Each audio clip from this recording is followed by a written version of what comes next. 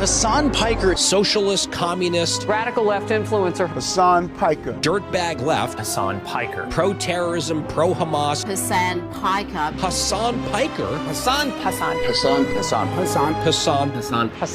Piker. Going on this vulgar rant, mocking wounded war vet for losing his eye fighting for our freedom. Have you ever heard someone mention the Streisand effect and wondered what they were talking about? This phenomena is named after actress Barbara Streisand. Sometimes when you try to cover something up, you end up bringing more attention to it than if you had just let things be. We won't condemn Hasan Piker. Remember that shit? The assemblyman will not denounce Hasan Piker, who said, America deserved 9/11, dude. The assemblyman just said in his response, Hasan Piker says America deserved 9/11. There you go. There you have it. My friends, we have toppled a political dynasty. Now to the Michigan Senate race, where El Sayed is campaigning in Michigan, appearing on stage at 2 Michigan campaign rallies. He's proactively campaigning alongside Piker. The man who says Hezbollah's flag is his favorite because it's dope. Why would you align yourself for raging anti-Semites? Who has defended Hamas terrorists. Calling them the lesser of two Israels compared to the government evils. Lesser of two. That's what I find a bridge too far. When I went up to my good friend Chat and said, hey, can you walk me through some more controversial statements of Hasan Piker? Even ChatGPT went out of its way to soften the edges of Hasan and give me context.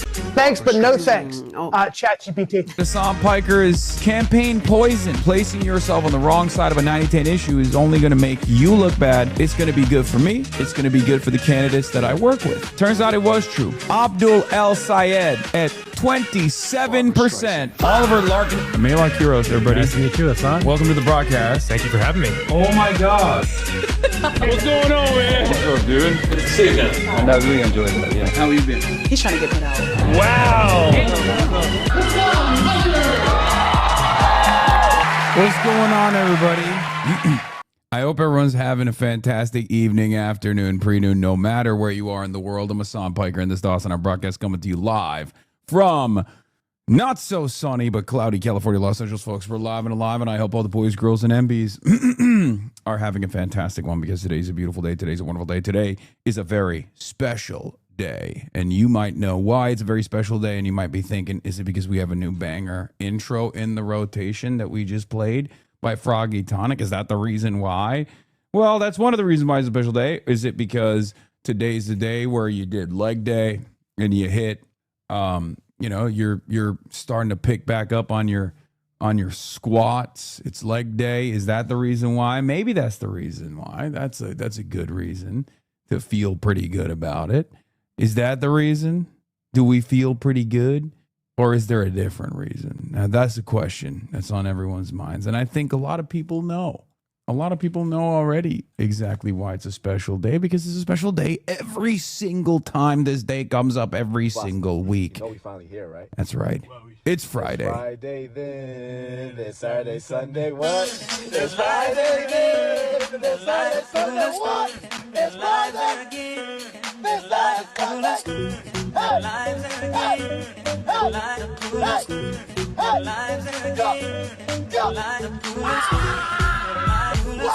Ladies and gentlemen, boys, girls, and MBs, we're live. We're alive. It's Friday. You already know what it is. Our labor union forefathers, the trade unionists, the anarchists, the communists, the socialists, fought long and hard to ensure that we could have the goddamn weekend to ourselves, to have a sense of autonomy, a sense of purpose.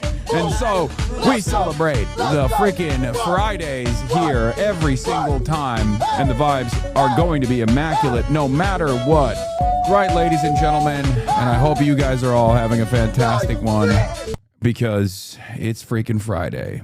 All right. Ladies and gentlemen, boys, girls, and MBs, it's Friday, May 15th, 2026, and it is 11:28 a.m. Spoiler alert, I already told chat we're in for a cuss-free broadcast. Looking forward to it. No cussing. Okay, that's going to be a little difficult. Not exactly sure why you got to determine that Chrissy Cookies won, but okay. Streak is almost as old as the average congressman, says hop-offs with 95 consecutive streams.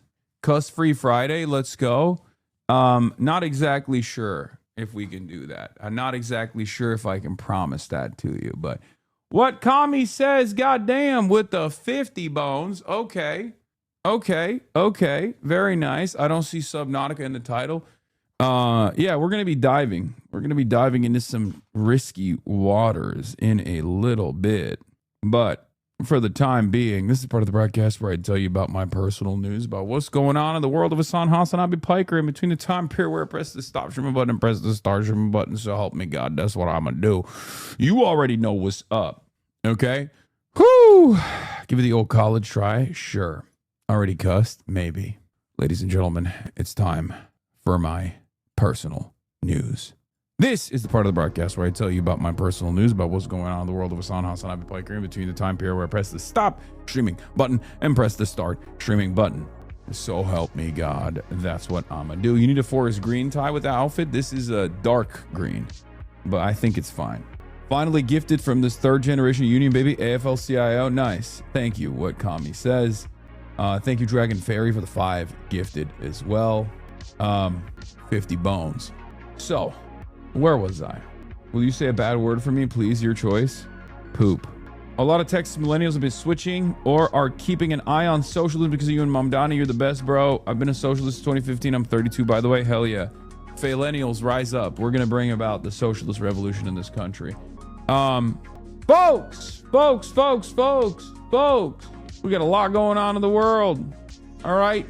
But personal news-wise, this is part of the broadcast where I tell you I ended the broadcast last night. I watched a little bit of Invincible. It was pretty good. And then after I watched Invincible, I passed out, woke up early. You might already know I woke up early because I was on a Twitter storm. Thank you, Druko. I got the blast off memes. Just FYI, you might need to contact your Twitch reps. They're censoring your VODs. Your VOD yesterday was mudded when you were discussing the Israel rape story. Check around 557 and you'll see the red area. Oh, that's interesting. That's good to know. Jensen out CHINAMAXXIng you fraud. Is true, dude. It's true. But honestly, I mean, he's literally Chinese. So it's a little bit difficult to out China. Oh, thank you. Just one is fine. Thank you. I got straws. Getting out CHINAMAXXed by a Chinese man is normal. A Chinese American. No, it's the copyright song. Dummy TikTok opinion. Okay. Can you pull some strings with President Xi? I need a BYD real bad. No, I can't do that. Are we reacting to all 6 hours of the new Drake albums? Wouldn't that be funny if I just dropped everything today and I was like, guys, we're going to do something very different. I know that many know me as a Drake hater, but actually I've been Draking and I've been driving. And on that note, we are now going to do a 6-hour Drake and Drive session where we go through all 3 of the new albums, Iceman, Habibti, and I don't know what the other one was. I forgot. But there's 3 new albums that Drake came out with. Recording artist Drake, Toronto rapper and recording artist Drake, has come out with not 1, not 2, but 3 new albums where he called out DJ Khaled for being silent about pro-Palestinian advocacy, despite being a Palestinian himself. Made an honor with his mom on the album cover. Genuinely shocked Trump didn't invite Drake to the summit. You should watch the Chubb Builders Bond hearing and hit his reaction with a fa. Sure. Nice try. You don't know what music even is. A lot of people are talking, but are many people listening? What's going on? Is music different nowadays? Why is music making me shake my hips? Lyrics that talk about gay sex. Is this song for you? Is it for me? I certainly don't enjoy it. So who's this song for? Certainly not for white people. What's going on? Drake blessed Ock with an OVO chain. Yeah, it's nasty. It's nasty business. Anyway, NITHYA RAMAN interview later. CHINAMAXXING Trump Xi Summit ends. China meetup with CI meetup in Cuba. EF Day 77 straight closes. Real News New York Times. NITHYA RAMAN interview. Get in now. Massive day. Aiden got a shout out. Yes, Drake will glaze his glazers like it's the Everglaze. Okay, he is obviously going to show love to his like rapacious dick riders because he doesn't have many of them. Okay, but that's what it is. Anyway, but I only covered one element of the Drake situation, and I do think it's appropriate to, you know, call it what it is, regardless of his corniness, regardless of his cornball behavior, regardless of everything he has done. You know, I call balls and strikes, ladies and gentlemen. I see no reason to pull back on the truth. I only say the truth and nothing but the truth. So help me God. And on that note, let's get started, I guess. This is what I tweeted out last night. It actually went viral with 61,000 likes. Said, as much as I criticize Drake, he was one of the first major artists to sign on to the Artists for a Ceasefire petition literally 23 days after October 7. Okay? It's true. It's actually true. And I said it back then as well. Feels performative to me. Guys, I'm sorry, but you're out of your dang mind if you think that this performance was not one that was worthy to praise. We're talking about 23 days after October 7. Did you forget what kind of environment we were in at the time? People were getting fired for literally posting. People back then were getting fired for posting Holocaust scholars, Jewish Israeli Holocaust scholars, and the articles that they were writing for the Jewish newspaper, the Jewish Currents. Okay? People were getting fired for being like, here's an interesting article that I read from the Jewish publication, the Jewish Currents, written by a Jewish Israeli Holocaust scholar about the close comparisons between what Israel is doing in Gaza and you know, previous genocides. Motherfuckers were getting fired for reposting articles. Yes, and this was also pre-Kendrick brief. So what do you mean? I'm not going to glaze them for that. Guys, Drake is the king of hopping on trends, though. No. Y'all are being haters. Okay? And I am a hater. It takes one to know one. And as a Drake hater, there is a degree of hate that is appropriate, and then there is a degree of hate that goes far beyond. Okay? Being at his level of celebrity and openly signing on to an Artists for a Ceasefire petition 23 days after October 7 is a very bold move. Okay? Balls and strikes, folks. Haas trying to get the shout out on the next album. He will never shout me out, and I will never be in the good graces of Drake, because I think guys like Drake value dick riding more than anything else. And I only ride the dicks that are worthy of being rode, like LeBron James. And that's pretty much it. Okay? With the exception of LeBron James, I ride very few dicks. I bounce on it when it comes to LeBron, though. But even then, what is this? UK Jewish groups call on government to prevent Hasan Piker from entering the country. Far-left streamer described as having a record of promoting rhetoric that includes anti-Semitic themes, denial of well-documented atrocities, apparent support for extremist groups. UK Jewish groups have called for the government to ban the entry of a notorious far-left U.S. political commentator with troubling positions on Hamas and Hezbollah, who has also described Orthodox Jews as inbred, likened Zionism to Nazism. Incredible. Fucking hell, mate. It's time it'll work, guys, I swear. I swear it. I've sworn it, yes. Fucking hell, we can't let this guy in. We can't let him in, yeah. We can't do it. Oi, he's fucking far left, yeah. He's a communist. We can't do it. It's not allowed. The standard that they set for the Kanye West ban was that his presence wouldn't be conducive to the public good due to anti-Semitism. Yeah, there's a big difference, though. I'm not fucking anti-Semitic, okay? Like, you can be unbelievably sensitive to the needs of your emotional support apartheid state, but you can't fucking be like, this guy is a fucking anti-Semite. He's far left, yeah? UK Jewish groups are calling on it. Let's fucking go. Hasan Piker. UK Jewish groups have called for the government to ban the entry of a notorious far-left US political commentator with troubling positions on Hamas and Hezbollah, who has also described Orthodox Jews as inbred and has likened Zionism to Nazism. Hasan Piker, a far-left streamer, a lunatic and political commentator, was due to appear at an event in June for Unheard magazine in conversation with far-left economist Yanis Varoufakis and a former associate editor of the Financial Times, Wolfgang Munchau. The magazine described this as a special live recording for the Iconoclast podcast in which Varoufakis and Munchau would challenge Piker on what the ascendancy of the online left means for America and the world. Piker, who has millions of followers across different social media platforms, has a long track record of highly incendiary comments. He described the allegations of extreme sexual violence carried out against Israelis on October 7th as rape fantasies, subsequently going on to say it doesn't matter if the rapes fucking happened on October 7th. Like that doesn't change the dynamic for me. The Palestinian resistance is not perfect. He has described how, in his opinion, Hamas is 1,000 times better than Israel, describing it as a militant resistance comprised of orphan soldiers born into a 77-year occupation. And he said that he is a lesser evil voter, and therefore I would vote for Hamas over Israel every single time.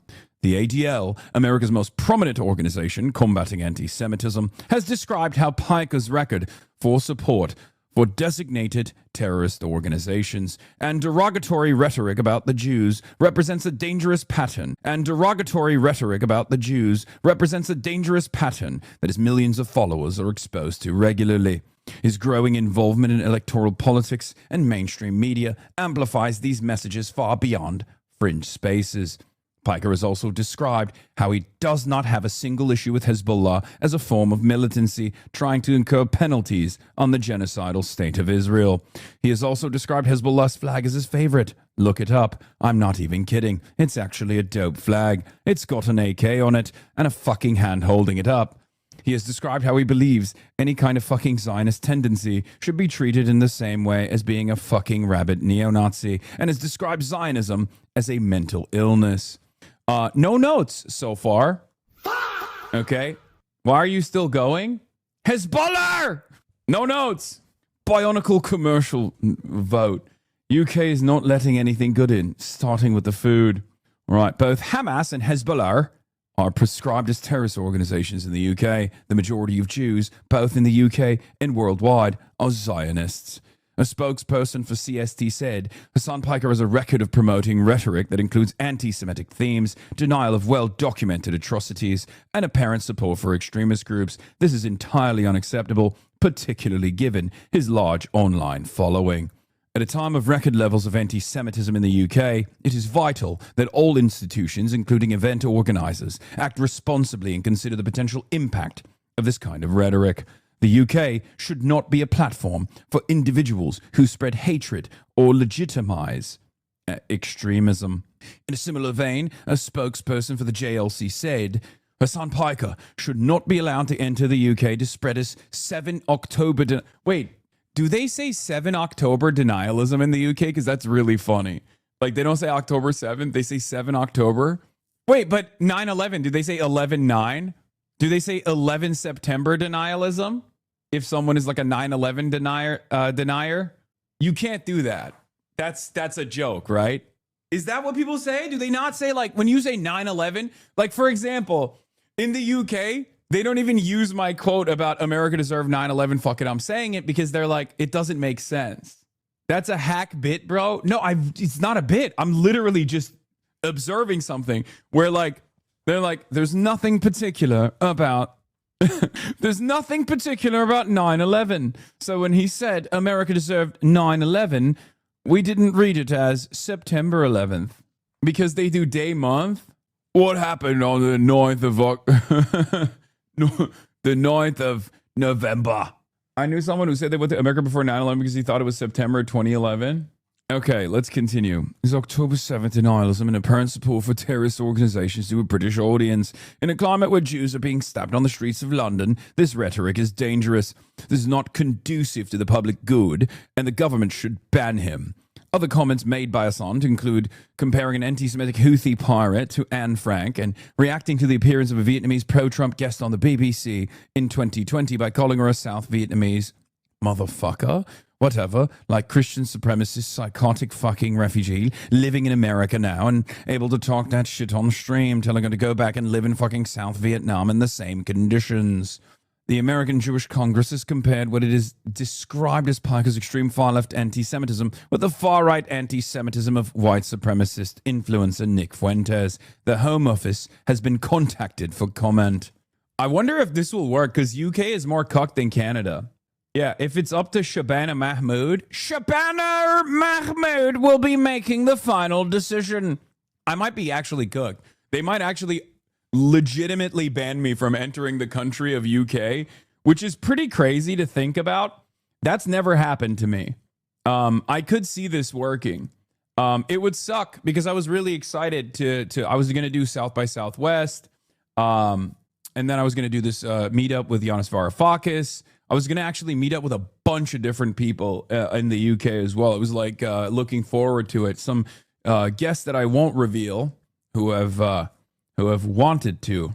If you were such an anti-Semite, wouldn't you be comparing someone to Anne Frank to be a negative? Yeah, none of that stuff makes sense because I'm not anti-Semitic. This is under the Labour government as well. Yeah, but this is the Labour government that we know is the current Labour government is crazy. I wonder if this allows me to actually sue, because like England has like very different. I wouldn't be surprised because they banned a bunch of racists coming in for tomorrow's Tommy Robinson march. Yeah, except I'm not a fucking racist. So there's no like a little bit of column A, a little bit of column B shit here. You can't just be like, hey, we banned a bunch of like white nationalist, like racists from entering the country. So now we can ban someone who is an anti-racist. Okay? It doesn't swing that way. Sue the king! The king must allow me egress. You must allow me entry into the country. I am an American envoy coming from the United States of America. Pull up in a boat. Yeah, we've banned Tyler the Creator over his lyrics, bro. Is fucked here. Send the nukes now. Guys, it doesn't work that way, okay? Like, there are distinctions people make. I'm not Kanye West. They're talking about a guy who is literally firmly a part of the American political system, okay? Like, sure, on the one hand, I'm a fucking Twitch streamer, right? But also on the other hand, I'm a Twitch streamer that is, you know, working within one of the two major parties. So I think that gives a lot of, that gives a tremendous protection over, you know, this kind of ridiculousness. Like, you're talking about a guy who's like getting fucking favorable coverage in the New York Times. I've written an op-ed in the New York Times. You know what I mean? It's like, there's a degree of legitimacy that is afforded in that situation that causes people to not be so aggressive in making initiatives like this, because this will backfire on them, right?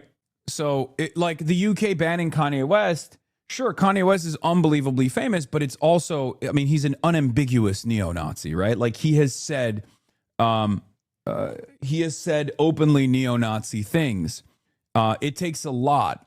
It takes a lot for a country to decide to ban someone like this. I do think it will backfire. I feel like the Australian government will not let you enter. I mean, it'd be crazy. They would be setting up a very interesting precedent for me to not like enter many Western countries. If England bans me, then there's more legitimacy for Canada to try to do the same. Like the same groups in Canada to try and do the same. There's more legitimacy for you know, Germany, certainly Australia, which I also plan to visit at some point. It would be a precedent-setting moment. Just change your name and wear a heat. Does the truth matter? If a bunch of Jewish orgs say you're anti-Semitic, then the government just listen to them. Shabana will rubber stamp the request. Yeah, we should fight back against this for sure. I mean, we should make a big fuss about this. Hopefully, we can muster up the forces to you know, get some people involved ahead of time. I'll work on it. But, you know, these guys are very responsive at the end of the day to inviting any kind of controversy. It's a totally ridiculous thing if they were to do that. So who knows? Maybe it'll work. I mean, but I don't know. I'm not so certain that this will work. I think this is just like low motion for them at this point. but it will become a big problem for them if they actually entertain it. So, but you're also kind of like, don't fight too hard. I kind of like not leaving my house. No, that's bullshit. That's bullshit. Dude, stop sending me I visited the best city in North America, Montreal, by Not Just Bikes, a 51-minute video from the 22nd of December, 2023 that has 2 million views, okay? Do you think this is the appropriate time and place for me to watch a video from Not Just Bikes? I love Not Just Bikes, right? But do you find this to be the appropriate time to be like, hey, I know you're currently talking about this thing that's like this thing that's like pretty ridiculous, could become a major controversy, but I really, really, really want to make sure that you watch my favorite Not Just Bikes video. No, I will not be doing that. Okay, I will not be doing that in this moment. But what I need from you guys is to put a little bit more motion behind this tweet. So yeah, here it is. Blast it, blast it, blast it. Like, guy who really loves Montreal, guy who really loves Canada is like, honestly, we need to get you to watch this. Like, we need to get you to pay attention. Happy article from China. Wait, what? Positive article from China? MRC, Daily Show promotes movie that promotes shoplifting. Hasan Piker from 12 hours ago. What the frick? Chinese and Americans have more in common than differences. This is an old video of mine that they're reposting, I think, since China's on the map. Where do your financial supporters come into play in situations like this? My financial supporters are you.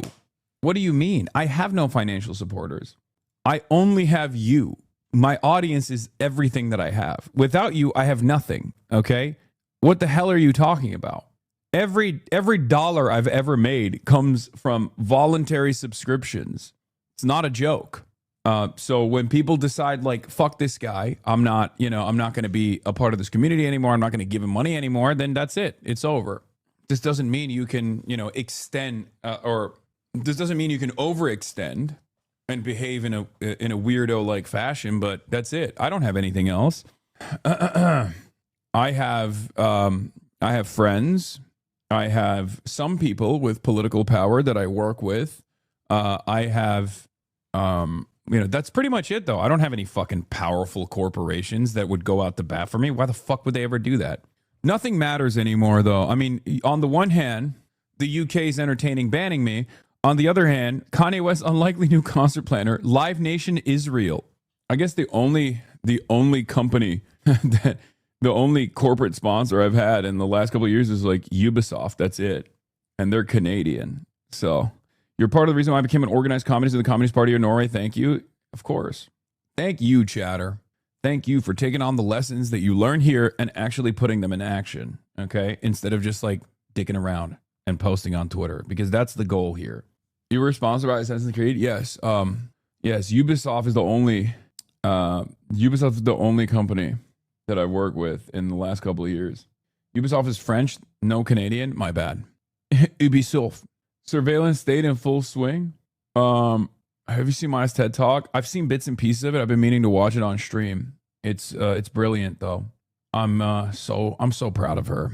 I mean, she is a shining beacon of light in an otherwise incredibly dark corner of the internet. So that's how I feel about that. Yeah, it's 9 minutes. Stop being a lazy bitch. Yeah, it's laziness that has prevented me from watching Maya's TED Talk, famously. Is it worth asking celebrities why don't speak out against genocide, especially the ones so famous they can't be canceled? Sure. Did you see Tucker grill Kevin O'Leary on the data center? I did. I did. Okay. Do we have a we have the thing. Okay. Well, let's start with Drake. How about that? Let's start and then we'll get in the motion in a second. Drake did this DJ Academics, yes. He is one of the most streamed artists in history. I'm talking about Drake. Now, he's back with not one, not two, 3 albums, which dropped at midnight, including the highly anticipated Iceman. It's his first new music since his explosive public feud with fellow rapper Kendrick Lamar, which, y'all remember, took center stage at Super Bowl 59 in 2025. Drake is back. October's on as the label. Seven-figure deal was a fable. The Canadian rapper dropped not just one, but 3 new albums, including Iceman, along with Habibti and Maid of Honor. Hey. It's his first new music since 2023, since a bruising battle with fellow rapper Kendrick Lamar. Now, he's clapping back. What the hell is that fit, bro? That's crazy. What the hell? What the heliante? What the hell? What the hell? Oh my God, no way, yeah. Is that a denim? Is that a denim trenchy? Is that a denim trenchy? Is cold in the 6? Yeah, but just because it's cold in the 6 doesn't mean that you can't be icy, dude. What the fuck? You can be cold yourself. I ain't never seen something like it. I ain't never seen something like this before. That's crazy. Okay. Me, if I was a 19th century Russian Cossack, I know your ass is copping that. No, I'm not copping that. All right, let's continue. Then you go back to the hills. Seemingly taking jabs at Kendrick, accusing him of performative activism, according to online chatter, and saying he was possibly referring to his nemesis in the song Burning Bridges. Now you drop your album and you back this. Say, Drake, I hear you like I'm young. Last year, Lamar's diss track, Not Like Us, became a cultural phenomenon, playing out at the Super Bowl halftime show.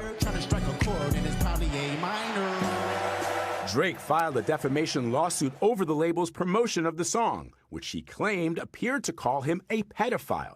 A judge later dismissed the case. And I think this is hopefully going to be Drake's redemption arc. Carl Lamar is with Billboard.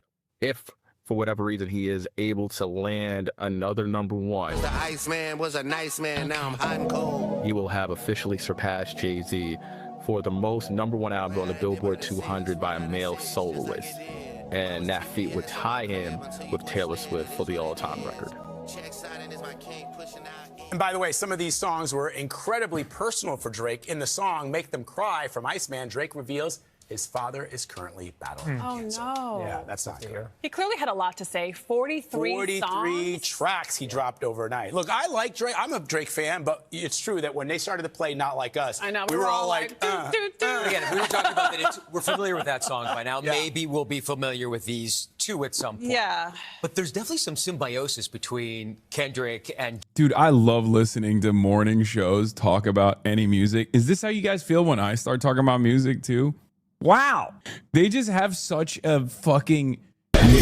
They just have such a nerdy ass cadence where they're like, wow, it's a real symbiosis. I can't wait to familiarize myself with these lyrics.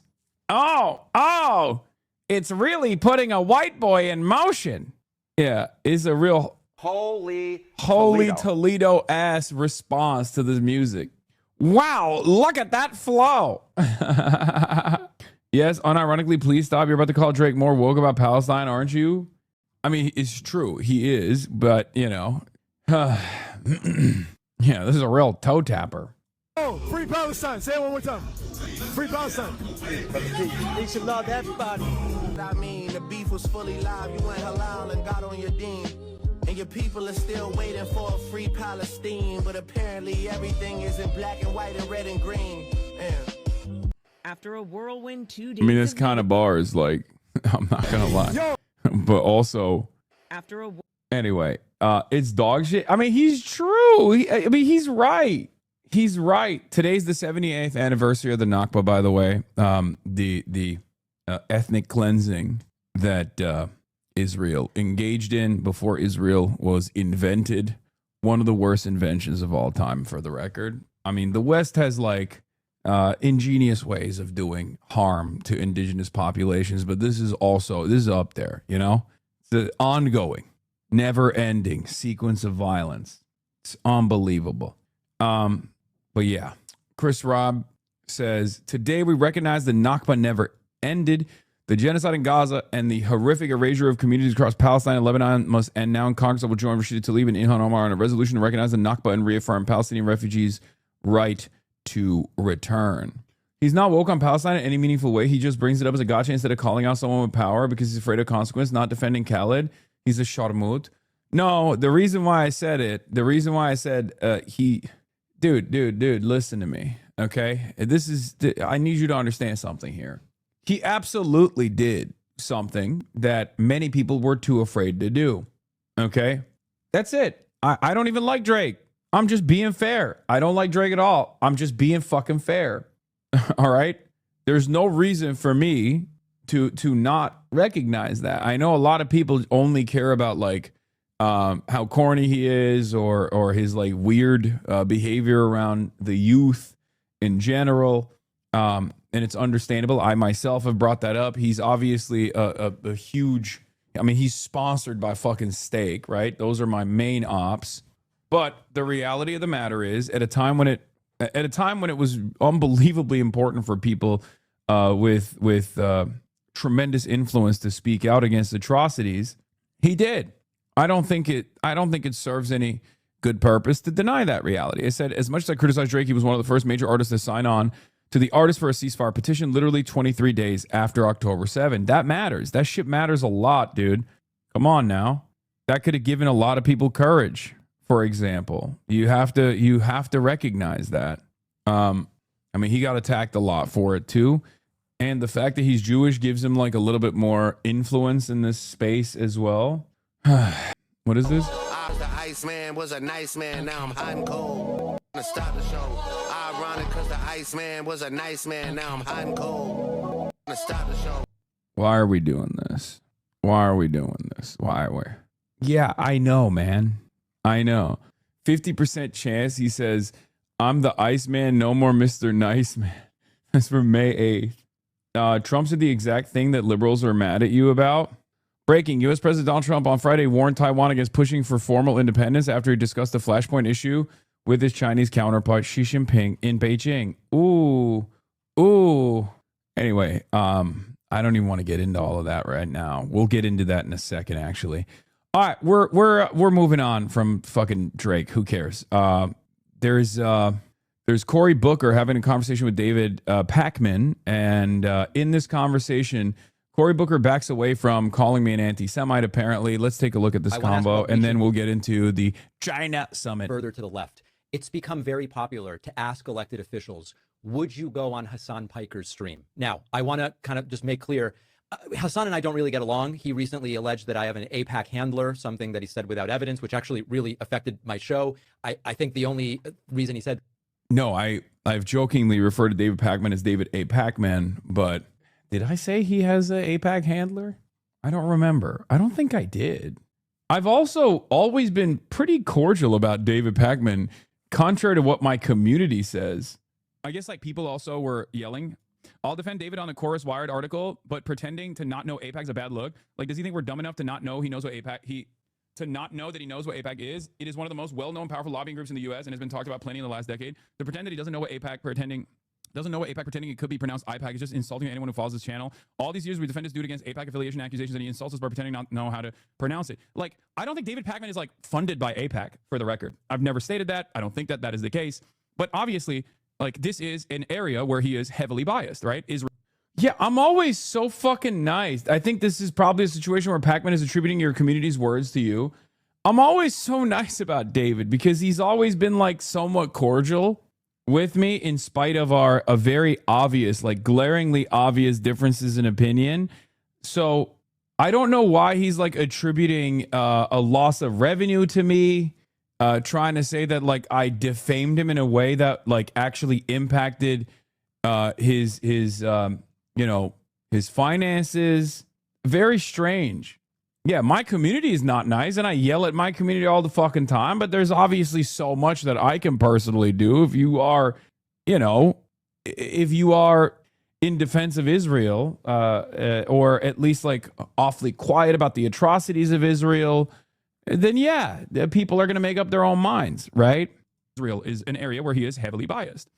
That bias both stems from his own personal opinions about the state of Israel, but it also stems from his personal opinions when it comes to American foreign policy. Like David, regardless of his socially progressive attitude, for years and years, has had a lot of differences of opinion from someone like myself when it comes to American foreign policy. And he lands on the side that almost always is on the side of the United States, that rehashes and repeats whatever the State Department line is on a particular matter. Okay, so there's multiple reasons.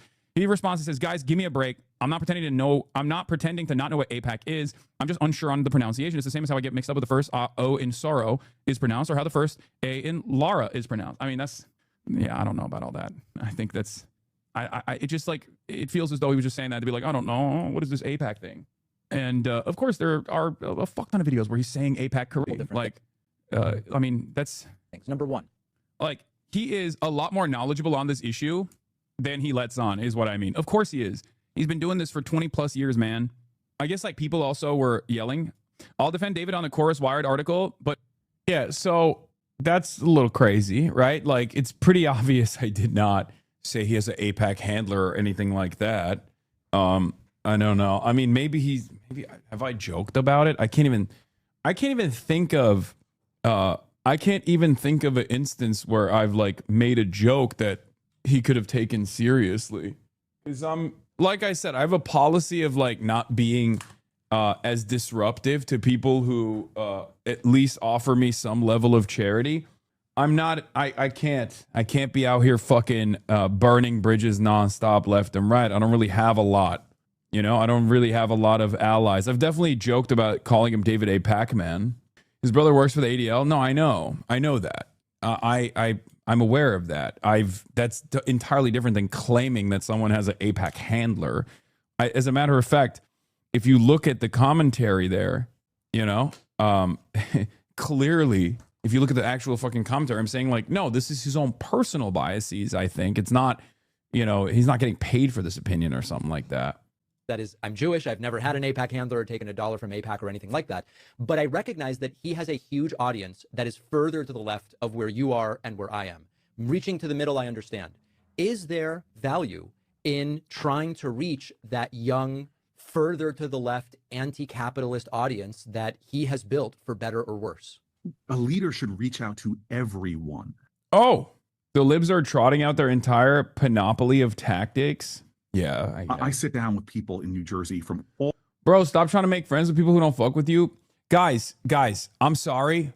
Okay, I'm gonna keep doing what I'm doing. Okay, it's just maybe this is gonna make you really upset, but I think a lot of people genuinely consider being the most antisocial person possible as the peak of like moral activism. No, I have to literally maintain a neutral posture against those who I oppose. Okay, that's it. You're never going to convince me not to do this because you don't see the success of not burning fucking bridges because you consider burning bridges and not being diplomatic with other communities, with other massive communities as like the peak of activism. And it's very frustrating. If I listened to you dumb fucks in my chat, I would have never been able to sit in front of massive liberal audiences like the Podjohns and you know, spend 45 minutes defending the humanity of Palestinians and why they resist militarily. Okay? You don't think about that though. You only see the successes and you take it for fucking granted. You don't understand that obviously requires a delicate touch. The idea that people can change their minds is important to me, okay? And I will continue behaving in this pragmatic manner. Like, look. So what? Songo fucking hang out with the Nelk boys in Israel then. See, this is what I mean, okay? It's interesting because that's not a thing. Clearly, I still have some red lines, don't you think? And that's not what I've done, okay? That's not what I've done at all. You're being unbelievably annoying this past week, man. Take a fucking week off, seriously. Nasty Chasty, you have been so fucking unbearable this past week. You really need a couple claps. Okay? Jesus Christ. Oh, dude, you talk about how important it is to maintain a pragmatic and diplomatic relationship with other communities that are, you know, aligned with you on certain issues, but not on others. Well, guess what? Why don't you go to Israel and kill Palestinians then? Why don't you just nuke Gaza then? I don't know, because those two things are on entirely separate fucking planets, dude. You know? Perhaps that's the reason. Oh, dude. You think people have the capacity to change their minds and it's important to be fucking charitable to certain people, especially if they have massive communities that will listen to what you have to say charitably instead of just fucking burning bridges left and right and being an antisocial freak. This is like the fashion conversation. Okay? It's the same principle. Anytime I talk about fashion being a part of the arts and being valuable to any degree, a lot of people who don't give a fuck about it sit on a fucking moral high horse and just go, oh, dude, it's unethical. Fuck you. I'm the most ethical. I only spend my money on Warhammer figurines, right? And it's because you don't fuck with it. That's it. That's why you're doing the same exact thing here, where you're like, well, this is a pragmatic alliance that you think is appropriate. I don't. Okay. Well, why are we having a conversation about Marjorie Taylor Greene being a part of the coalition then? Tucker Carlson. It's always the same dumb fucks. It's like, bro, attack the Pod Johns, but also at the same time align with Tucker Carlson. Well, fuck no. I'm doing the opposite, okay? I would much rather align with the Pod Johns and also be unbelievably critical about Tucker Carlson. Anyway, my point is not to like be fucking best friends with David Pakman either, but you guys don't have a way to understand it. I'm sorry, Sam, but you deserve it. I tweeted to him 900 times that you said he had a handler. There's a very valid reason for this. I've been telling you to go back to gaming for months now, and dropping Pragmata right when it was going to get really good is a real stab to the heart. I don't regret it. I'll do it again, even if it means burning your relationship with center-right figures like him. Yeah, no, I wasn't even saying that like, what's really interesting about this is this was me literally being like, I've been unbelievably gracious to David Pakman in spite of our ideological differences, and he's still fucking saying ridiculous shit about me on his show to Cory Booker, who has compared me to unfavorable far-right figures, right? And it's really interesting.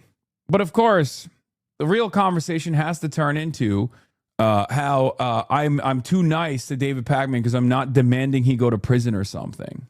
You just want to see blood. You don't think about stuff like pragmatically. You're too passive and other people are fans of yours. See that? You're creating a permission structure that puts others in harm.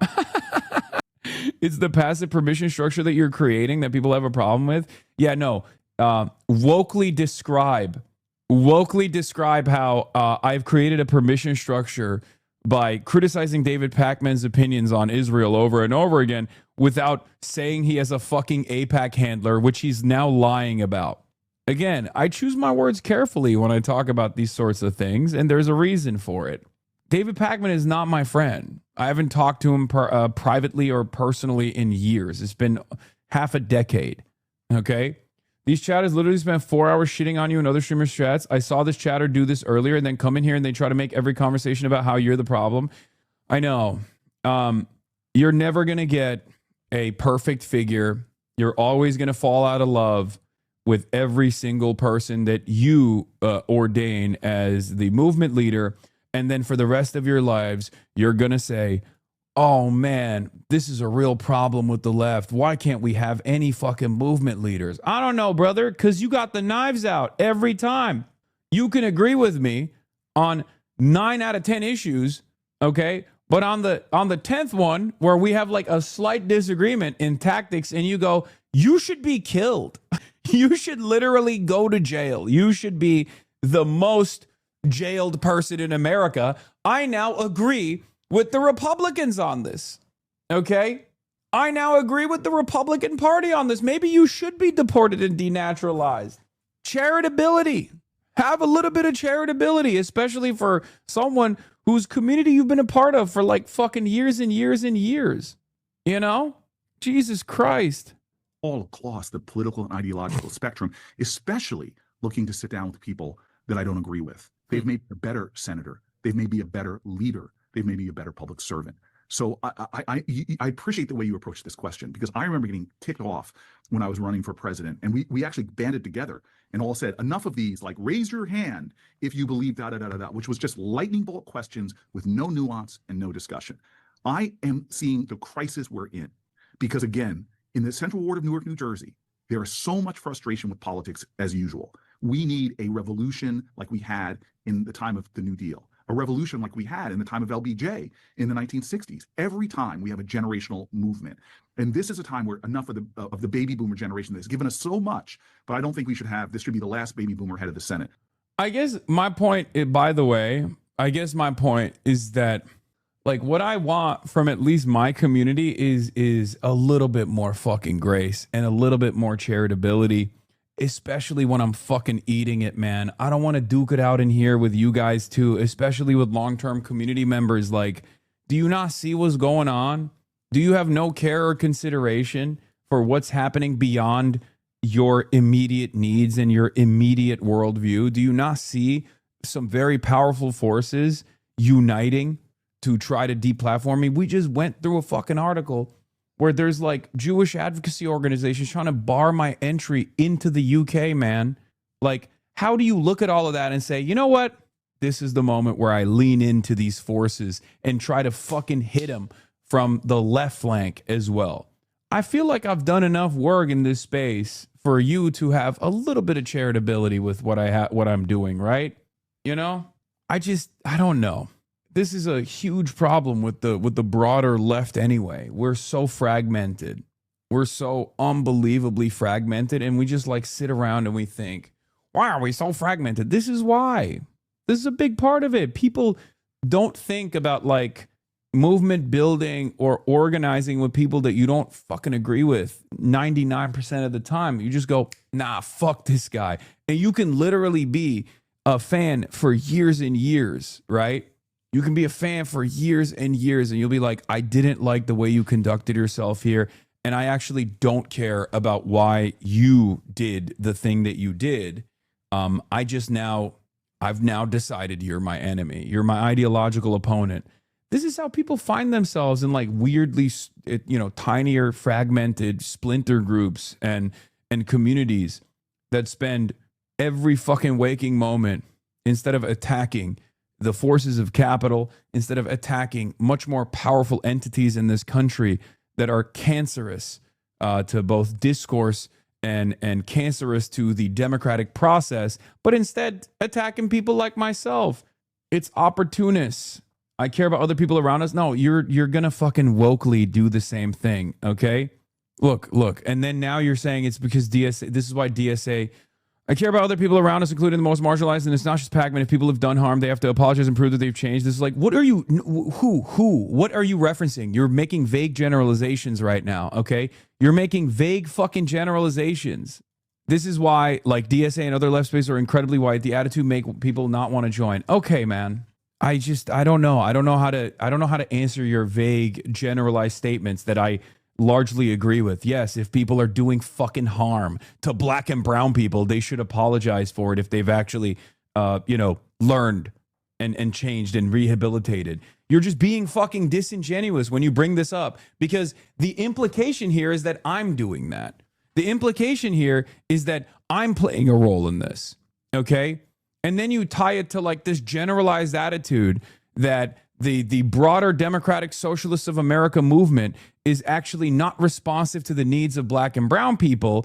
And now you have become a spoiler. Now you've become a wrecker. Okay? Like, where are we at here? Do you have your own movement? Okay, build your own then, you know? Like, do you think this is an appropriate read on the current predicament? The overwhelming majority of DSA-affiliated or DSA-endorsed congresspersons in the Democratic Party are black and brown, dude. Like, you could barely find a white guy in that movement. And you're over here talking about how, like, oh, these DSA hate the POC. DSA hate people of color. They hate the needs of people of color. How are you any different than these fucking, like, DNC-aligned K-Hive movement guys who spend a good deal of time, basically every waking moment, shitting on the left flank over and over again? You literally have become that person at that point. You understand that, right? Like, think about what you're saying. It's just disingenuous. And I think the reason why we're having this conversation is because I will be talking to NITHYA RAMAN later today, and a lot of people are frustrated about this. They don't even know what questions I'm going to ask her. They have no idea what this conversation is going to look like, but they've already automatically decided, here he goes again. Classic Hasan. I'm a very privileged person, okay? And I try to use that privilege for good. This is a big part of what I do. obviously, I also am on the receiving end of a fuck ton of Islamophobic sentiment as well, clearly. Okay. But by and large, I'm a very privileged guy.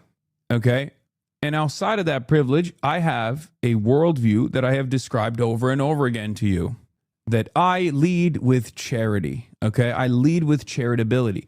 I lead with the notion that people are always victim to broad systemic social forces. Unc, I generally agree with you on your takes. I do disagree with one aspect of what you said. I feel like this isn't a problem with the left, but more so a problem with chronically online spaces in general. It has nothing to do with their political alignment. People online tend to be inflammatory or irrational for some reason. Yes, you're absolutely correct. It is extremely online behavior. Meanwhile, this is, if you want to know the average online person, this is their attitude, by the way. It's so funny that people will be like, people that don't talk to a normal human being for most of their, for throughout most of their day, don't realize that, like, the broader online space, like, we are in an incredibly comfy zone here. It's actually unbelievable that there is this many woke people, this many educated people, this many invested people that lead by empathy, because this is usually the rest of the internet is like this. He's jester maxing. Stop jester maxing. Why are you jester maxing now? Gay Mario, LGBT Mario, based. Stop jester maxing. Brown clown. You're a brown clown, bruh. You looking rough. LGBT Mario yapping about nothing. Muttman, brown clown. I don't even know what Muttman means, but I assume it's some fucking racialized thing. Jester maxing mongrel. You looking rough, bruh. Muttman.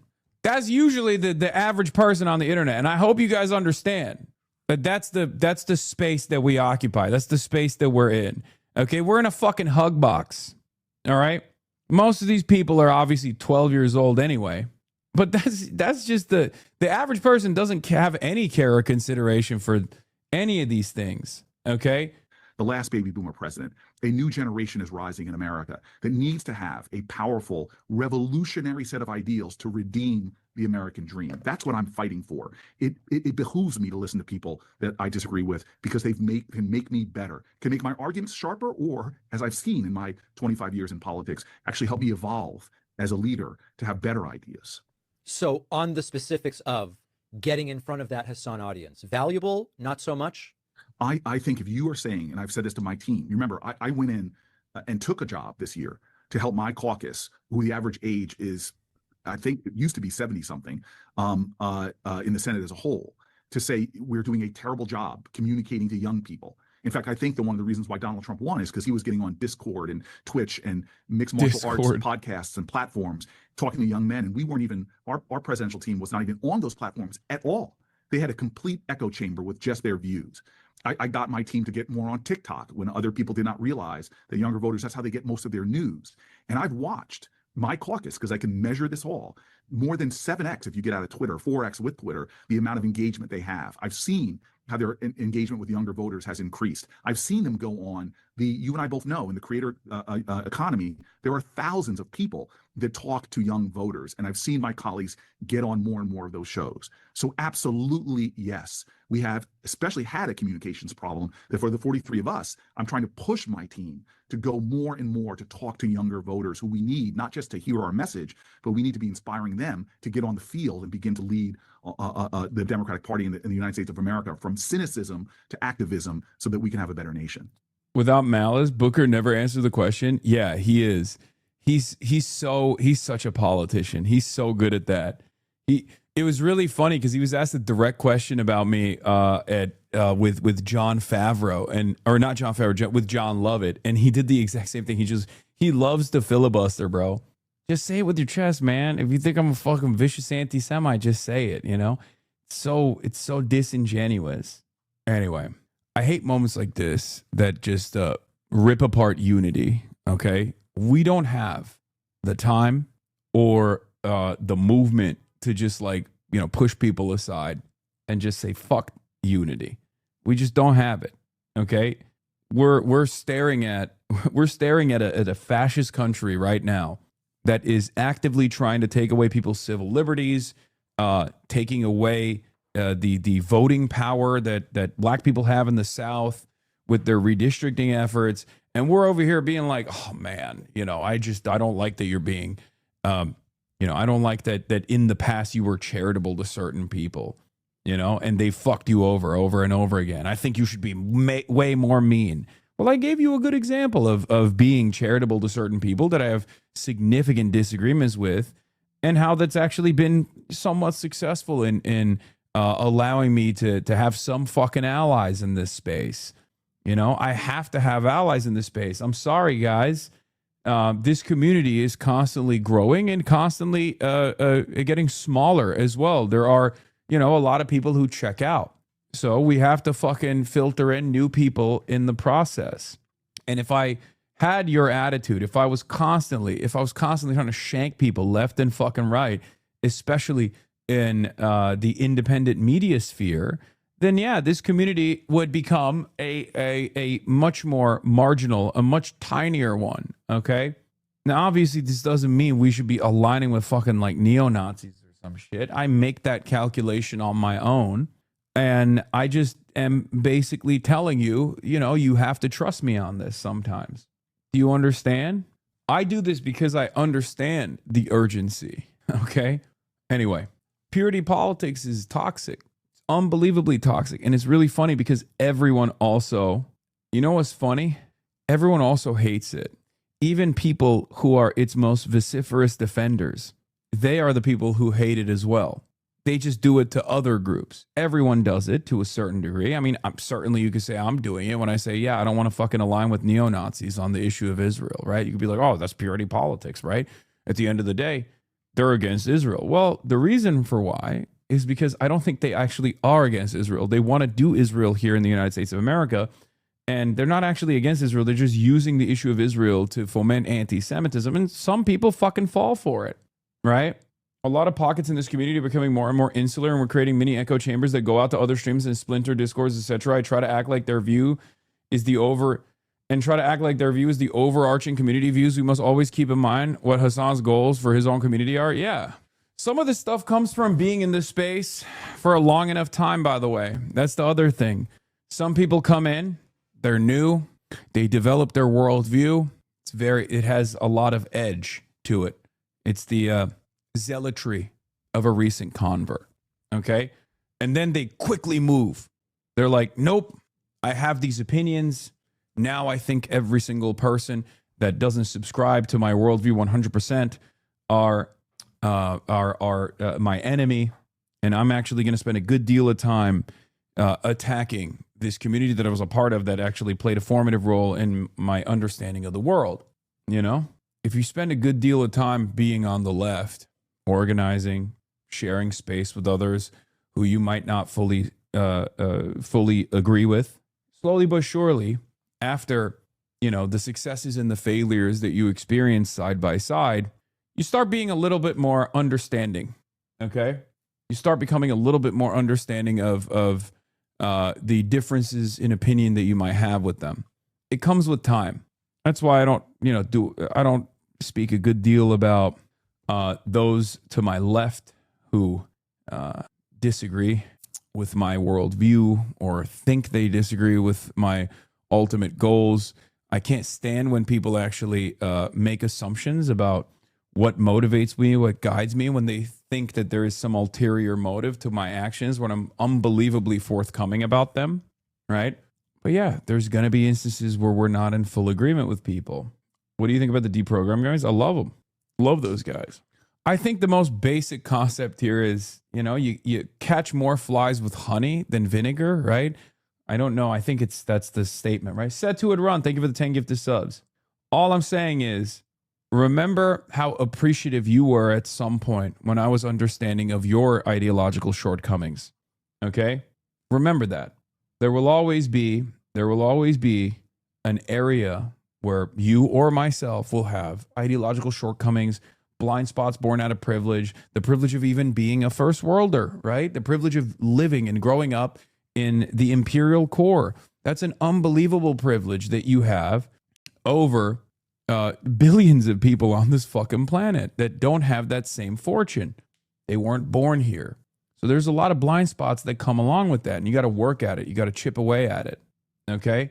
And regardless of my worldview, on imperialism, empire, anti-imperialism, I'm still pretty understanding of people who demonstrate that blind spot, because I understand that most people's starting position here is that blind spot.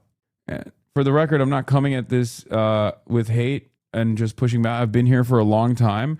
Right now, we don't need to be normal. We need to be better. We can't have this attitude of telling people to just suck it up. That's all I have to say. And to my last message is about being ultra anything.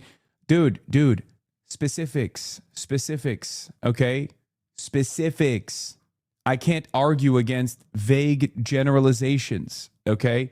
Give me a fucking specific grievance that you have with something I've done, and maybe we can have a productive conversation.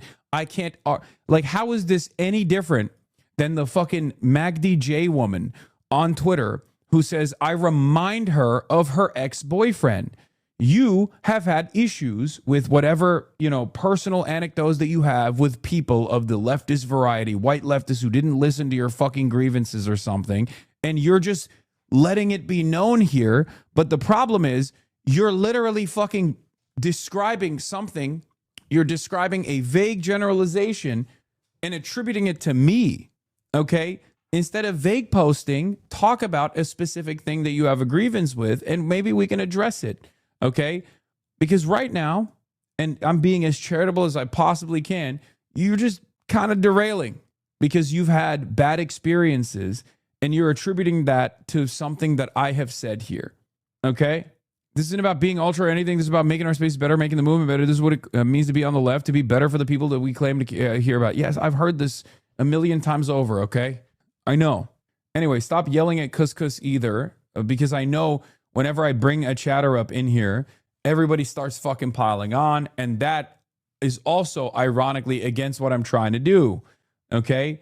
Remember when I told everyone else in here as well that we got to be charitable to people? Okay. Everyone has their own specific grievances. We got to be low cortisol. Anyway, let's continue and let's get to CHINAMAXXING now. Whirlwind 2 days of meetings, President Trump departing China with great fanfare. The Chinese rolling out the red carpet until the very end. Before leaving, Trump touting his close relationship with Chinese President Xi. He's a man I respect greatly, become really a friend. The president and Xi touring the gardens inside the Communist Party headquarters. But questions remain about what progress was made here. The president came to Beijing hoping to convince Xi to use his influence over Iran, one of China's closest allies, to open the Strait of Hormuz. We did discuss Iran. We feel very similar to Iran. We want that to end. We don't want them to have a nuclear weapon. We want the straits open. But it's unclear if Xi agreed to pressure Iran. He said he's not going to give military equipment. That's a big... It's pretty awesome that Donald Trump's first statement leaving China was, Xi Jinping has a beautiful ballroom. Incredible. His takeaway from the entire trip, this trip of massive geopolitical consequence, is the fact that Xi Jinping also had a ballroom. Yes, that's right. And it was a beautiful one. It was a beautiful ballroom, and we need one that's even more beautiful. Everything ballroom. He said that today. That's a big statement. He said that strongly. But at the same time, he said, President Ballroom, dude. President Trump says the White House ballroom will open around September 2028. China has a ballroom, and so should the USA. Not even a joke. He did that shit, bro. He did that. He tweeted that shit. He truthed that shit. From the goddamn plane. He got on the plane, wheels up. And he was like, they got a ballroom and a garden. We got to do both. Yeah, it's awesome. It's like China also has high-speed rail. Connect high-speed rail to the ballroom. He won't ever do anything good. That's the problem. He won't do anything good. He won't look at China's like unbelievable gains in infrastructure and development and go, we got to do that here. Okay. He only cares about dumb, flashy shit that's in his own interest. That's the reason he has a lot of respect for how Xi has tremendous command, and not just Xi, but like the party has tremendous command over like cultural forces too. He loves that. He's like, yep, that's right. They control it. The media, they know how to act right in China. We got to do that here. My media, very, very bad. They do a lot of back talk. I don't like it. Look at Xi. She would never allow that to happen. It's stuff like that. It's always the wrong lessons that he learns, you know? China has a ballroom, and so should the USA. It's under construction ahead of schedule and will be the finest facility of its kind anywhere in the USA. Thank you for all the support I have been given in getting this project going. Scheduled opening will be around September of 2028. The man I am walking with is President Xi of China, one of the world's great leaders, President Donald J. Trump. It was jarring to see how well-behaved he was, and it turns out he was well-behaved because of the ballroom, okay? I'm surprised he didn't say, look at the big, beautiful wall they built. We must build a wall. All the same, we must build an even greater wall. I will build an even greater wall, the greatest wall of China. The greatest wall of China. China. There was also this thing as well. Liberals have lost their dang minds. I said, Democrats, do not engage in China hawkery. Please do not repeat your mistakes. The best and only path forward is peaceful coexistence and cooperation. Now, what's interesting about this take is that I don't know how the Republicans reacted to it, but I can tell you that there were a lot of American Enterprise Institute think tank-backed people that were very frustrated with this take. And also, liberals got real mad. Translation, please, please, please just let China invade and annex Taiwan without protest. No, actually, I didn't say that. I didn't say that at all, as a matter of fact. Where did I say that? Oh, that's right. I did not say that, okay? I said peaceful coexistence with a peer adversary is probably a lot more productive than engaging in endless military quagmires. So I said, why don't we send you to the front lines right now? There's already one war America started that isn't going too well. Liberals fucking hate this shit. The liberals are looking at this going, nope, the best part of this, the best way to go forward is by endless saber rattling against China and dumping good money after bad. It's not just my assessment on the stupidity of trying to wage war with China. That is the assessment of a former CIA China analyst that was interviewed by famous neocon Max Boot. Okay? You seriously don't think Xi Jinping Chad should invade Taiwan, bro? Like, why don't we send you to Iran then? I love that it's like, well, I've pictured you in this funny way, so you've lost the argument. Yes, the anime profile picture will step in for an island that's been recognized as part of civilization of China for thousands of years. I'm literally Taiwanese, so yes, I will defend my friends and family if it comes to it. And yeah, bro, it was promised to Xi 1,000 years ago. You really want to use that as an argument? Okay. Get to work. There's no war in Taiwan currently, but there is one war that America is waging against Iran. Go defend American interests there. Okay? It's so strange. It's so strange when these people do this shit. Start with Iran. I'm Taiwanese. I'll defend Taiwan if it comes to it. No, you won't. All you'll do is fucking chirp. You live in the United States of America. Okay? Yeah, go fucking die on that hill if you want to die on that hill. I'm trying to fucking prevent imminent collapse. Or if collapse is imminent, I'm trying to make sure that we manage the retreat of American empire rather than fucking, give in to some of the dumbest war hawks here. You're a fucking keyboard warrior. You're not doing shit. All you're doing is Reddit posts, okay? Anyway, anime profile lip saying she will defend Taiwan against the PLA. When there's no such imminent threat by the PLA either.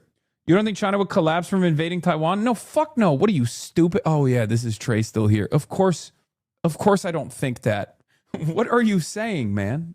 No, I don't think that. Is that also even a good thing in general? Is that a good thing for Taiwan? Is that a good thing for mainland China? Is that a good thing for the world? No, none of those things are good. And yet, that is the driving decision behind America's strategic ambiguity with Taiwan. That's literally what it is. My man, please, we read the reports all the time, but if you are incapable of reading, please stop being, if you're illiterate and you are incapable of reading the words of, some of the top minds that are involved, that have dedicated their entire lives to analyzing the movements of China, the Chinese military capabilities and whatnot, who are saying this is a fucking dangerous idea. And America's first response to any sort of Chinese military incursion would be to literally retreat thousands of miles away, away from striking distance. Okay? Not to say that that's even a likelihood. I'm not even saying that's a likelihood. And he's not, the fucking CIA guy's not even saying that's a likelihood. They're simply saying that if that were to happen, which is not likely, but if that were to happen, we would just retreat. Xi Jinping has consistently said over and over again that they want peaceful reunification.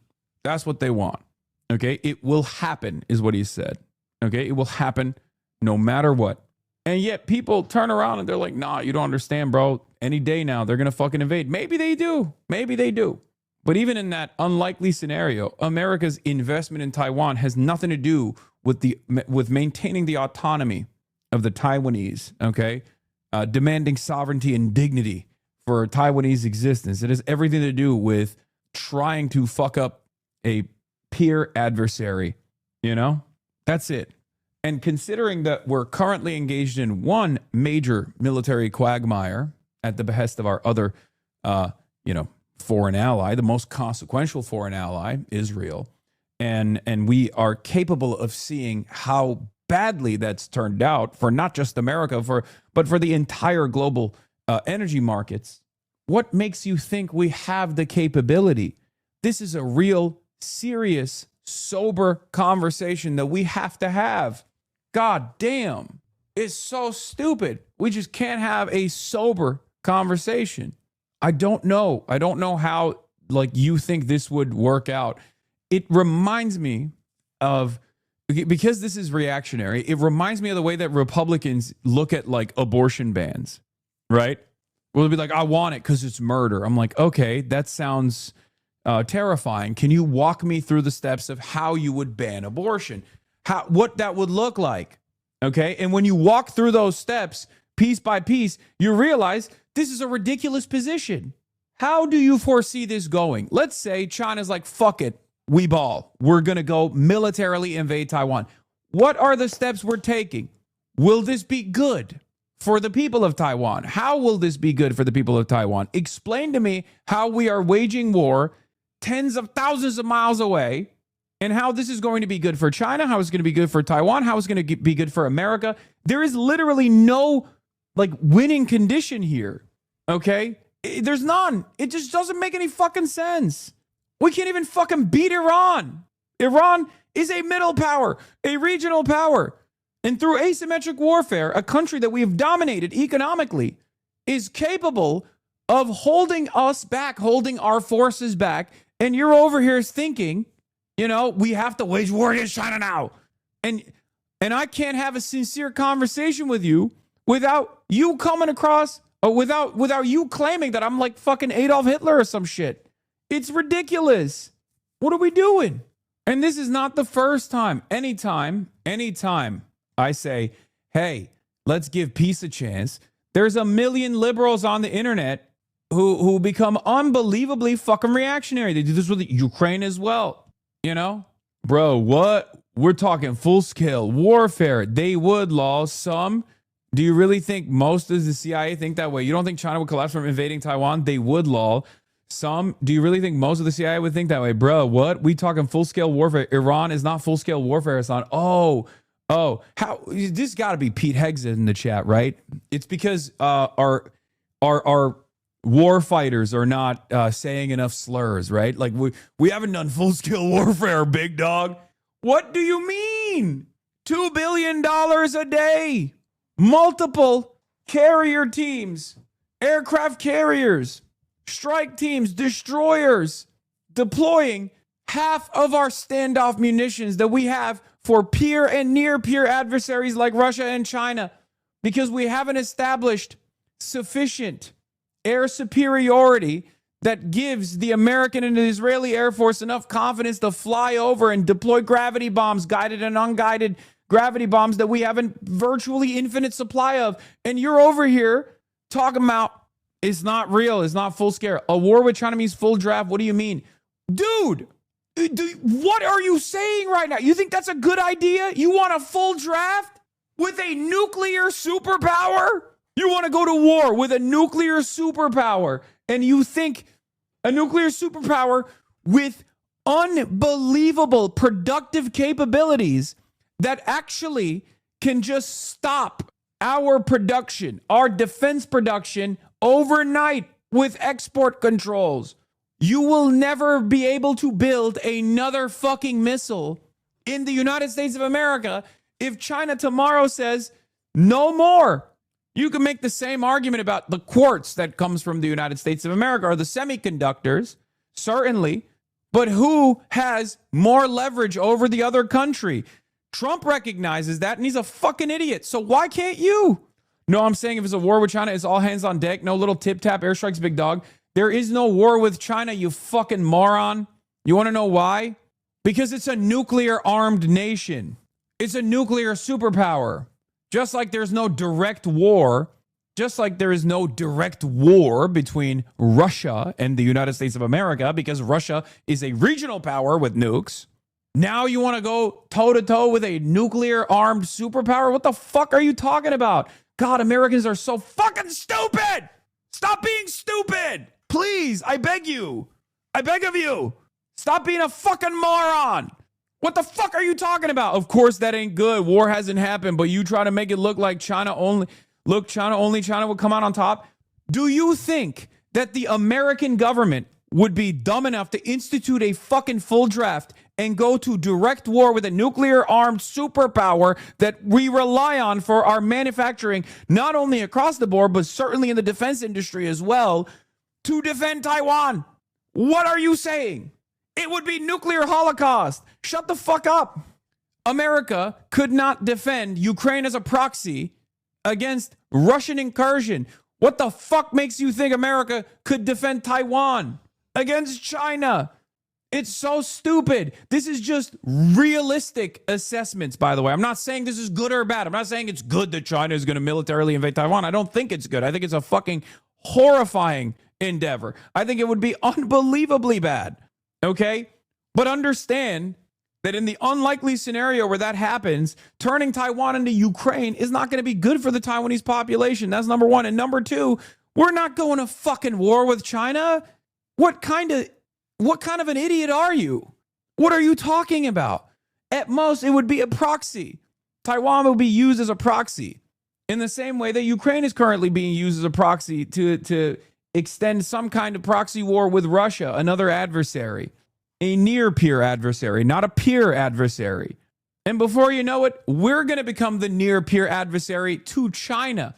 It's so crazy that I'm like I have to constantly to deal with like unbelievable amounts of American exceptionalism, which is like peak cope. Yeah, look at that, dude. China's shipbuilding capacity is 232 times greater than that of the United States. This is even a worse take. Russia-Ukraine war, I could understand you missing the mark, but is a guaranteed fact that China will reunify? Wait, what? I don't disagree with that. I'm just saying that it's most likely not going to be a military conquest. And beyond that, even if it did get to this unbelievably unlikely and very bloody scenario, it's not going to favor the Chinese. It's not going to favor people living in Taiwan. It's not going to favor America. America's not going to come out on top. If it's not on top in Ukraine, it's not going to be on top in Taiwan. It can't even be on top in Iran, and America's directly waging war there. Directly. You ignore the fact that Europe and the U.S. would cut off relations with China. I feel like you have pro-China bias, which is understandable, but they aren't this unbelievably powerful nation that nobody can stop. Dude, what are you talking about? This already happened. Chatter. What you're describing already happened. It happened with a much less powerful country, an energy provider nonetheless, but still a much less powerful country. The country known as Russia. It already happened with Russia. Okay? A war would just crash the global economy, result in hundreds of thousands of deaths, and I don't think it's ever feasible to think about. I don't disagree with you. I've never understood the double standard when it comes to community support for Chinese militarism. No, this is not. This is not a support for Chinese militarism at all. What are we talking about? This is, once again, people refusing to comprehend analysis and assuming that analysis is endorsement. I'm not endorsing China militarily overtaking Taiwan at all. I'm not saying that at all. I'm saying it's devastating for the entire fucking globe. Saying there's Chinese militarism taking place here is also ridiculous because it is your assumption that they want to militarily take Taiwan. There is American militarism in Iran, and we've seen how that fucking played out. So now we have two examples. We obviously have the example of proxy wars against a near-peer adversary such as Russia, a regional power, right? With Europe cutting Russia off. And that hasn't stopped Russia from enforcing its illegal annexation initiatives on Ukrainian soil. Okay? Chatters are arguing with me when this is something that Marco Rubio, a fucking China war hawk, has also come to recognition have come to terms with. What are we arguing about? Why is it that fucking liberals constantly find themselves outflanking the goddamn Republicans at times, even when the Republican communiques on this issue are seemingly more realist than you? How is that possible? That's Marco Rubio! Marco Rubio coming back from China, Mr. Rubio, saying, yeah, China probably wants peaceful reunification. It'd be a real dangerous take if they were to engage Taiwan militarily. Yeah, that's not Marco Rubio. He's Marco Rubio now. Yeah, also, you know, this Chinese militarism needs to end, dude. Why is China existing so close to our military bases? Have you ever noticed how fucked up it is that this country exists so close to all of our fucking military bases, which we of course have a God-given right to put all around China? Obviously, that's normal. Military bases all around a foreign adversary is normal. Them feeling bad about that or feeling, worried about that, abnormal. It's fucking bullshit. The left can be so fucking annoying, but annoyance won't make me take the eyes off the goal of being mature enough. That is an adult feature people need to get with. Yeah. If you find yourself being outflanked by Marco Rubio, newly minted Chinese man, Marco Rubio, then you got to really reconsider your worldview. A lot of their oil there, and they'd like to keep doing that. Trump, who brought along with him over a dozen top American business leaders, also touting what he claims are, quote, fantastic trade deals, saying China will be buying American soybeans and 200 Boeing planes. But the Chinese have not confirmed these commitments. He said, I think it was a commitment. I mean, holy shit. It's the same with Iran. What's going on? What's happening? There are countries all around the world that have a different way of seeing the world than we do. This obviously must not go on. What's going on? Countries like Iran happen to exist so close to our military bases. Well, everyone knows that our military bases are defending principled democracy, the principles of liberalism that our founding fathers fought long and hard for. What's going on? Why are these countries so close to our military bases? What do they want from us? What do they want to do to our military bases? What are these countries wearing? Should they be bombed now or should they be bombed tomorrow? it was sort of like a statement, but I think it was a commitment. It's a great thing. It's a lot of jobs. Throughout the trip, Trump laying on the flattery. You're a great leader. I say it to everybody. You're a great leader. I say it. Sometimes people don't like me saying it, but I say it anyway because it's true. President Xi striking a more serious tone. 双方合则两利. When our two sides cooperate, both benefit, he said. When we confront each other, both suffer. China and the United States should be partners instead of rivals. But according to Chinese state media, behind closed doors, Xi delivered a stark warning to the American president. Do not interfere in China's efforts to take over Taiwan, threatening if handled improperly, the two countries will clash or even come into conflict. Taiwan is an independent democracy, but China says it belongs to them, threatening to take it by force if necessary. This morning, the White House says their position is unchanged.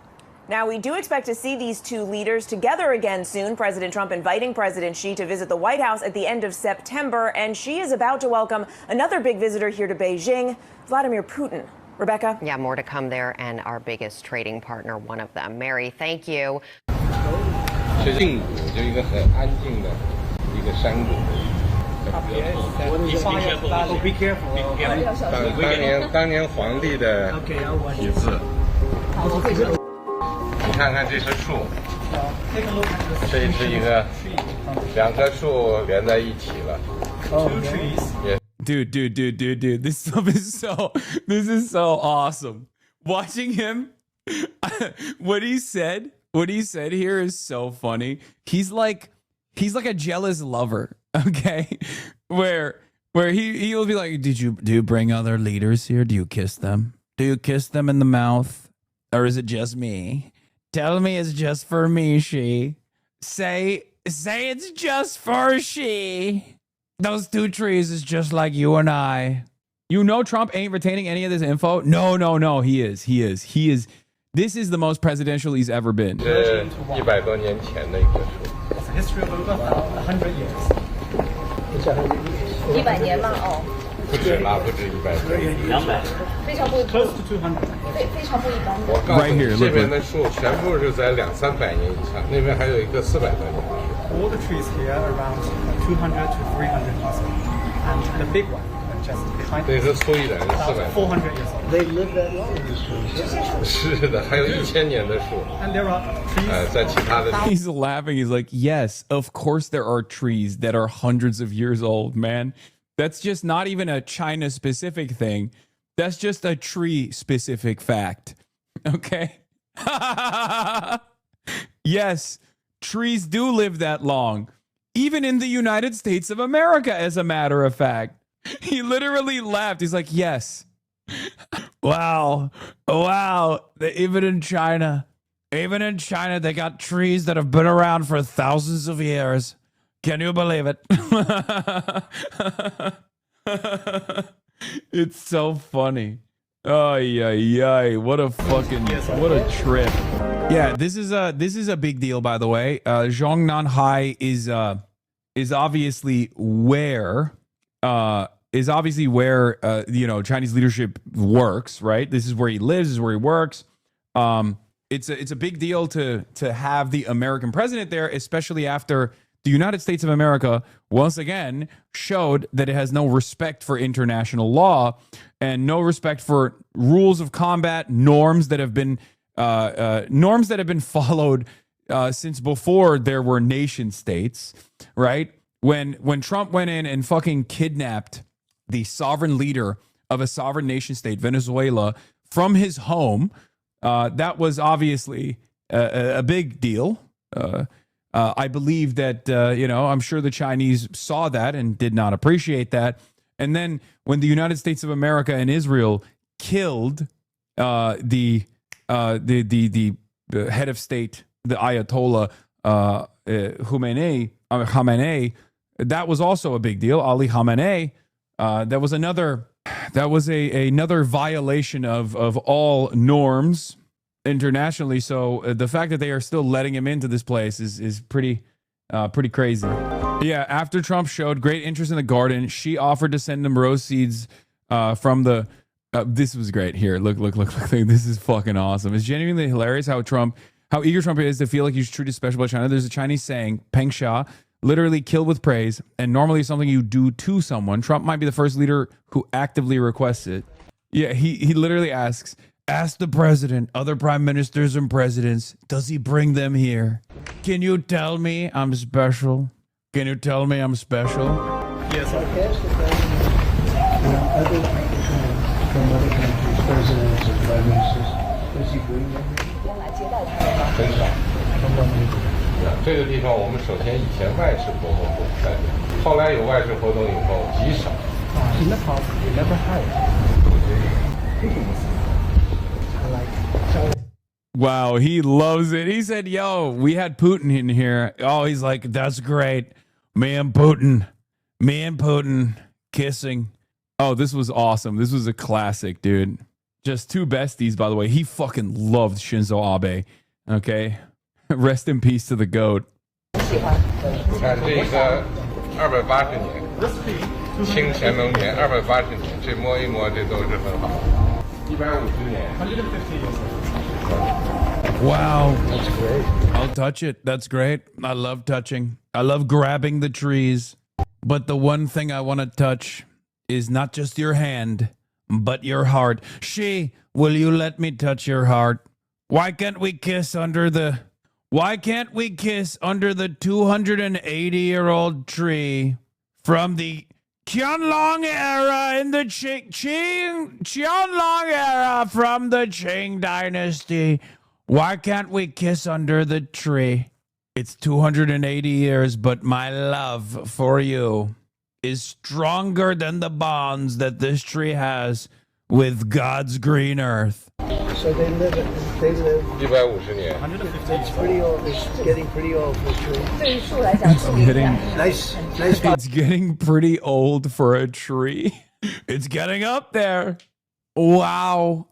Oh, he's so fucking stupid. He is the perfect representative for our stupid ass country. I'm sorry.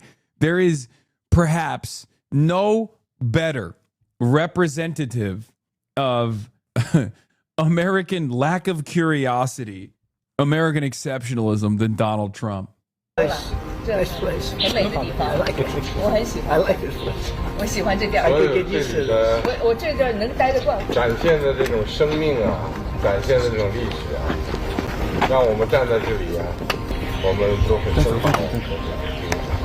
Yeah, So also, he's here, obviously, Air the U.S. Force delegation got a shit ton of gifts from the Chinese delegation, and they dumped all of it. Before boarding Air Force One to leave Beijing, the entire U.S. delegation dumped every item given to them by the Chinese host, gifts, badges, pins, commemorative items, and trash bins on site. See, I don't do that, okay? They have no respect. Obviously, it's protocol, though. I do understand why you would do that. This is the one time where it's somewhat understandable. Come on, man. Like, of course you're going to do that. The assumption is going to be that there's hearing devices or stuff like that. That's the reason why they do it. But they should have just given it to me instead. I'll take it. Nothing of Chinese origin got on the plane. The delegation had already left personal devices at home and used clean burner phones throughout the trip. One is wheels down, and Donald Trump has landed for a meeting most important. On trade, on technology, on the war in Iran, avoiding a war over Taiwan. There is much to discuss with Xi Jinping. Trump, he traveled with U.S. business in tow, a Team America of superstar CEOs. On social media, he said he'd be asking his Chinese host to open up his country so they could work their magic.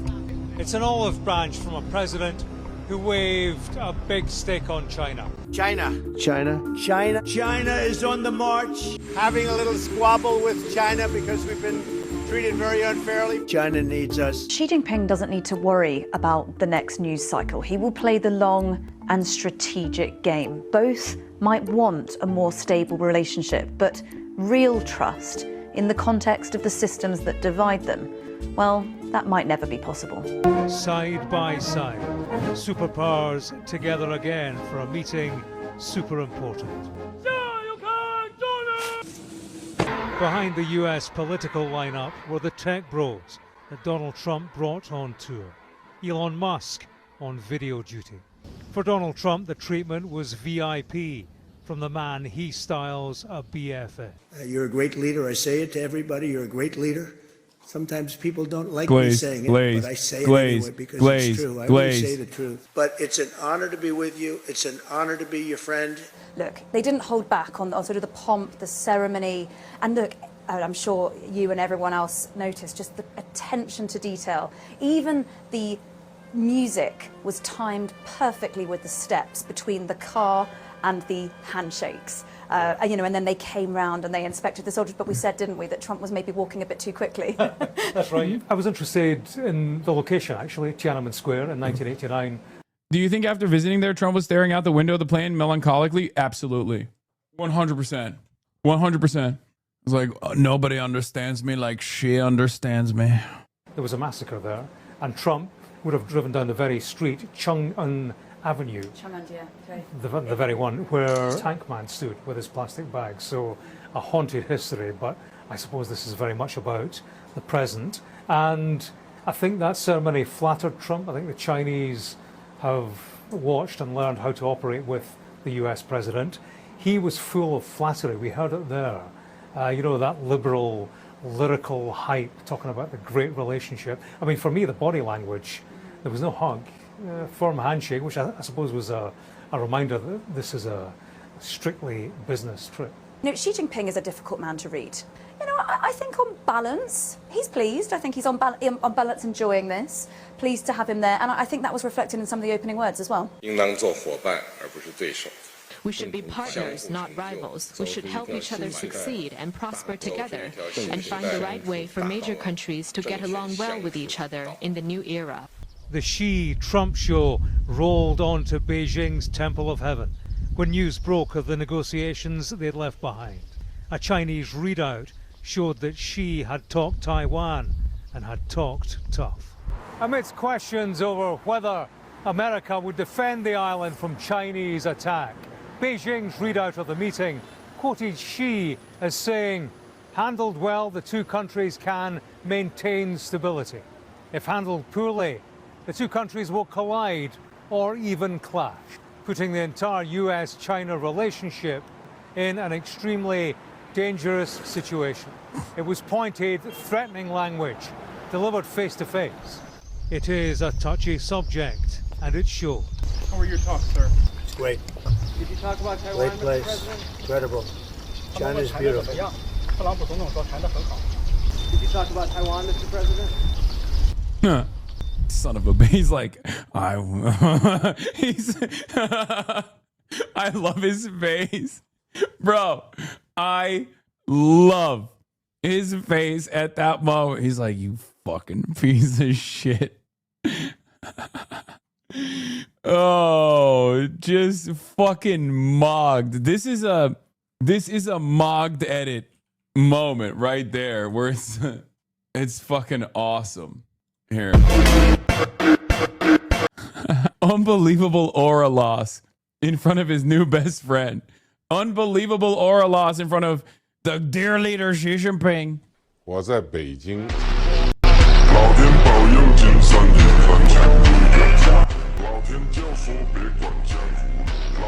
I have so much respect for the American people, so when I say this, I'm specifically talking about this curly fry of a human. He is just not that into you. I don't believe it. I don't believe it. He's never taken anybody else to this garden. Just me and Pootie. Just me and Pootie. Two besties. Two besties. I love him and he loves me. Thank you. Thank you very much. Mr. President, did you talk about Taiwan? President Xi said there was a risk of conflict with the US. I think if she told Trump that Taiwan gets their electricity from China and said they were ungrateful for all our help, Trump would be all for the reunification. They treat me unfair. The EU treats me so unfairly. And guess what? She told me, he's my best friend. He told me that Taiwan has been treating mainland China very unfairly.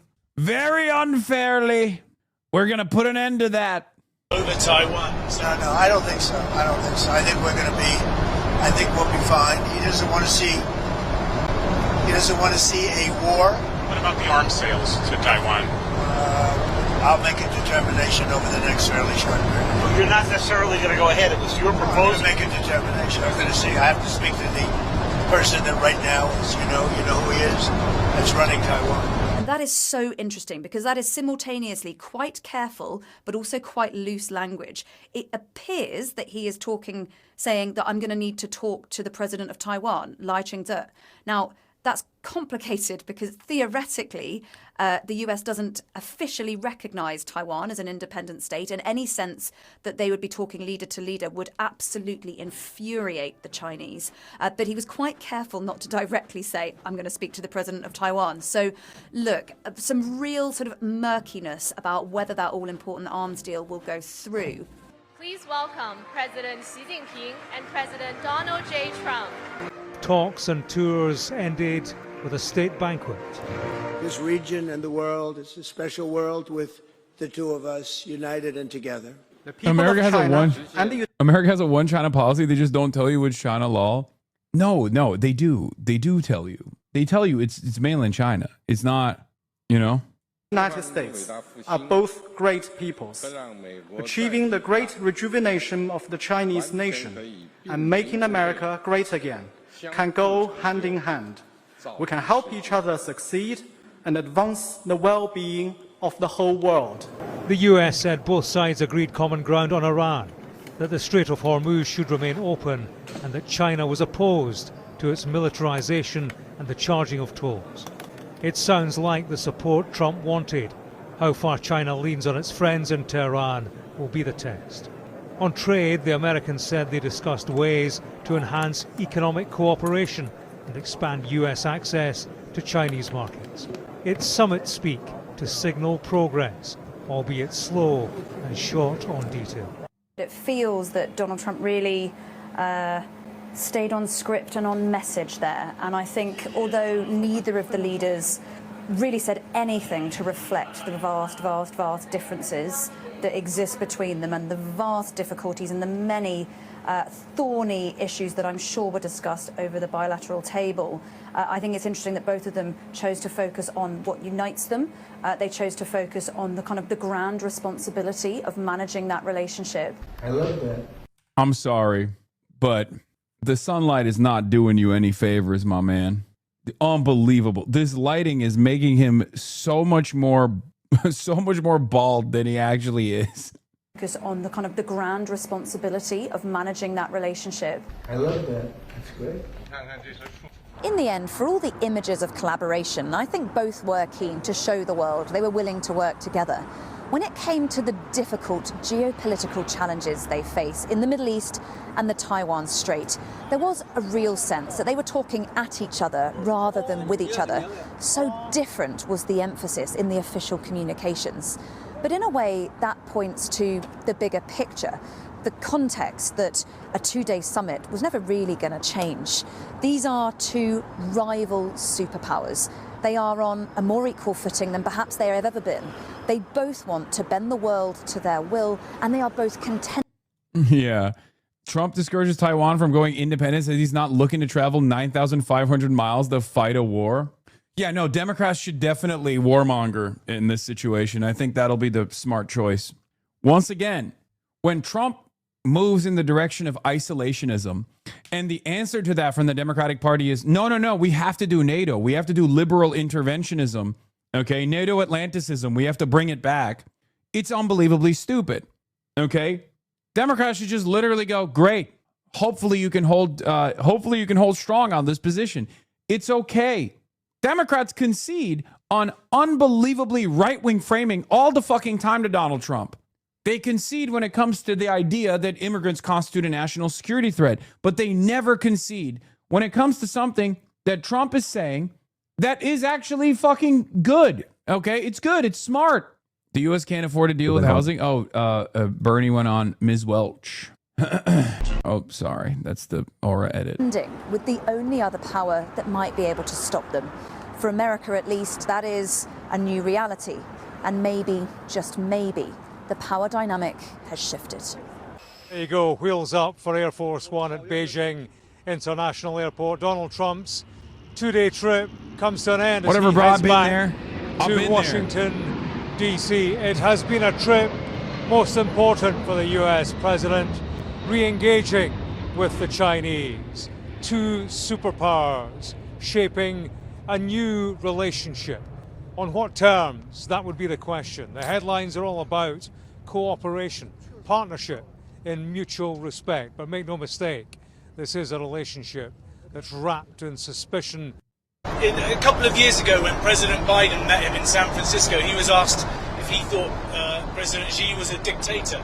Do you think President Xi is a dictator? No, but I think that President Biden was an incompetent president. Oh, he won't say it. He won't say it. Dodged. He said, keep my wife's name out of your mouth. Yeah, he fucking, bro, he literally, oh God, he's such an interesting guy. I fucking hate him so much. But like, there are so many different versions of evil in American politics that like, there are these unique moments where Donald Trump comes across as the heterodox thinker that is genuinely more appealing to the masses, where he's just like, I don't care. There's plenty of bad guys. We do bad things too. This is his we have killers too moment. If you remember when Trump was doing a Fox News interview, I forget with who, in 2015 or 2016, and he was asked about Vladimir Putin. And he was like, well, don't you think Vladimir Putin is like a ruthless autocrat? He's a brutal guy. They've done brutal things. And it was with Bill O'Reilly. Yeah. And he went, we have killers too. Don't you think we have killers too? You think we're not brutal? And that is one of those moments where Trump comes out and just says something that clicks with a lot of people, right? It clicks with a lot of regular people. It literally triggers the liberal intelligentsia in an insane way, because they go, this is against all norms. You are not supposed to say that at all. But the average person hears Donald Trump go, you think we're so innocent, right?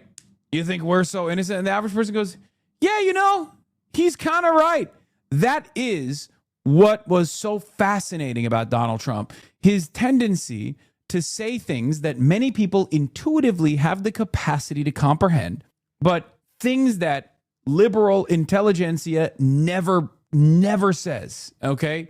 Both on the Democratic Party side and certainly on the Republican Party side. It usually had a tendency to cut away from the noise that you're used to hearing, okay? And he's doing that here, where he's like, why would you make me do this? Why would you make me do this? Why would I say it? He gave us the Iran nuclear deal, which allowed Iran to have a nuclear weapon within a matter of years from the time they said, I terminated it.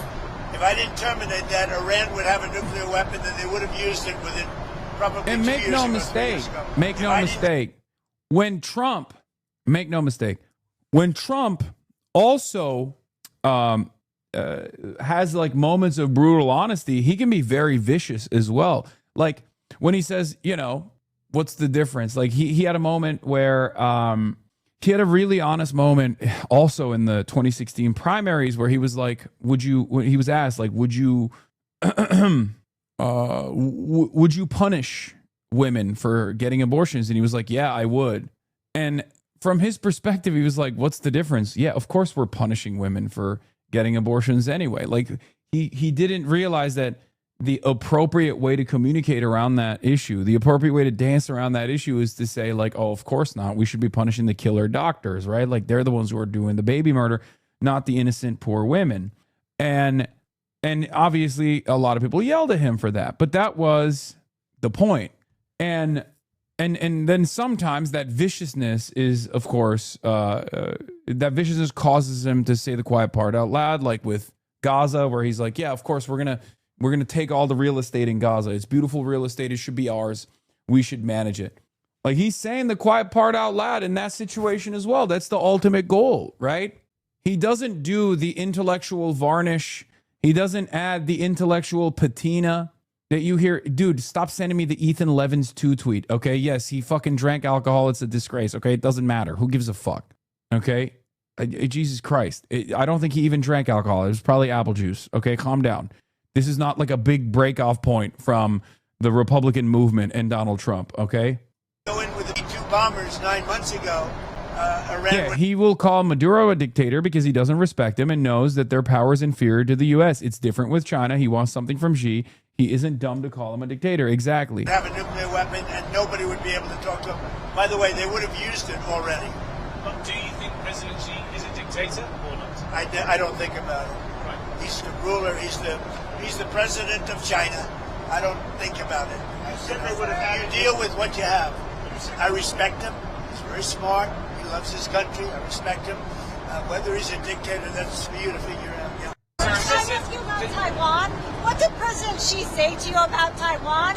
And what did President Xi say to you about Taiwan? And are you still going to approve the arms sale? So President Xi and I talked a lot about Taiwan. He thinks they cannot have anything to do with what they're doing. I mean, he's against very much what they're doing. We talked about Taiwan. We talked about Iran a lot, and I think we have a very good understanding with both. On Taiwan, he does not want to see a fight for independence because that would be a very strong confrontation. And I heard him out. Are you going to say your word? No, I didn't make a comment on it. I heard him out. I have a lot of respect for him. On Iran, it's very interesting. He feels strongly they can't have a nuclear weapon. He said that very strongly. they cannot have a nuclear weapon, and he wants them to open up the strait. But as he said, they closed it, and then you closed them with a smile. And it's true. We control the strait, and they've done no business. Literally, they've done no business in the last 2.5 weeks, which is approximately $500 million a day. So we have. Trump was about to say what she said. Taiwan cannot have anything to do with a nuclear weapon. What if that's what works? What if that's what works with Trump and Americans broadly? He's like, she told me Taiwan is days away from having a nuclear weapon. And I understood exactly what he meant. And I thought to myself, we should join this fight with you, beautiful she. We should blow up Taiwan. Taiwan is going to have a nuclear weapon. And we can't let Taiwan have a nuclear weapon. Just like Iran, the Democrats want Taiwan to have a nuclear arsenal. We must stop Taiwan.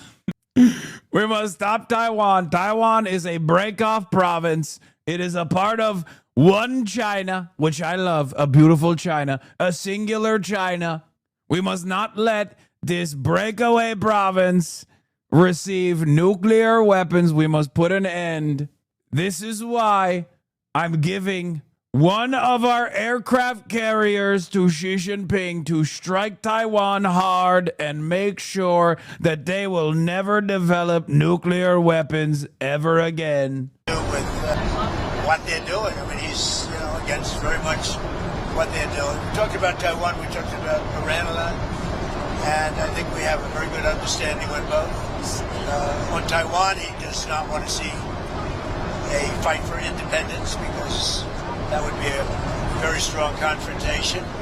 And I heard him out. Are you going to say your word? No, I didn't make a comment on it. I heard him out. I have a lot of respect for him. On Iran, it's very interesting. He feels strongly they can't have a nuclear weapon. He said that very strongly. They cannot have a nuclear weapon, and he wants them to open up the strait. But as he said, they closed it, and then you closed them with a smile. And it's true. We control the strait, and they've done no business. Literally, they've done no business in the last 2.5 weeks, which is approximately $500 million a day. So we have we're doing very well on all fronts. Consider lifting the sanctions on Chinese oil companies that buy Iranian oil? Well, we talked about that, and I'm going to make a decision over the next few days. We did talk about that. Do you think Xi felt stronger in his dealings with you than he did the last time that you great went to relationship China? last time until COVID came along? I blamed them for that. I said it was Wuhan, and I was right. And look, that was a strain on everybody, COVID, and so it affected our relationship at the time. But we always had a great relationship before that and after that, and now it's as strong as ever. I mean, I went over to where he lives, which is something that rarely happens. Were you there? I don't know. It was beautiful. It's amazing. I mean, people have never seen it before. It's amazing, actually. We had lunch. We have a great understanding. You don't think he feels it's a very positive thing to have these two nations getting along. Mr. President, on Taiwan again, you said you were going to check with the president of... They fucked for sure. Oh, yeah. Nasty business, dude. Back walls blown out. Sexual style. Taiwan. But the 1982 assurances that President Reagan gave said the United States would not consult with China on arms sales to Taiwan. So it sounds to me like you have consulted well, I think with China. 1982 is a long way. It was? That's a big far distance away. You dispensed with that? No, I didn't say anything about it. But certainly, he brought that up. He talked about that to me, obviously. So what am I going to do? Say I don't want to talk to you about it? Because I have an agreement that was signed in 1982. No, we discussed arms sales to... And what's his request? We discussed the Taiwan, the whole thing with the arms sales. It was in great detail, actually. And I'll be making decisions. What was his request? But, I think the last thing we need right now is a war that's 9,500 miles away. I think that's the last thing we need. We're doing very well. Would the U.S. defend Taiwan if it came to it? I don't want to say it. I'm not going to say that. There's only one person that knows that. You know who it is? Me. I'm the only person. That question was asked to me today by President Xi. We'll see where this goes. Did you miss that? 1982 is a long time ago. Not discussing weapons to Taiwan with China. I think he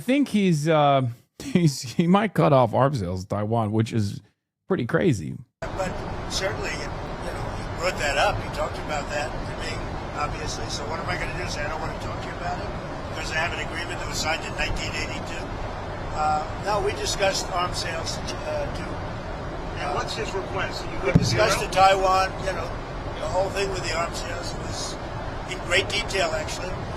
And I'll be making decisions. What was his request? But, I think the last thing we need right now is a war that's 9,500 miles away. I think that's... I mean, that right there is like, it does remind me of only Nixon can go to China as a statement. Only Trump has the capacity to just be like, yeah, I think it's kind of stupid to fucking try to wage war with a massive nuclear armed adversary that is responsible for 30% of our trade. Like I'm thinking of Barack Obama saying something like this, which is true. This is a normal statement to have. Okay. It's a normal statement to make. Trump is very good at communicating these opinions. He's very good at just being like, he's very good at posturing an isolationist framework, even if he doesn't follow through on it. But if it was like Barack Obama who said it, right, he'd come across like, and pussy too. Like, he would come across as though he's out of his goddamn mind. People would just fucking rip him to shreds and be like, how dare you? What the fuck do you mean we're not going to keep arming Taiwan? What do you want? Every Taiwanese person to be fucking ruthlessly slaughtered by the People's Liberation Army? Is that what you fucking want? Whereas Trump could just be like, why are we going to war with a massive country? Doesn't make any sense. Why are we going to war 9,500 miles away? We're doing very well. Would the US defend Taiwan if it came to it? I don't want to say it. I'm not going to say that. There's only one person that knows that. You know who it is? Me. I'm the only person. That question was asked to me today by President Xi. Too much Trump glaze, man. I mean, look, the reason why I'm saying this is because while I don't trust Trump to follow this as a serious commitment, it's important to understand what moves and shakes Donald Trump. Okay? It is incredibly important. It is incredibly important to understand what motivates him. It's incredibly important to understand what the differential factor here is with the reverence that he has for China and why he's saying these sorts of things. Because Trump will always hit certain lines that liberals hit in perpetuity when it comes to foreign policy. Israel is a very valuable ally. We have to do whatever we can to defend Israel's interests. We're going to wage war with Iran at the behest of Israel. These are things that he has openly fucking said. And it's important to understand like what motivates him in those moments and why he's treating Xi differently. Hasan can't stop laughing seeing a Chuan behave so well in China. He's been wild for 10 years and finally acts presidential in China. Don't you get it? When the environment is safe, there's no madness because there's no need for random movements to dodge bullets. You can be the top clown among clowns, but you can't be the clown among top players. The intricate and solemn ceremony itself is a massive behavioral constraint. In the early Han Dynasty, the lords of Pei County were shouting and making noise in the court without restraint, even drawing swords and striking pillars. But after Shushun Tong established court etiquette, all officials became reverent and awestruck. Liu Bang said, "Only today do I realize the dignity of an emperor. China has refined the system for rights for 3,000 to 4,000 years. Handling politicians from emerging nations is effortless." You mean there's something dirty in the White House? Has a ghost stolen his soul? It's time to invite an expert. Traditional Chinese medicine is still potent. Donald Trump to Eastern great power, respect. Donald Trump to other countries, y'all got no cards to play.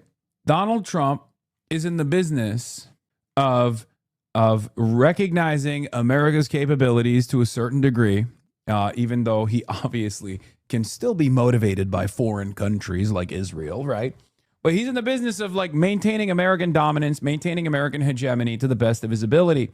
And I think he realizes that this is just not fucking working, Talk about that. He asked today. He asked you if you would send troops, if you would. He asked me if I defend them. I said, I don't talk about that. You told him that? I don't talk Did you talk to him about the cyber attacks that he's done in the United States or the MSS has done? I did, and he talked about attacks that we did in China. You know, what they do, we do too. It's like... Yeah. He's like, yeah, we do it too. They do it to us. We do it to them. It's crazy to fucking hear Donald Trump say things that I've said in the past that draws so much anger and resentment from the average American. And now liberals, of course, will continue with their anger and resentment, whereas Republicans might be more understanding of where I'm coming from, I guess. Who knows? We'll see. The spying, they're talking about, the spying. I said, well, the spying, we do it too. The infrastructure. Look, no, I'm talking about spying. The question was asked to me yesterday, I guess, what about the fact that China's spying in the United States? I said, well, it's one of those things because we spy like hell on them too. So, what about the fact that China is putting in the U.S. infrastructure code that they could use if you ever decided to come to the Well, you don't know that. I mean, I'd like to see it, but it's very possible. I mean, this is also very correct. Trump will inevitably flip on everything he said during this trip as soon as China hawks get his ear, possibly the most malleable guy ever. I mean, I don't know. The reason why I say I don't know about that is because she does have him digmatized a little bit. You're right, Chatter. There are certain places, there are certain moments where he'll put his foot down. Like he does this with Vladimir Putin too. So who knows? He's susceptible to flattery, yes. But you know what he's also, he also respects? Power. And it is very obvious that a guy who has postured against China in ways that are far more consequential, far worse than like the average China hawk, it's not just the peer-to-peer relationship that he has with Xi Jinping. I think it's a recognition of China's strength that Donald Trump is in terms with. Like, I mean, he's coming to terms with. Sorry, I can't even talk. And this is part of the reason why I think he might be more resistant to people that try to agitate against China. But who knows? We'll see. That they do, and we're doing things to them. I told them we do a lot of stuff to you that you don't know about, and you're doing things to us that we probably do know about. But we do plenty. It's a double-edged sword. So again, on President Xi, Mr. President, did President Xi make any firm commitment to put pressure on the Iranians to reopen the Strait of Hormuz? I'm not asking for any favors, because when you ask for favors, you have to do favors in return. We don't need favors.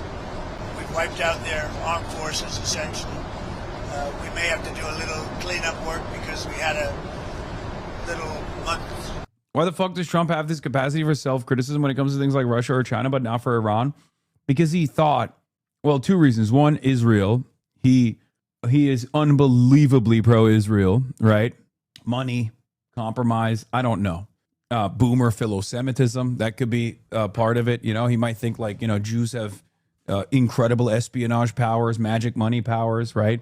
That sort of thing that he might believe. But with Iran, I think he bit off more than he could chew. So now he's kind of stuck because it's a middle power that's like embarrassed him, humiliated him, right? So there is that. You see what I mean? There's this miscalculation. He thought Iran did not have the capabilities because he listened to the Israeli side far too much. He thought Iran did not have the capabilities to withstand an American attack, an Israeli and American attack. I think if he recognized the amount of control that Iran could enforce ahead of time, he probably would have dealt with it differently. But it's very clear that he thought the Iran situation was going to be identical to Venezuela. He thought he could just go in, kill the leadership, new leadership comes in, much more pliant, and now he's just stuck in this bind with Iran. So he has to consistently posture as though he has some kind of leverage in this deal. Long ceasefire, I guess you'd call it, but we have a blockade that's so effective. That's why we did the ceasefire. We really did the ceasefire at the request of other nations. I wouldn't have really been in favor of it, but we did it as a favor to Pakistan, who are terrific people, the Field Marshal and the Prime Minister. But This is a lib take, but I really just want to be able to analyze politics without considering the petty lifelong grievances and attitudes of an 80-year-old closet case. Yeah, but if you think that that's like Donald Trump alone on that, you're wrong, right? I mean, why the fuck do we still have resentment towards Cuba? You know, that's literally boomer grievances. So in some instances, I would go so far as to say that a lot of American foreign policy, beyond, you know, material, a bit beyond the material assessments of like why we must dominate other countries and turn them into colonies and extract their natural resources, can sometimes be as simple as boomer grievances, boomer warhawk grievances, boomer ideological grievances. So yeah. No, I mean, President Xi and I agree on many things, and we agree very much on trade. We're going to be doing a lot of trading. Our farmers are going to be taking in. I mean, our farmers are going to be very happy with the deal we made.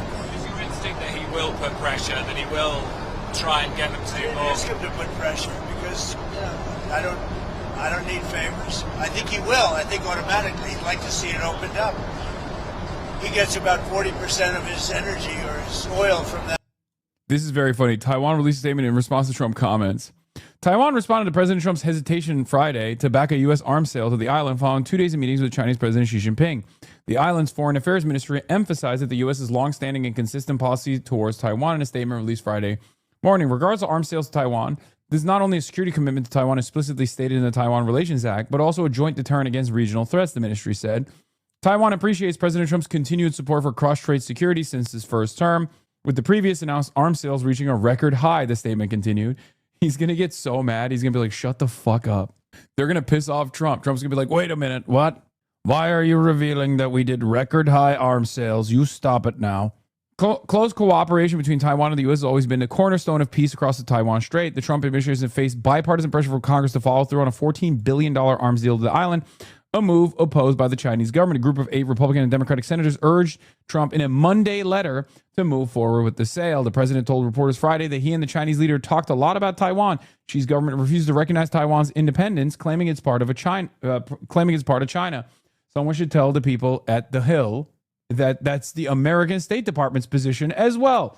That's literally this is what's so fucking frustrating about this conversation, is that like the media will just straight up be like, whoa, why doesn't China recognize Taiwanese independence? Bitch, why doesn't America recognize Taiwanese independence? Perhaps there's a important question to ask there. Yeah, why does Taiwan not recognize its own independence? Like, what are we doing? I hate having this conversation with people who literally don't know basic facts about this relationship between China, the United States of America, and also Taiwan. Trump must not sell out Taiwan, period. Jason Smith says, Chuck, it's the policy of our country to acknowledge that there is one China and Taiwan is part of China. If you are not familiar with our laws, please consider taking some courses at your local junior college.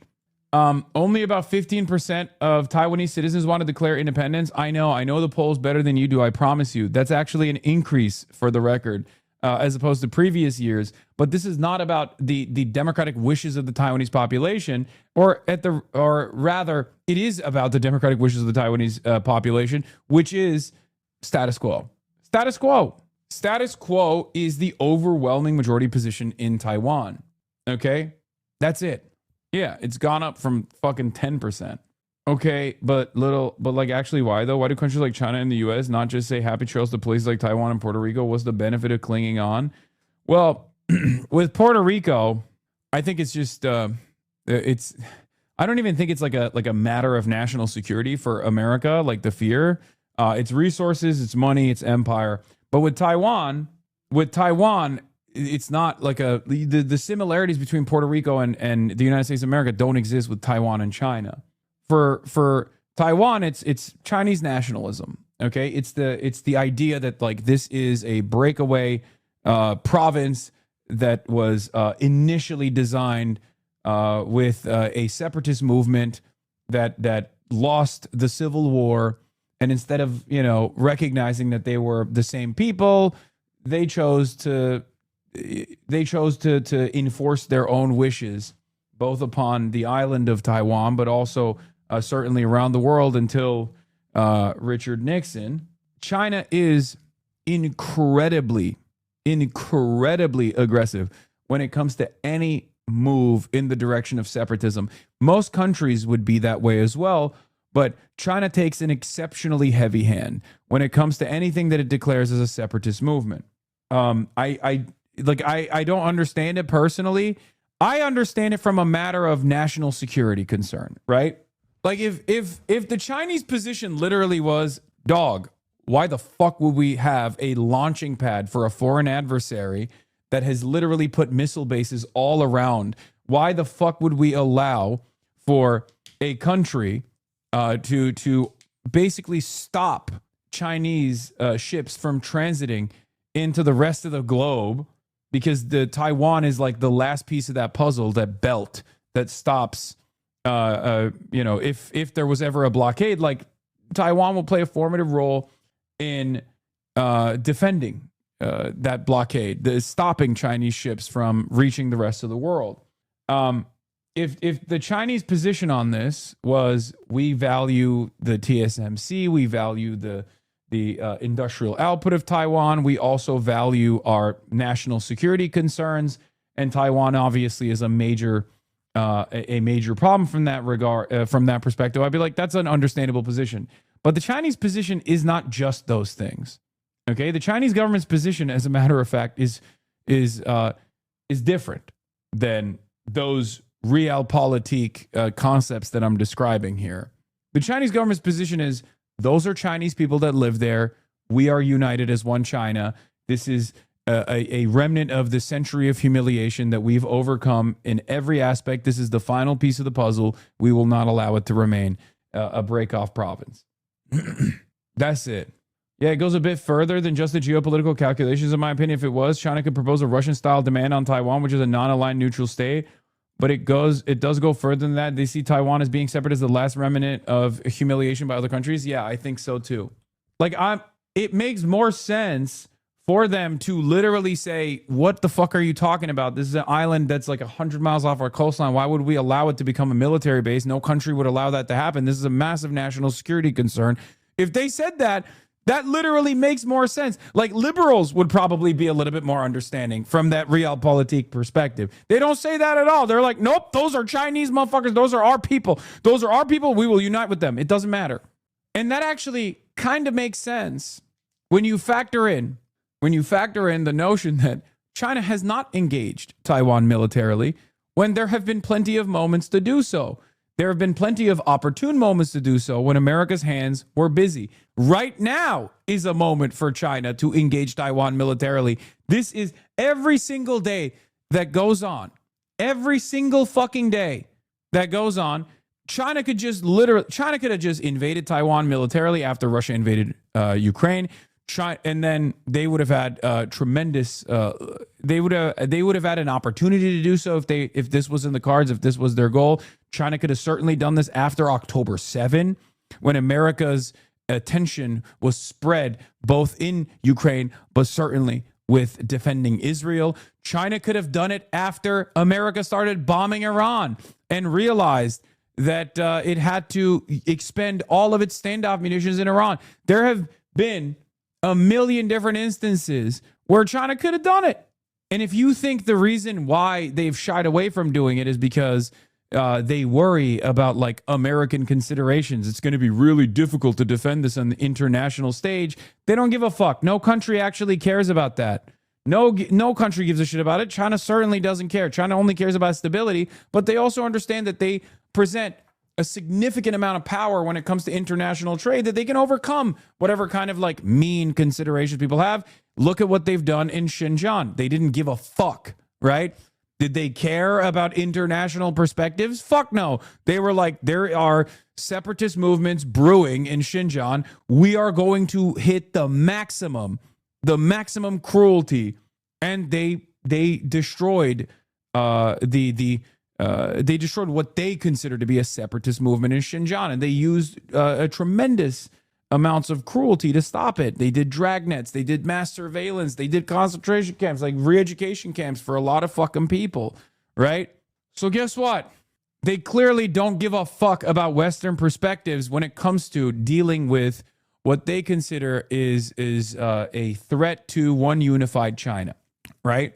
And to be fair, it's not maximum cruelty in comparison to Israel, obviously, or whatever America does. I'm just saying it's maximum cruelty from my perspective. It's like very cruel and at what China did in Xinjiang, and I think totally unethical.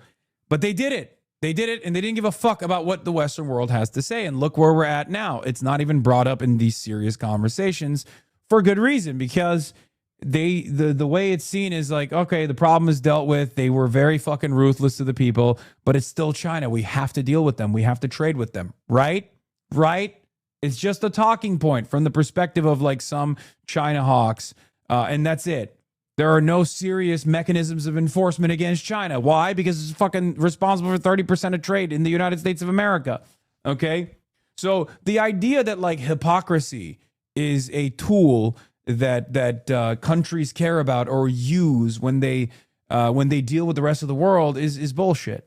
Hasan is paid by China. Yeah, China pays me to say what China has done in Xinjiang is unacceptable. That's what they're paying for in terms of propaganda, right? That's what they're paying for, you think? That was a joke. Okay. What is this? Americans have a similar free Tibet attitude? No, they don't. They gave up on that shit a long ass fucking time ago. So no, they do not have that similar attitude at all. Like the CIA gave up on Tibet in like the fucking 50s. You're crazy. There was a brief moment in the 90s, but it's not, you know. Anyway, getting back to the issue at hand. The reason why I brought up Xinjiang and the actions that China took in Xinjiang is to show you that they actually are, you know, very they're very cold with their calculations. When they think something is a necessity, when they want to deal with the separatist movement from their perspective, they will take initiatives that the Western world will understandably criticize, but they don't give a fuck. However, with Taiwan, they haven't done that. Why have they not done that in Taiwan? Why haven't they militarily invaded Taiwan? Well, the consideration here is not because the Western world will get really scared and really upset.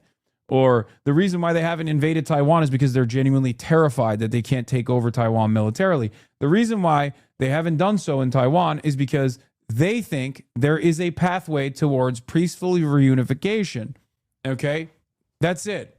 The Chinese perspective on this is we will reunify Taiwan. We will ease the tensions across the strait, but we will inevitably reunify with Taiwan. We can wait it out.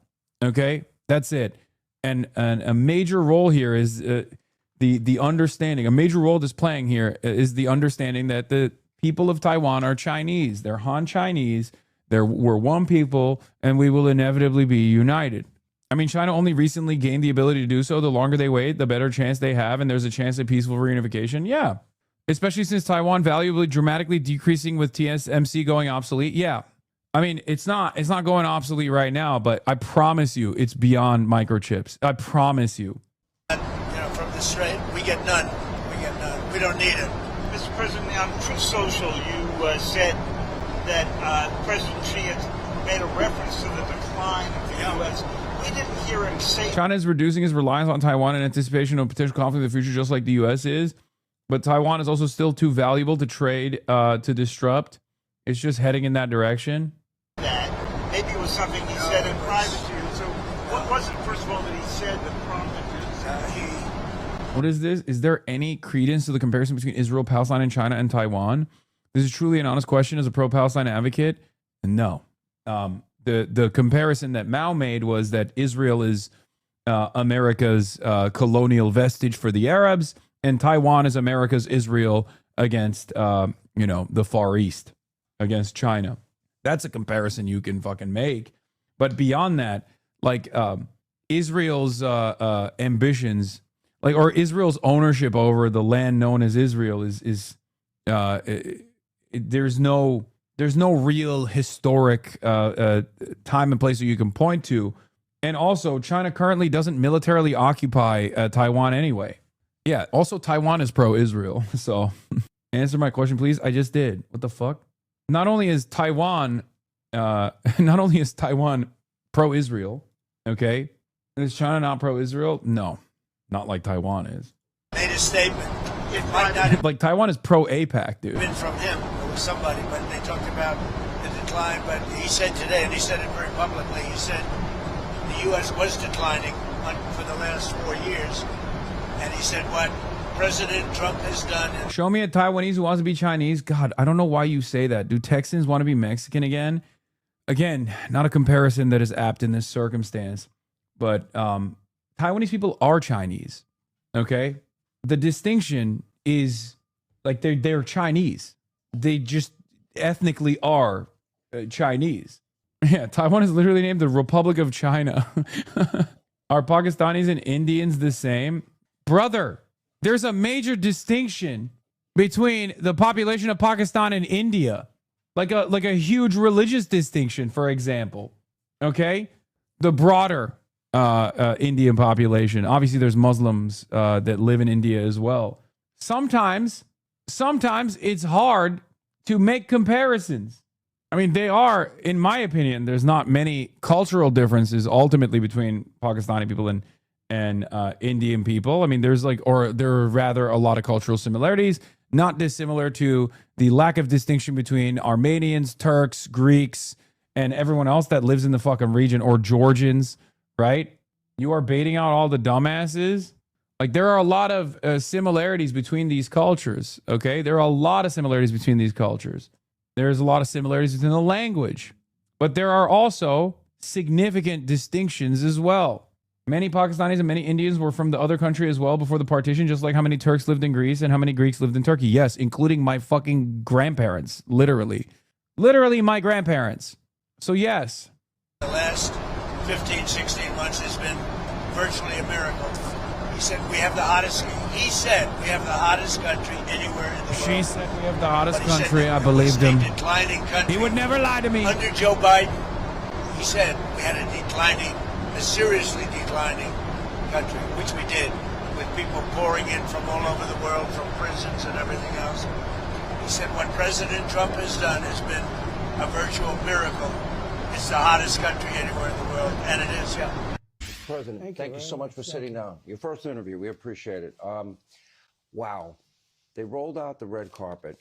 I have video of when Barack Hussein Obama came to China. There wasn't as much pageantry. From your perspective, that welcome, how did you interpret that? Well, we have a relationship, he and I, and we've been working together a long time. We've gotten along well. When I first came here, China was really taking advantage of the United States. He understands that. And now we do great with China, and we have a very good relationship. We have a friendship, really. He's a tremendous leader. He's been here a long time, very powerful, very strong. There's no doubt about it. And we just have a good relationship. I did actually see other people arrive here that not treated so well, but we were treated very well. So that was meaningful for you? Well, I mean, if I got out of a plane and nobody was there to greet me, I would say that wouldn't be so cool, because it's really respect for our country. Our country is respected. Look, we're the hottest country right now anywhere in the world, but he and I know each other well, I think beyond maybe that. But we certainly got a very nice greeting, and today was beautiful. Mr. President, if there was any meeting that I think I would want to be a part of, I would love to have been in that meeting. Rather than me start with a bunch of questions about this and that, and I do have specific questions, in your own words, how did this meeting go? Because you were there a long time. It was a long meeting. It started off interestingly because they're very organized people. And as you know, we have about 30 of the biggest business leaders in the world. I cleared my throat for him, and he received my throat with grace. Yeah, one of the funniest parts about this was a statement that Xi Jinping made. A statement that in the room, Trump did not understand, but got very frustrated by after someone explained it to him. Okay? The part that was about America's decline as an empire. Lauren Ipsum only, 26.9% support maintaining the status quo? That's literally wrong. I don't know what poll you're talking about, but this is an absolute misread of the poll. I think you're being fucking disingenuous. It's 60+%. It's like 69% wants to maintain status quo. Hold on. You got boomed because you sent the link without subscribing. Okay. Yeah, you're fucking wrong. Nice. Yes. And you're absolutely wrong. This is a if you're actually hitting if this is an honest read of a real poll that you saw, then it's probably a totally fucking random poll that Americans and Taiwanese favor the status quo. Majorities of Taiwanese and Americans support the status quo. A majority of Taiwanese, 60%, say Taiwan should maintain the status quo either permanently or for the time being while deciding on independence and unification based on future circumstances, 26%. 27% prefer independence either as soon as possible at 5% or in the future while maintaining status quo for now, 22%.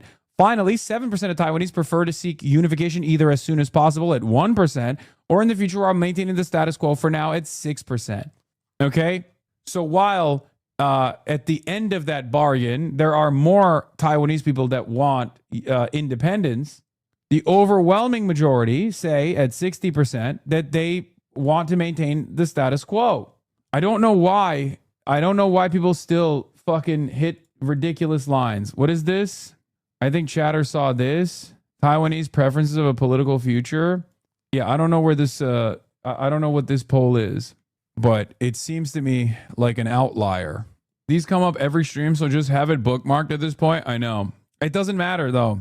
It literally doesn't matter that I bring this up every fucking day. An official survey finds over 80% of Taiwanese people would prefer that Taiwan and China's relationship remain basically the same. The survey was commissioned by Taiwan's Mainland Affairs Council, which manages relations with China. Okay, this is the Taiwan Mainland Affairs Council. Over 70% of respondents disagreed with the statement that Taiwan is part of China, while around 65% believed China's infiltration into Taiwan has become increasingly serious in recent years. It was 8 months ago. Did you compare Taiwan, the size of New Jersey? Anyway, the KMT also holds the most seats in Taiwan, are trying to soften policy towards China while people in here are, they might not say it, advocating for war between two nuclear superpowers. No, they are doing that. They are doing that. No, they're openly doing that. Straight up. There are politicians in fucking Taiwan that are moving in the direction of better relations with mainland China. And there are Americans, sometimes of Taiwanese descent, or Americans in general that are certainly not Chinese and not of Taiwanese descent at all, that are saying, no, like, what do you mean? You have to bleed for this shit. It's so easy to fucking prime an American with a couple lines about liberty and sovereignty and dignity to get them to literally be like, oh yeah, I don't really give a fuck about what happens. I just want war. I mean, fuck. Also, the KMT leaders went to Beijing and met Xi last month. They just want to hang out and do status quo, man. Yeah, you know what I said about that, by the way? I said, wow, this is interesting. Peaceful reunification might actually happen. Okay. How interesting. I wonder if America would allow it to happen. And every single person literally treated this as treasonous, as though I'm like, not abiding by the wishes of the Taiwanese. I want every single person in Taiwan to be killed. No, I think you want every single person in Taiwan to be killed, as long as it helps you feel like America is the most powerful nation on the planet. Yeah, USA #1, baby. That's it. The biggest everything, I mean, you name it, from chips to planes to everything. And they're all here. I didn't invite them. They all wanted to come. And they're all here. And I suggested that before we start the meeting, I'd like to introduce them to you. And they were surprised because it wasn't scheduled. And they looked around. They said, well, and then, we had everybody. I don't want to go into names because I'll leave some out. But there were a lot of guys. Tim Cook, Elon, a lot of people. Musk. Yeah, we had everybody. The head of NITHYA was Jensen. here. We had just everybody, and men and women, all great business, the best. And they said, okay, and they each spoke a little bit and introduced themselves. And it's interesting because they do business in China. Most of them do business here, but probably like to do more. And I'd like to see them do more. That would be good for trade and trade balance. And they were fantastic. I'll tell you, they really had a good time. Once the Chinese leadership, because it was President Xi and many other leaders, once they got used to the fact that we're a little off schedule here and we're talking about a subject that wasn't even thought about, but they were outside. I said, I think we can get them in 5 minutes, because they were literally, few minutes away from the room where we were in the Great Hall. We were in the Great Hall.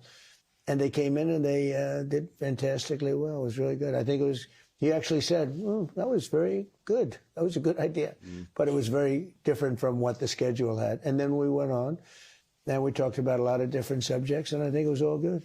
Let me ask you this. You know, you always say that you have a very good relationship with President Xi. And you say the same thing about Vladimir Putin. Yeah. You're America first. Yeah. You seem to always understand he's going to be China first. Yeah, totally. And so... He is. He's China first. He wants to make good deals. But having a good relationship is a good thing, not a bad thing. I explain to people, you know, it's great when you have good relationships with very powerful countries, and powerful economically as well as... We have the most... I built, in my first term, the greatest military in the world. We have the greatest military in the world. We proved that with Venezuela. We proved it with Iran. Iran's wiped out militarily. It's just a question of time. And, you know, we gave them a break by stopping a little while. We have a blockade. They have no boats are going in. No boats are even thinking about it. We talked about it today. It's very interesting. But they're impressed. We have a great military. We have the greatest military we've ever had, but we have the greatest military anywhere in the world. I built it in the first term. A little was given away by Biden to Afghanistan. And as much as it was a lot, but it's a very little. Obliterated. What we have. We have a country that is respected. Our country 2 years ago, if Biden came here, I don't even think he would get a meeting with President Xi. I don't think they'd even meet with him. I don't know if he'd be able to focus long enough in the meeting. You know what? He wouldn't come here. But assuming he came, I don't know that he'd even have a meeting. It's amazing. Actually, a lot of people... I noticed even with the business leaders, they're the biggest businessmen in the world, and women, a couple of women, and most of them, almost all of them, but most of them never met President Xi. This was the first time they've met him. So they found it exciting. They all performed very well. They all spoke. And I said, it's a little different position for them because they're hot stuff back in our country, but here they are, they're standing in front of this, you know, massive country, the leadership. But they really performed well, I thought. You have, in the past, described President Xi to me as very tough, all business. Yeah. You're not describing the type of business that he normally used to do.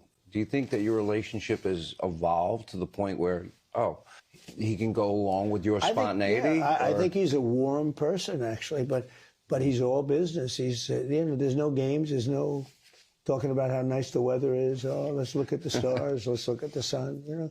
No, he's all business, and that's, I like that. I mean, that's a good thing. No games. I say it about him, and I could say it about some, not as complimentary, frankly, for the most part. But I say about him that if you went to Hollywood and you looked for a leader of China to play a role in a movie, central casting. He's central casting. You couldn't find a guy like him. Even his physical features. You know, he's tall, very tall. And especially for this country, because they tend to be a little bit shorter. You look at the military. I mean, the military today was incredible. That military marching was incredible. But no, if you went to Hollywood, you wouldn't find you're not going to find a guy to play the role. He's good. And he's, you know, I mean. I'm going to be honest, dude. I don't think Trump is going to commit to any of the shit that he's saying here, but it's not bad. Like, it's hard for me to look at what's going on. It's hard for me to look at what's fucking going on here and act like this is like a bad way to go about it. This is a genuine improvement to our previous posture against a country that is responsible for 30% of our trade. Okay? At the end of the day, this is what I care about. Not war, not war, not war. Just peace, just peace, just peace. Forever, forever, forever. Peace forever. No crazy war. No crazy. No crazy. No crazy war. I'll get criticized. They always criticize me when I say good things about certain leaders, and this one. But he's a leader for China. Where was his energy when he was slamming the tariff button? I think this energy came because he slammed the tariff button. Dude, only time will tell, but judging by his current actions in China, I get the feeling in a couple months he might be talking about Iran this way too. Okay? Because he already hit that button with China, And then it turns out China did have hands, as I told you, right? Because he overestimated American economic power, and he thought he could force China to submit. China didn't back down. China actually fought fire with fire for a little bit, okay? And then look at the way he's talking about China. Give it a couple months. He might be talking about Iran in a similar fashion as well. Because if you remember in the beginning, he was talking a very different game about China. Hasan, you're doing Chinese propaganda when you say we shouldn't go to war with China. I know, that's unironically what a lot of liberals' attitudes have been so far. It's unbelievable. There was one guy who was like an OSINT guy who straight up said, oh, Hasan probably got peaceful, that's like a peaceful coexistence from reading too many Chinese think tank newspapers or some shit like that. Where was it? Like this is what I said. Peaceful coexistence and cooperation. I wonder where I've heard that buzzword before several times a week for years. What a quirky choice of language that seems to be pretty damn revealing. And I said, or I legitimately think that we should peacefully coexist with one of our largest trading partners. This is not exactly a new mentality in international relations. It's a fine mentality. I hope that it can apply to Taiwan, but I do know Beijing MFA blob speak when I see it, and boy, does that phrase sound familiar. As obvious blob speak as calling Venezuela's invasion a limited operation to support a democratic transition and regional stability. It's not. It's not MFA blob speak. It's just literally a normal phrase to deploy here. It's one that is my own personal opinion. He's saying I'm like repeating verbatim the Chinese government's, Chinese intelligence. I'm repeatedly, I am saying what the Chinese intelligence wants me to say. That's the implication here, right? That's the argument that he's presenting. And he's using blob speak, which is oftentimes utilized against people like, people in the CIA circles, as though like there is any sort of foothold that MFA has amongst the American intelligentsia. It's an unbelievably, dare I say, hysterically paranoid position to have. What is blob speak supposed to mean? Blob is the foreign intel. Blob here is supposed to imply the NatSec side, okay? National security think tanks, the American foreign policy apparatus. That is what is oftentimes referred to as blob, okay? I think it was like who initially. Yeah, it's in Washington, D.C., here's the AI overview for you. The blob is a derogatory, affectionate nickname for the bipartisan elite foreign policy establishment. It refers to the entrenched network of government officials, diplomats, military experts, think tank scholars, and lobbyists who dominate U.S. foreign policy relations. It was first popularized. It's a Ben Rhodes take. It's first popularized by the Obama administration. It is a term to describe the groupthink within Beltway that favors military intervention. And it's ironic that guy is deploying it towards me, saying this is blob speak for MFA-backed lobbying groups. When in fact, it's me cutting away from the blob, which is the uniparty attitude towards China, which is saber rattling, increased saber rattling, and claiming that it's me getting, Chinese Ministry of Foreign Affairs, MFA, Ministry of Foreign Affairs for China. MFA, Ministry. God damn. No, it's not multi-factor authentication, and it's not fucking Master of Fine Arts. Ministry of Foreign Affairs for China. Ministry of Foreign Affairs. I know. He's led almost 1.5 billion. Sometimes I want to quit altogether. God damn. I can't tell if Chad's trying to be fucking funny or they're just like genuinely that stupid. Holy fuck. People for a long time, and he's respected. It's sort of interesting when the fake news said, they'll say, President Trump said that President Xi was a brilliant leader. That's a terrible thing. What am I going to do? But it's, you saw the response, and here's the thing. Those business people are here to make deals and to bring back jobs. They're bringing back massive numbers. China's going to invest hundreds of billions of dollars with those people that were in that room today. That's why they came. It was really an honor. We had just about every major business leader in there. Yeah, I mean, the list was impressive. There's no doubt about it. So maybe to give people some insight into how you act in these situations. You're representing our country. You're the president of our country. And we get to watch you on a regular basis, something that the media did not get a lot of access to when Joe Biden was president. But we watch you. We never did it. Well, and when he did do it, it was a disaster. Okay? So almost 100% of the time, it was a disaster. Pretty much. It was a terrible thing for our country. You can't be represented like that. Our country was laughed at. 2 years ago, our country was laughed at. We felt like a stupid country. We were scorned. We were mocked. We were taken advantage of in trade and every other way. I mean, look at what happened with Afghanistan. We left all that, billions of dollars of equipment behind. Could have taken it. It was just unbelievable. There's no reason to do that. It's just all of a sudden and leave it. No, we were a country with the highest inflation in history. When they talk about high prices, I inherited the high prices. I'm getting them down. I've got them down incredibly. In fact, if I didn't make the little excursion to the country of Iran, I had to do it. We just hit the highest stock market ever, which, by the way, now we're now higher than we were before the war started. And oil went up very little compared to what most people, even including me, I thought it would go up more. But that was okay for a short period of time because we cannot let Iran have a nuclear weapon. They're crazy. I'm going to get to that. You can't let them have a nuclear weapon. They would use it. There'd be no Israel. There'd be no Middle East. There'd be no Europe. And they come at us too. Because you know why? They're crazy. I'm going to get back to Iran. Let me go to the media and Donald Trump and then the person and give people insight into the guy that sits in the room across from the leader of China, 1.5 billion people. We watch you almost daily with the media, and I think you enjoy it. You bring them in, they have gaggles, you keep them there for a long period of time. Probably. It's not that I enjoy it. You don't enjoy it? No. You seem like you do. Well, every question's a kill. They're always going for the kill. Every question, you see these people with a hatred. I said, you have such hatred when you ask the question. Why? Because they have a strong border? Because they have a good military? Why do you have such hatred? The whole thing is crazy. It's not that I enjoy it. It's that I can get the word out because I don't get the word out. I mean, look, Fox is great, and, we have some that are good. But overall, if you read the New York Times, you actually think we're losing or not doing well in Iran. They have no Navy. They have no Air Force. It's gone. It's just a question of time.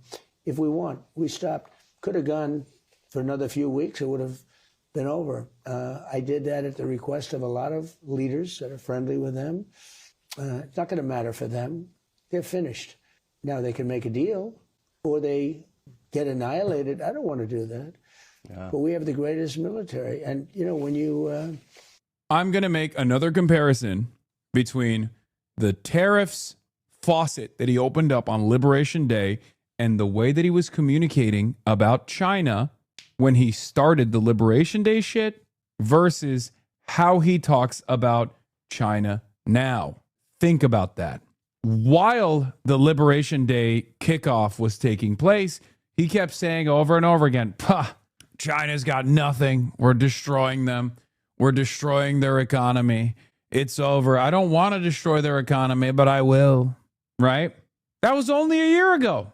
A lot changed in that year. A lot changed that year when China didn't back away. Right? Trump is like an animal. Sometimes you just have to literally be louder and stronger than the animal to help the animal understand who's the big dog in the room. When Liberation Day failed and he backed away from the maximum tariffs, no, Trump is not an animal. No, he behaves like a fucking animal. These guys all do. So does Israel, for the record. Don't insult animals. No, I'm just saying, like, they have a might makes right, law of the jungle view of the world. It's very clear. When China turned around and said place to Donald Trump on the tariff shit, look at the way he's behaving now. Look at the way he talks about China now. Let's be fucking real. Iran is doing the same thing right now. So I genuinely think, regardless of the Israel part of this equation, which is not insignificant, I think that Donald Trump's attitude on Iran and the way he communicates on Iran will shift a lot. They placated the American president with an old tree. It's very important.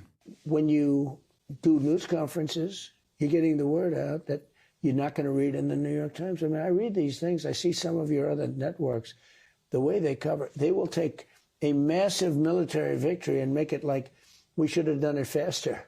The one thing they couldn't complain about was Venezuela because it was over in one day. So we're comparing it to... So here's my question. You know, as an example, Vietnam lasted for 19 years, right? It did. I think Iraq was 10 years. Thousands and thousands of people killed there. Many, many thousands in Vietnam. And we have, sadly, we've lost, in 2 wars, we've lost 13 people. 13. That's 13 people too many. But we've lost 13 as opposed to 75,000, as opposed to 50,000, as opposed to numbers that are staggering. Think of it. We're 19 years in Vietnam. Every war, we're 4 years, 8 years, 9 years. Iraq was 10 years. We're on all these wars. I've never, like a couple of months, and the Navy's gone. They have 159 ships. Every single one of them is now happily floating or not floating on the bottom of the sea. No, every one. They have no Air Force. They had a nice Air Force. They don't anymore. They have no Air Force. They have no anti-aircraft. Now, they probably have. I mean, we know everything they've done. They built it up a little bit. We'll take it out in one day. It'll all be gone. I hope they're watching because all of their anti-stuff, anything they put up, we know exactly what they put up. You know, they had a little respite. And so they're trying to get a few things together. They have taken some missiles from underground. We know exactly what they're doing. It'll all be gone in one day. Everything they've done for the last 4 weeks will be gone in one day. But when you read some of these horrible papers, if you watch CNN as an example, or that other one, they used to go to MSDNC, now it's MS Now. And they got rid of it because it was such an embarrassment. It gets no ratings. CNN is... Dumbocrats is bad. He's lost his fastball. I'll say it. It pains me to recognize this, but it's kind of like watching LeBron in the playoffs. You know what I mean? Every now and then there's a turnover and you're like, I've never seen that. I've never seen that from my GOAT. Just been destroyed. You were pretty funny the other day. You were in the Oval Office and you go, I think whatever I want to do, I'm going to say the opposite. Then I'll get what I want. It took me a while, But by the way, there's probably some... No, I'm going to announce what I don't want. I'll be able to get it. They'll immediately, I'll say, we will not build a wall. We will not because I built over 1,000 miles of wall. People don't even talk about it. We have the safest southern border in the history of our country. We have the safest border in the world other than North Korea. I tell you, North Korea has a pretty safe border too. They've got 5 fences that are fully electrocuted. You were at that border. I saw it. There's never been anyone.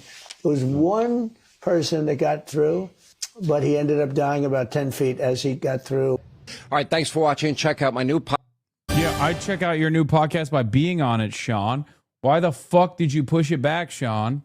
All right, we continue my interview with President Trump for the full hour. Now, of course, this was right after his all-important meeting with President Xi as we continue our interview.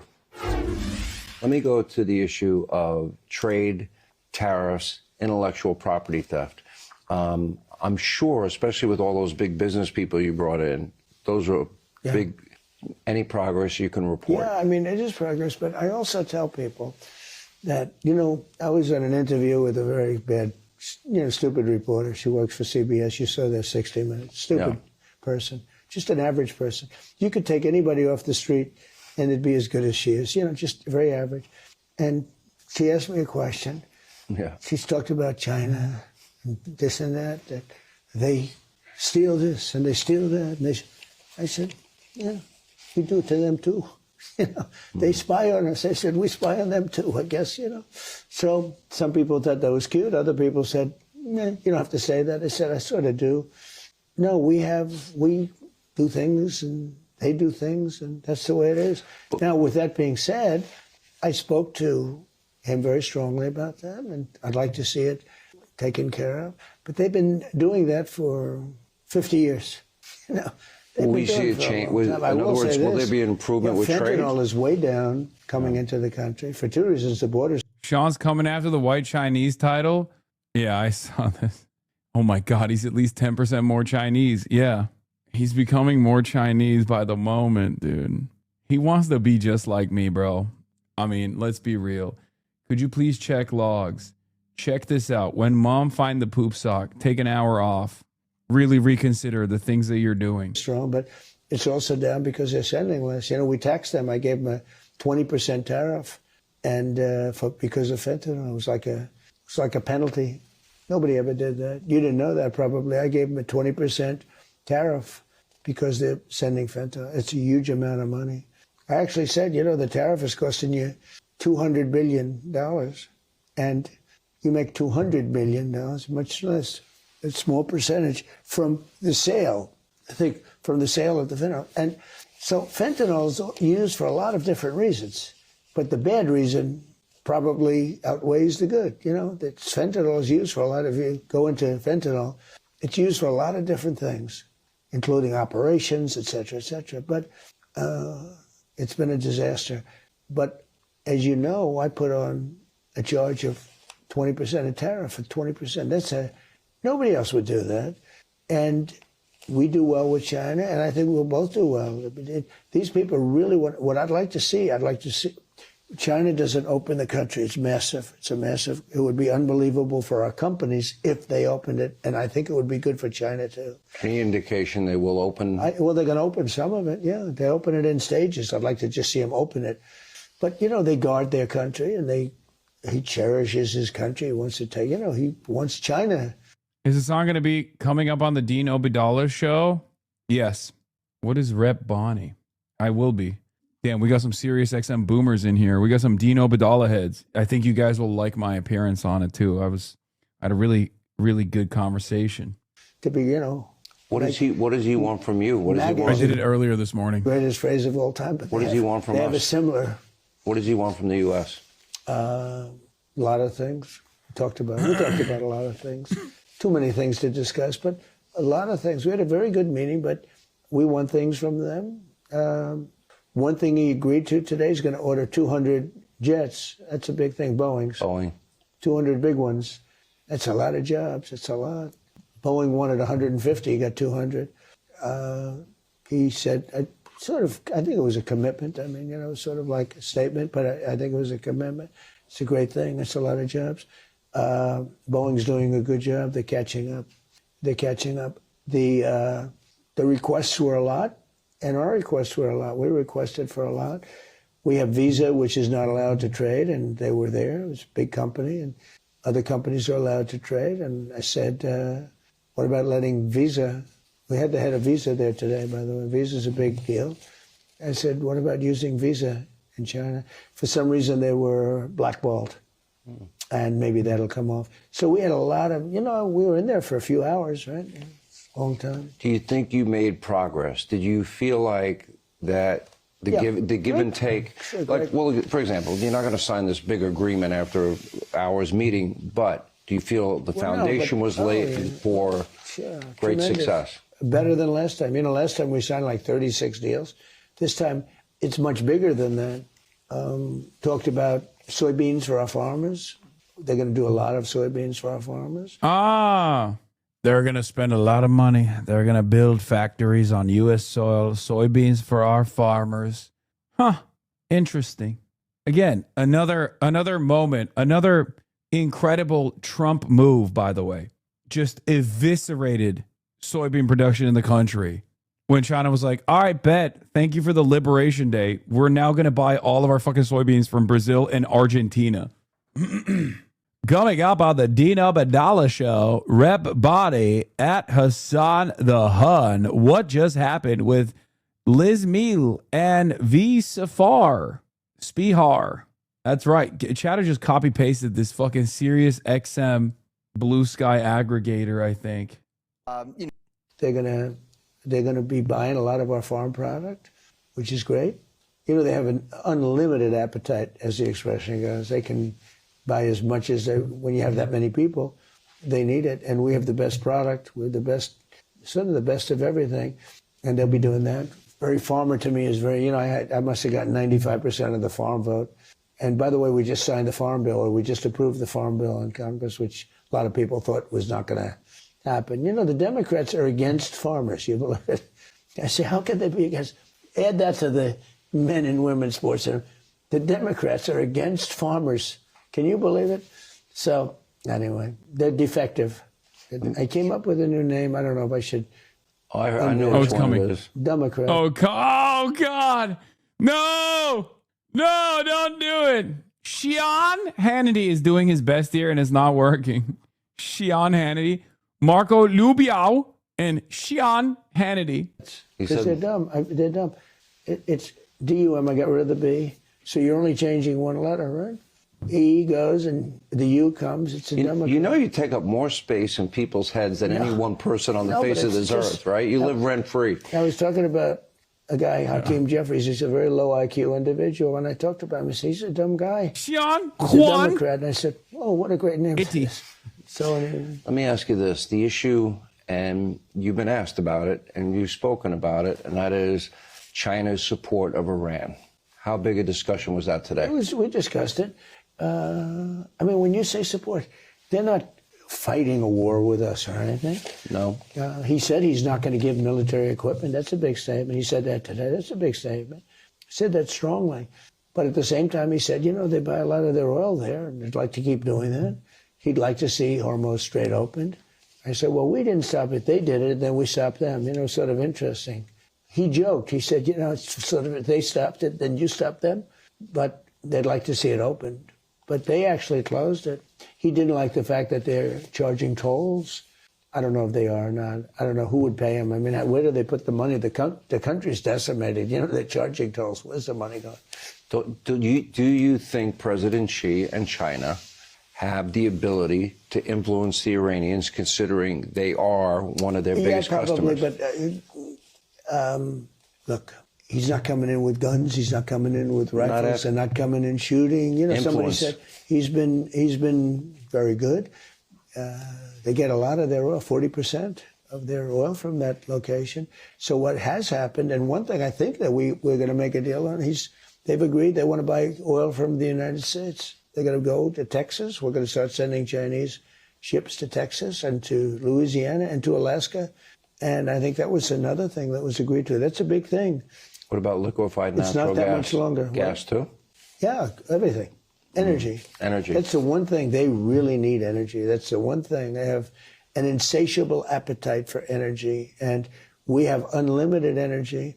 You know, we've now, under me, but we now produce more than, if you combine Saudi Arabia, and before the war, if you took Saudi Arabia, Russia, put them together, we're doing twice as much oil and gas as they are. Think of that. It's amazing. Venezuela is one. We're two. Called drill, baby drill, right? Oh. Well, I mean, when you really think about it, if they have a problem with Iran, and they need the Strait more than we need it open. We don't need it at all. We don't need it at all. We don't need it at all. Fair enough. So, I mean, you could make the case, you know, like, why are we even, we're doing it to help Israel and to help Saudi Arabia and to help Qatar and UAE and, you know, Kuwait and other countries, Bahrain. It also helps China. And we're actually, I told them today, I said, you know, we're helping you. And we're helping you in another way, because I don't think China wants Iran to have a nuclear weapon either.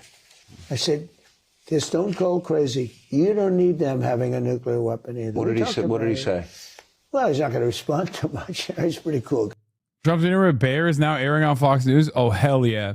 I have a sneaking suspicion Bear got China pilled a little bit. Big ones, big, beautiful Boeing planes, 200, that's a lot. They caught him with a commitment that they caught Bear playing ping pong with the locals, Boeing dude. And he was apparently whipping ass, too. Engines, which are great. Yeah, if they do a good job, we could go up to 750. And that's obviously a lot of investment going back and forth. You know, some Democrats, even some Republicans, had some concerns about Chinese manufacturing on U.S. soil. Is that happening? Well, if they don't want to pay tariffs, it could happen, just like it's happening with other countries and companies.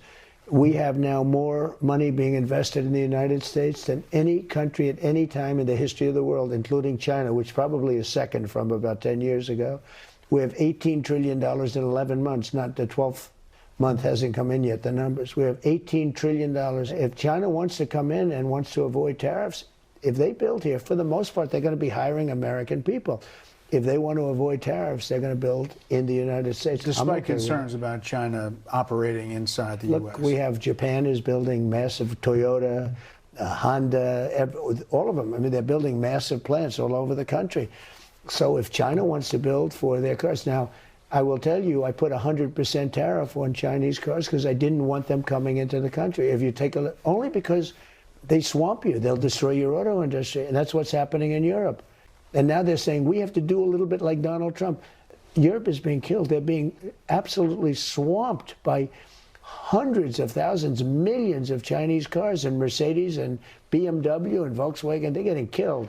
So if you notice, we haven't had that problem. You know why? Because I have 100% tariff on cars made in China. And even though the Supreme Court ruling, you're going to still continue that tariff road. The ruling was just on a specific type of tariffs. And you're going a different route. Correct. I have the right to do the same tariff in, frankly, a little bit more complex way, but it's actually a better tariff. It's a more stringent tariff. I want to ask you about Iran and AI, but China made clear that Taiwan is very important to them. And after your first meeting here, President Xi's spokesman put out a statement to the media, through the media, saying this: the Taiwan question is the most important issue in China-US relations. If it is handled properly, the bilateral relationship will enjoy overall stability. Otherwise, the two countries will have clashes and even conflicts, putting the entire relationship in great jeopardy.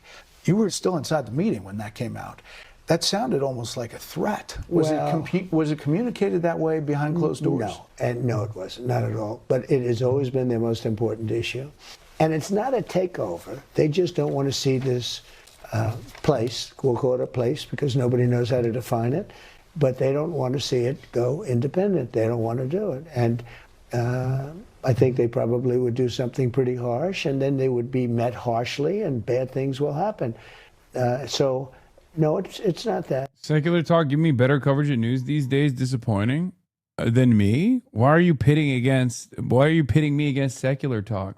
The fuck? I love Secular Talk. I've known him now 11 years, 12 years. It's always been the biggest thing for him, Taiwan. Now, with me, I don't think. I swear to God, people just get fucking bored on the stream, bro. They get bored and they just want to like make drama for some fucking weird reason. The fuck? Yeah, that's the woke Comandante Che Guevara, dude. I'm not. Okay, so why the fuck did you say this then? I'd like to see it stay the way it is, and I'll tell you something. What do you want me to do, bleach my hair? I'll make a little news. I'd like to see everybody making chips over in Taiwan come into America, because to be honest with you, I think it's the greatest thing you can do, because it's a heated situation. There's no question about it. And as you know, we have massive amounts of chip companies now from Taiwan already coming in. We expect to have 40 to 50% of the world chip business by the end of my term. And I think it should be even more than that. I think all of those chip companies, if they're smart, they're going to start heading to Arizona and the places where they're building. That's going to solve your problem. Should the people of Taiwan feel more or less secure after your meetings with President Xi? Neutral. Neutral. Has the policy changed at all? No, nothing's changed. U.S. policy? No, nothing's changed. I will say this. I'm not looking to have somebody go independent and, we're supposed to travel 9,500 miles to fight a war. I'm not looking for that. I want them to cool. Go ahead. Explain what you mean, dumbass. What fucking drama has taken place in the last 4 hours on this broadcast? Where has there been drama in the last 4 hours of this broadcast? Go ahead. No vague generalizations, no vague statements. I'm done. I'm done with this shit. We're just, if you do vague posts, if you vague posts in this fucking chat, I'm just going to start banning people. Okay? What is the excess of drama? Where was the drama? We've mostly covered the Trump Beijing summit so far. Say like is maybe too strong a word, because he thinks I could do it with just the signing of my signature, unlike Biden, who couldn't sign his signature. No, I'm holding that in abeyance, and it depends on China. It depends. It's a very good negotiating chip for us, frankly. It's a lot of weapons. It's $12 billion. It's a lot of weapons. But, when you look at the odds, China's a very, very powerful, big country. That's a very small island. It's, you think of it, it's 59 miles away, 59 miles. We're 9,500 miles away. Bro, still vague. The drama you're supposed to cover about people complaining about you, still vague, bro. Oh my God, I'm going to lose my fucking mind. Take a second off, reconsider, come back with actually Like the exact thing you're talking about. Developed Oh my because God. we had presidents that didn't know what the hell they were doing. Because if they would have put tariffs on chips coming in, they would have never left. Everything was about Intel, and everything was about our chip companies. They stole our chip industry. So I've said that for years. I said, you know, for years they stole our chip. If we would have had one of our presidents just say, we're going to put 100% chip. You can leave, you can build in Taiwan, but you sell it back into the United States. We're going to put 100% or 200% tariff. We would have never lost a chip. We lost the chip industry. It's all coming back. And I do say this, Taiwan would be very smart to cool it a little bit. China would be very smart to cool it a little bit. They ought to both cool it. On AI, was there any agreement about any kind of guardrails that China and the U.S. might agree to so that AI doesn't go crazy and Well, take we over talked the world? about it. Yeah, we talked about it. Look, AI is mostly a great thing, mostly. And we're leading China. We talked about that. We're leading China by a lot. I gave the right for AI to build their own electric producing plants. That's a big deal. They can manufacture their own electricity now, which we could never have gotten from the grid. And now you have these very rich companies headed by lots of geniuses building electric plants. Because of that, we are leading China by a lot in the AI race. Now, it's mostly the two of us. Other nations are in it, but mostly. And whoever wins the AI race, and we're going to win it. I mean, if we're smart, we're going to win it. If we're not smart, we're not. But we're leading by a lot. We talked about that last night. President Xi was very surprised at how well we've done with AI, because they thought, you know, when it started, they took this gigantic lead. And we now we are substantially ahead of them in AI. But do you think there'll be some buy-in, set up guardrails or something? I think there could be. We talked about it. But, you know, at the same time, we're competing. So it's a little hard to say, oh, gee, we're competing with each other and we're going to put guardrails. It really doesn't work that way too much. But AI, if you look at medicine, some of the things they're coming up with medicine, some of the cures they're coming up with that people would have never gotten there, it's going to be mostly a good thing, but we want to have some guardrails.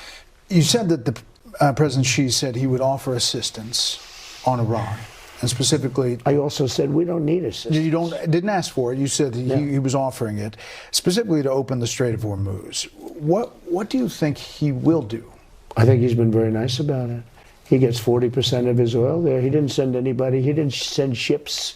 He didn't send ships with big fat guns on them that we would have had to repel. What? We would have. The good thing is I built, during my first 4 years, the most powerful military in the world. What is he saying? China didn't send one of its few aircraft carriers or some shit? Let's see, about 48 minutes. I think it was 48 minutes and 13 seconds, and it was over. And it's a strong country with a strong military, but it went very quickly. And now, by the way, we have made a fortune with their oil. And so if they've made more money in the last 8 months than they've made in the last 10 years. And we're really, participating in the profit. Venezuela, but obviously Iran is it's a different kind of a thing. Yeah. But we're doing probably almost as well as, I don't know how you can do better. They have no Navy. They have no Air Force. It's all destroyed. Their Air Force is destroyed. But yet they're talking a big game. They're talking a big game. Iran's foreign minister said the Strait is open to commercial shipping only if they cooperate with the Iranians. They're not talking a big game. You know who's talking a big game? They put a Rakshi photo that has even more aura. That we're losing militarily. Think of it. They have 159 ships. Everyone is now in the bottom of the sea. Every one of them is gone. They had mine droppers. They call them mine droppers. Nice thing. Who has 22 mine droppers? The mine droppers are all gone. Now they have what they call fast boats. You know what they are? Runabouts, like you'd buy for your fantastic son if you wanted to buy him a nice boat, and they put a machine gun on it, okay? Most of them are knocked out. We knock them out just like we knock out the drug dealers. You like to talk about cards. It seems like they're playing with a bad deck, to your point. They have no deck. But they're still playing. No, the only thing they have going is a fake press. They know how well we're doing militarily. And then at the request of a very nice group of people from Pakistan who are very close to Iran, I didn't go the final. They said, could you stop? We're going to make a deal. And we really had the confines of a deal. No nuclear. They were going to give us the dust, nuclear dust, everything we wanted. And every time they make a deal, the next day it's like, We didn't have that conversation. And that's taken place about 5 times. There's something wrong with them. Actually, they're crazy. And you know what? Because of that, they cannot have a nuclear weapon. Because the president of China agrees with you on that. And he agrees with me on that. He agrees with me that he wants to see it end. He'd like to see it end. He would like to help. If he wants help, that's great. But we don't need help. And you know the problem with help? When somebody helps you, they always want something on the other side. That's the way help works. Hard to believe, but it was 1 year ago today in UAE, interviewed you, and I asked you about Iran. How do you get to a solution there? Oh, we'll get 100%. You think so? Well, we're going to have a solution one way or the other. It's either going to be violent or not Background violent. shift. I far prefer nonviolent. Sure. Obviously, you've By the way, explained. perfect answer. You've explained why you did what you did because of the nuclear threat for Iran. But you know, it's obviously not Venezuela. It's different. Well, it's different, but you did say it was going to be fairly quick. I mean, you said it numerous times. Venezuela was sending drugs in at a level that was terrible, and they did something that was a terrible, mortal sin. They emptied their prisons into our country. Okay, that was terrible, and that was different. This one is, I guess you could say, worse. That was pretty bad. You don't get much worse. Emptying your prisons, drug dealers, murderers into our country, that's pretty bad. But you could say this is worse. In this one, they are trying to make a nuclear weapon. I've stopped it twice. They would have had it 2 years ago. They would have used it already on Israel and the rest of the Middle East. Look at all the missiles shot at people that didn't think they were even involved. Qatar, Saudi Arabia, UAE, look at all. I mean, Bahrain, Kuwait, they got all shot at. Nobody thought they were even involved in this thing. They would have used a nuclear weapon on the Middle East. One thing I'll make clear right now, they said very specifically, because I deal with them, I said, we're taking the nuclear dust. They said, you can have it. I said, we're going to go get it. We're not going to let you take it. They said, we can't take it. We don't have the capability of taking it. I said, why? I said, because Iran is demanding help from us. Literally collapsed on it, a granite mountain. So just like China said, I'm the hottest president. She said it, not me. And he said the truth. He said, I'm so sexy. And Iran is always saying, can you please come and take this nuclear dust? You know, it's important. It's probably good enough for a different reason, though. Space Force, which I created, has got cameras, 9 different cameras in space on that site. We know everybody that moves there. We can read the name of a person. We can need, if his name is Mohammed something, and most of them are Mohammed, you can guess, about 50% right. We can read his name right on his tag from space. It's the most amazing thing. What? Anybody that goes near that space, we have it tagged. They haven't done anything there. And if they did, we would hit them very hard. So 2 days ago, in speaking to the Iranians, they told me it was hit so hard. They actually said, I must say, that there's only 2 countries that could get it, us and China. Right. They said us and China, that they don't have the capability of getting it because it was so obliterated. The term I used was obliterated. The fake news said, oh, maybe somebody can get it. They Look at the actually community said note on this if they one. wanted to get it, they couldn't. So Hasan actively pushes Chinese imperialism, denies CCP involvement in Uyghur genocide, and promotes militaristic takeover of Taiwan. Wait, what? What does this have anything to do with what I'm saying here? Like, community notes are supposed to be meaningful about the thing that I'm talking about, okay? I'm not making an assessment on support for unification here at all. I mean, okay, man, great. Yes, I'm a Chinese imperialist, dude, totally. That's what this is. God, I hate that the most like annoying thing that has happened beyond Twitter being a fucking neo-Nazi shithole, which is the ultimate most annoying thing, is that the liberals that fucking remain, the liberals that remain on the platform are also some of the most unvarnished imperialist nuisance liberals. It's just so fucking frustrating. It's very rare to have the entirety of the liberal and left coalition united on Twitter. Everyone has knives out for one another. It's intentional. I fucking hate everything, man. I was in such a goddamn good mood too. I was in such a good mood when we first started, and now I'm in a horrible mood. Bro, the libs on Blue Sky are just as bad. I guess it makes sense. Look, I'm no stranger. DGG is super active on community notes, and they've effectively taken over the community notes subreddit. Great. Fantastic. Good for them. I don't know what else to say. Nobody gives a fuck about community notes on Twitter other than the people who are making the community notes on Twitter. That Lilith chick is a deorbiter, by the way. That's why they're hitting you so hard. No, I know. It's fine. You know, we're going to send her ass to the front lines. She is going to go and militarily open the Strait of Hormuz. Okay, that's what she's going to do. Again, these people are fucking motionless in the goddamn real world, which is precisely why they try to generate motion by algorithmic boosts in a platform where the billionaire neo-Nazi owner of the platform openly despises me. Okay? Trump doubled down on the I don't care about American financial situation. Fuck, I missed it. Oil would go up to $250. You know, it was $99 yesterday, $99 a barrel. I thought it might go up to $200. I was okay with that. Not that I wanted it, but you cannot let them have a nuclear weapon. They will use it Form on the correct post They'll on a start off neo-Nazi with site. Israel, wipe it out. Yeah. The Middle East, wipe it out. It'll go to Europe. You know, they have a missile that goes to Europe. You saw that, okay? They have a missile that goes to Europe. I have done Europe a very big favor. When you tell somebody you're going to have to pay a little more, not that much more. I can't a little more rewind. for gas, Celine. You can rewind the broadcast by subscribing to the Piker Broadcasting Service for $6 or for free, but I can't rewind the Fox News live broadcast, unfortunately. But we'll see. ASIN probably Everybody posted. says that's fine. And that question was a fake question, and they didn't put my full answer. I totally care. Look, I inherited high prices, and they came in with the word affordability. My first press conference, 2 days in, and Biden didn't do press conferences. He'd go for years without doing, because he was incapable of doing it. He was an incompetent person. But my first question was about eggs. Eggs have quadrupled. What are you going to do? I said, Mate, eggs, feed tell Art. me Thank you for about the 10 eggs. gifted Tell me about decoy. the Thank you for the problem. 5 Eggs have gifted. gone up 4 times. Be kind. I said, Rewind. I'll take care of it. By the way, I did take care of it. But they came up with a word, because they are good. They're rotten with policy. They're horrible politicians. In many cases, we have a new name. They're Democrats. I call them Democrats, not Democrats. They're Democrats. He's really going on and A going lot in of on low this. IQ people. You have Ilhan Omar saying World War XI. She said she was referring to World War II. She said World War XI.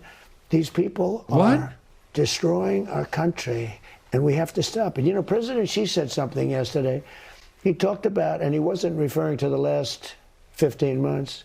He talked about America's a nation in decline. And I said, you're right. But he wasn't talking about, because he said, what you've done in 14, 15 months is a miracle. When you hear Trump voters, Alex says, I voted for you 3 times. He can't handle the costs. And he's not for this foreign conflict. I hate it, bro. He's not for the foreign conflict. But Roy in Pennsylvania, he's a retired farmer. He can't handle the fuel going up. And he says he's going to come down disappointed. very fast. And Well, so, no, look, I'm disappointed. I'm just telling you when what they you say say. to him, Roy, Alex, we got a problem. We just hit the highest stock market price ever. By the way, then, when I went in. Now, again, it's higher. With the war, it's higher than it was when I went in. Think of that. I agree. The 401ks at their all-time high. There are more people working right now in the United States of America than at any point ever in the history of our country. Detroit Free Press, a state that you won. While champagne flowed on the trading floor and President Donald Trump celebrated record highs, pessimism spread like wildfire outside Wall Street's doors, straight into the kitchens of average American families. There is this sense that, you know, something is changing. Whether they can hold on and believe that you're going to get them to, Brett, I have to do what's right. I said to my people, we just hit 50,000 on the Dow. That wasn't supposed to happen for 5 or 6 years. I did it in my first year. We just hit 7,000 on the S&P. That wasn't supposed. That was even less of a chance than the Dow. We was just announced 401ks are at their all-time highest that they've ever been. All these things happened, and I said, I'm sorry to do this to you, but we have to stop this group of very crazy people. Now those people are gone. They've been eliminated. The second group has been eliminated, and some of the third group. In a way, we've eliminated so many leaders that it's almost, I'm trying to figure out who the hell are we dealing with, all right? Who are you dealing with? But, well, we're dealing with people that I think are right, but they're afraid to make a deal. They don't know how to make a deal. They've never been put in this position before. So you're going to hold out until they do? Well, I'm going to do what's right. I have to do what's right. But the strait should be open, right? It should be open. Look, see, to stop the Strait is very easy. All they have to do is say, we dropped a mine in the Strait someplace. You know, see, we're at a little disadvantage, but that's okay. The Strait will be open. They will not have a nuclear weapon, and the world will go on, and you will see gasoline prices drop, energy prices generally drop like no. Don't forget, they have a lot of boats that are loaded up with oil that are going to bring the oil out as soon as this is over. And I think this interview is kind of interesting because, like, Brett Baer is kind of cooking him a little bit. For many, many years with the Strait. Like, you know, they've used this many times. This is definitely a more contentious interview than what you would expect from Fox News. They're not using it. And I wonder if it's because they got the boss call because he's been too positive on China, or if it's because, like, they're starting to get annoyed with his lack of interest in affordability. Sometimes, because it's starting to ruin. Because it's going to have like down ballot consequences. Special report from Beijing with the President of the United States continues. You know what I mean? Or maybe he's mad about the parking ticket in China. Or maybe he's now a swagged out white Chinese boy like me. Yeah, we got the Brett Baer clip here ready to go. Let's take a look. It was right when I was looking at some dumb shit again. But here it is. Democrats and political pundits jumped all over this statement that you made the other day. You were asked when you were leaving. What extent are American financial situations motivating you to make a deal? Not even a little bit. The only thing that matters when I'm talking about Iran, they can't have a nuclear weapon. I don't think about American financial situation. I don't think about anybody. I think about one thing. We cannot let Iran have a nuclear weapon. That's all. That's right. That's a perfect statement. I'd make it again. You can imagine how many people stop the soundbite I don't think about America's financial situation. So, I mean, that doesn't, it's not even the entire statement in and of itself is, I think random hallucinated fear is far more that random hallucinated fear that the Israelis have been promoting for a generation at this point is far more important to me than the immediate financial circumstances of American citizens. That's the full context here. Okay. Obviously, I'm framing it in a very negative manner, but like ultimately you're saying Iran having nukes is far more dangerous than Americans having to pay more for gas. Okay? That's what you're saying. I promise you, if you were to go out in the real world, you would be shocked with the responses by average Americans.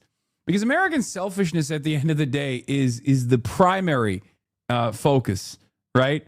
If you were to ask Americans like, hey, Iran gets to have a nuclear weapon, but you get cheaper gas as a consequence of that, I don't know what Americans would say. I think pretty realistic framing when our own intelligence said Iran was not a threat, to be honest. Yes. But I'm just saying, like, even if you were to ask Americans like, hey, do you think it's, cheap gas, but Iran gets to have a nuke, which they can threaten Israel with? You don't want to know what Americans have to say about that. Okay. Oh boy. Americans would be like, give them 10 nukes. Can I give them some nukes of my own? Is it possible? Yeah, $2 gas, but Iran is a nuke. Yeah, America's about to be like, I will convert to Shia Islam. Gasoline. That wasn't me. There is a woman online who looks exactly like who had a Molotov cocktail. No, everyone was pro-Doge until they saw the fact that they were just removing inspectors generals that were investigating Elon Musk, for instance, or cutting civil service jobs that you then had to give back to people because that's how the government actually runs. The idea of the Trump administration running the intervention into fraud is so utterly laughable when you look at how much they are profiting off of their positions and off of the American people.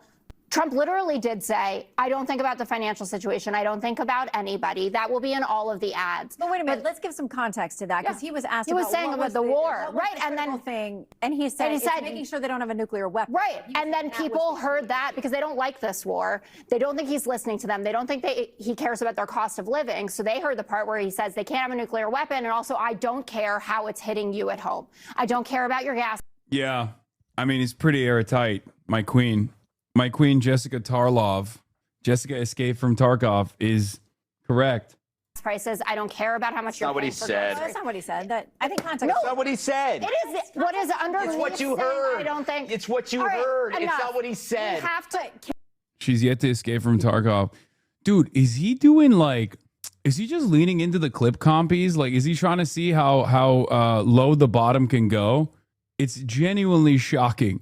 This is a question. You know, President Xi said where President Xi said America's a nation in decline, and I said, you're right. What the you know, fuck? President Xi said something yesterday. I mean, I know he's gonna say, oh, he meant like Brandon, and I'm bringing it back, right? Like that's his like way of dancing around the issue. But I don't think that looks good at all. He talked about, and he wasn't referring to the last 15 months. He talked about America's a nation in decline. And I said, you're right.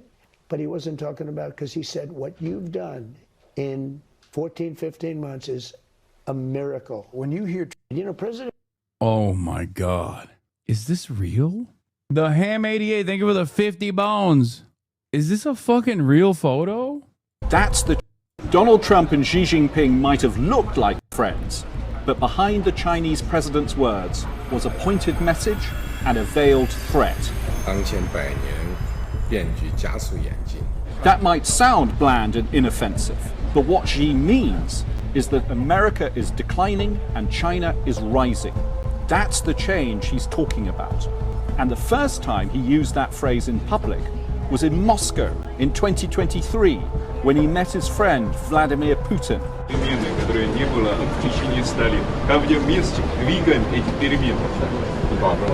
For Xi to have repeated this message, which effectively means I'm rising and you're falling, directly to the President of the United States, was a sign of confidence, even arrogance.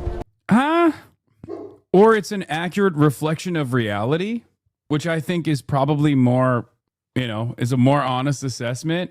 It kind of is what's going on, right? I don't think it's arrogant. I think it's a reflection of reality, but also, I guess the unique. Here's the unique moment. Chinese envoys, Chinese heads of state, don't just make blunt statements like this. Even if it's like they're very careful with the language they use, right? It's the opposite of Trump. Think opposite of Trump. Like I would go so far as say they care about every little minute detail of diplomacy, the seat that Trump sits in versus the seat that Xi sits on, that elevates his status, shit like that. That I don't think like Westerners care about all that much. They do care. It's very delicate.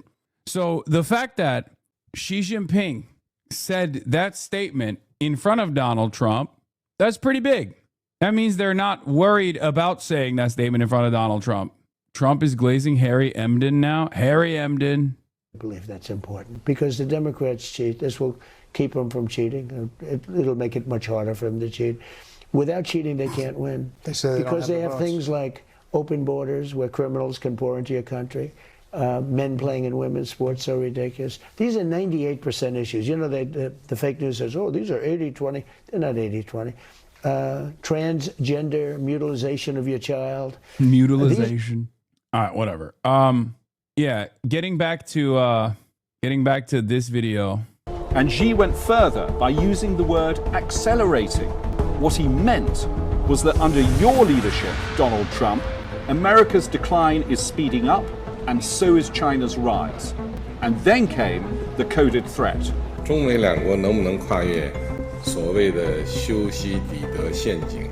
That phrase, Thucydides' trap, was invented by a Harvard historian, Graham Allison, to describe how established hegemons have often gone to war against rising powers, just as the Greek historian Thucydides described how Athens and Sparta... I don't think this is a threat. Dude, Westerners literally, oh my God. Buddy, this is the audacity of Western exceptionalism once again. It's quite literally written by a Western analyst to describe what has happened through historical cycles where rising powers have butt heads with diminishing empires.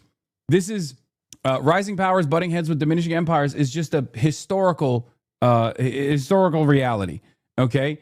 What he is saying is, let's not do that. That's not a threat.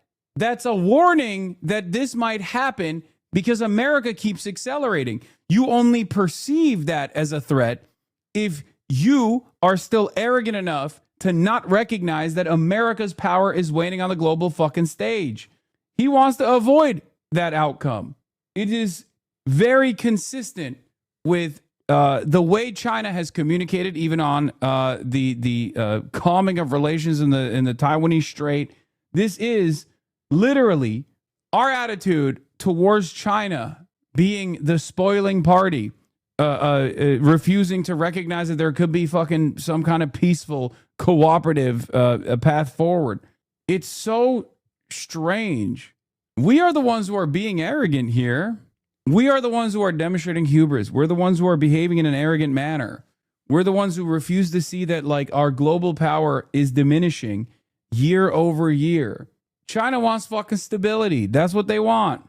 Waged the Peloponnesian Wars of the 5th century BC. What Xi meant was, the way to escape that trap is don't resist China's rise.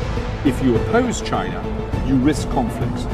To avoid this, you must accept the changes unseen in a century.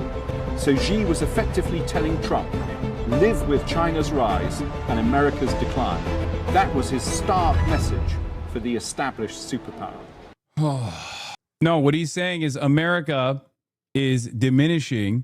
America's power and force projection capabilities are diminishing around the world at a time when obviously China's global power has increased tremendously. This is an objective reflection of facts. We must always seek truth from facts. Okay? Let me get real Chinese with you for a second. It's the credo. It's just objectively true. And instead of waging unnecessary wars, saber rattling, and trying to reassert American dominance, when it's an inevitability that American dominance is going away, which will be costly, deadly, and totally unnecessary, let's avoid that trap and let's chart a new path forward where we can work with one another rather than wage war against one another. Of course, the frustrating part about this is that, well, one, Donald Trump didn't understand what that was. And then two, turned around and said, oh, no, he meant like America's power was diminishing under the Brandon regime, but now we're good. There's never been, and last night's event was incredible, actually. Well, Mr. President, we appreciate the time. Thank you. Thank you very much. Thank you very much. You only think this is a veiled threat or a direct threat if you only think that's a direct threat if you only have one understanding of conflict, that the way that great powers work with one another is through conflict. That's it. It is a very, very, what? I just really love fart. Why are we doing wars with fart together? Check this chatter's logs. It's important. Okay, you take the 30-minute, you take a 30-minute break from chat. And then the other chatter takes a day off. Oh my God, he gave hours upon hours to Sean Hannity. All right, we continue more with President Trump. We held this interview right after his all-important meeting with President Xi. His all-important meeting. Continue from Beijing, China. If you were to take some headlines out of this summit, America, I'm sure, watched the reception. And I'll do a side-by-side. Dude, what the fuck? I already banned you for the day, and you came with another fucking sock account for chatter. I know the TOS or the waterboarding thing. Okay, please stop spamming it. I know, I've read it. I read it a million times. You literally spammed it a million times over the last month almost, since I said I was gonna fucking debate Sean Hannity. I know you keep trying to get my attention. I have seen it. Okay, I saw your message. I got it. And then I gave you a day off because you keep spamming it for a month now. And then you came with another sock account. Yeah, this was the only interesting part about this vid. This is a very interesting part where, I mean, this pull quote from South China Morning Post. Even Xi Jinping, the president, has reportedly referenced Game of Thrones in the meeting, saying the world should not descend into a situation like the show Warring Kingdoms of Westeros. Yeah, I didn't like that. I hated that when he said that. I don't like to think that Xi Jinping is consuming Western media that much, okay? Why would you want America instead to survive? How will that bring upon liberation? Because I am a human being that recognizes that human beings have a finite amount of time on God's green earth. I want this transition away from American unipolar hegemony to multipolarity to be as to have the least amount of violence as physically possible. As an American citizen, I don't want to experience the maximum amount of bloodshed, okay? Because America could either retreat from the rest of the world in a peaceable manner, okay? Or they could try to stop the hemorrhaging by accelerating the bloodshed, which would contribute to maximum amounts of pain for not just the United States of America, but for nations in the periphery. I've made that very clear. I recognize that the end of empire is here, but I also understand that when empires die, they do not die quietly. It could also accelerate, as a system, instead of being dismantled, it could also accelerate its own demise. Yes, but that acceleration means death and destruction for nations in the periphery. I mean, dude, if we consider the increasingly belligerent acts that America is engaging in to be a part of that explosion, okay, the contradiction is unsustainable, the crimes are irredeemable. I don't know, man. Dog, you're living through it. What do you think allowing Israel to do whatever it wants to the Palestinians is? Okay, that's what it looks like when you don't try to retreat, when you just allow empire to advance its contradictions. That's what it looks like. Gaza is what it looks like when we let loose. Okay, do you think it's worth it, or do you think there's a better solution? What it looks like is 160 dead schoolgirls in Minab. That's what it looks like when you just say, fuck it, let's accelerate the contradictions. I'm not willing to entertain that. I live here. I'm a human being on God's green earth. Currently, my assessment is trying to educate people to the best of my ability that this is done. Okay, it's donezo. And we have two options out of it. One is to let the contradictions worsen. And the other is to say, look, this is over. Let's retreat in the most peaceful manner possible. Yeah. The air in Tehran is currently saturated with petroleum fumes and will be the case for a very long time. Which of these two alternatives is better? Yeah, exactly. But do you think after all that, IR won't just loop back? What? If not fully dismantled? Wait, what are you? International relations? Dude, if we both see American empire declining as an inevitability, which it seems like we do, and there's two options here. One is a strategic retreat. One is a strategic retreat from the rest of the world in as far as like our military ambitions. Like if one option is Nazi Germany and the other option is like what the United Kingdom did in the post-World War II design, where slowly but surely it had to retreat from its colonies, even though it tried to maintain as much power as possible. If both are deadly, but one is less deadly than the other, I will take the less deadly option. Okay? Because Nazi Germany is what it looks like when you exhaust the contradictions. Do you not think that it won't just go back to what it was always done some decades later, if not fully dismantled? No, it's over. It's over. It's done. I also don't want to live in a fucking failed state either. I don't want to live in a failing state, even though I currently live in one. My job is to try to explain to people that we are living through a failing state and that the accelerationist consequences are disastrous because it leads to fascism. Because yes, exhausting the contradictions either leads to socialism or barbarism. And considering that there will not be a spontaneous revolutionary movement that arises from the ashes of American liberalism, as we're currently watching that unfold, the transformational side out of the two-party duopoly we currently have is actually the Republican Party. They are transforming themselves under the leadership of Donald Trump into a fascist party, into a illiberal party. The Democrats, on the other hand, are still hopped up on fumes where liberalism can be salvageable when it clearly is not. In exchange or in retaliation against that transformational change taking place in the Republican Party, where they're transforming from a liberal party to an illiberal fascist party, the Democrats should be transforming themselves as fast as possible to a socialist party, a communist party, a party that actually understands that the liberal system is dying, okay? But they're not doing that. They're fighting back aggressively against that change. And that's fine. They're a bourgeois liberal party. Obviously, they're not going to transform to a socialist one. But we will try to use the readily available options to the best of our ability until those options are completely destroyed. Anyway, let's hear what Trump had to say about the 5,000 foreign Chinese students now, by the way, which is, of course, something that he also brought up to Laura Ingraham a while back as well. I'm in Beijing. If I wanted to buy property near one of their military installations, I don't think President Xi... No, they wouldn't let you. I don't... Look, it's not that I love it. You want to see farm prices drop? You want to see farmers lose a lot of money? Just take that out of the market. But they've had a lot of land for a long time. Obama did nothing about it. Here, for the chatters that keep asking, exhausting the contradictions, what does it mean? In simple terms, okay? I mean, capitalism as a system is built upon a contradiction, okay?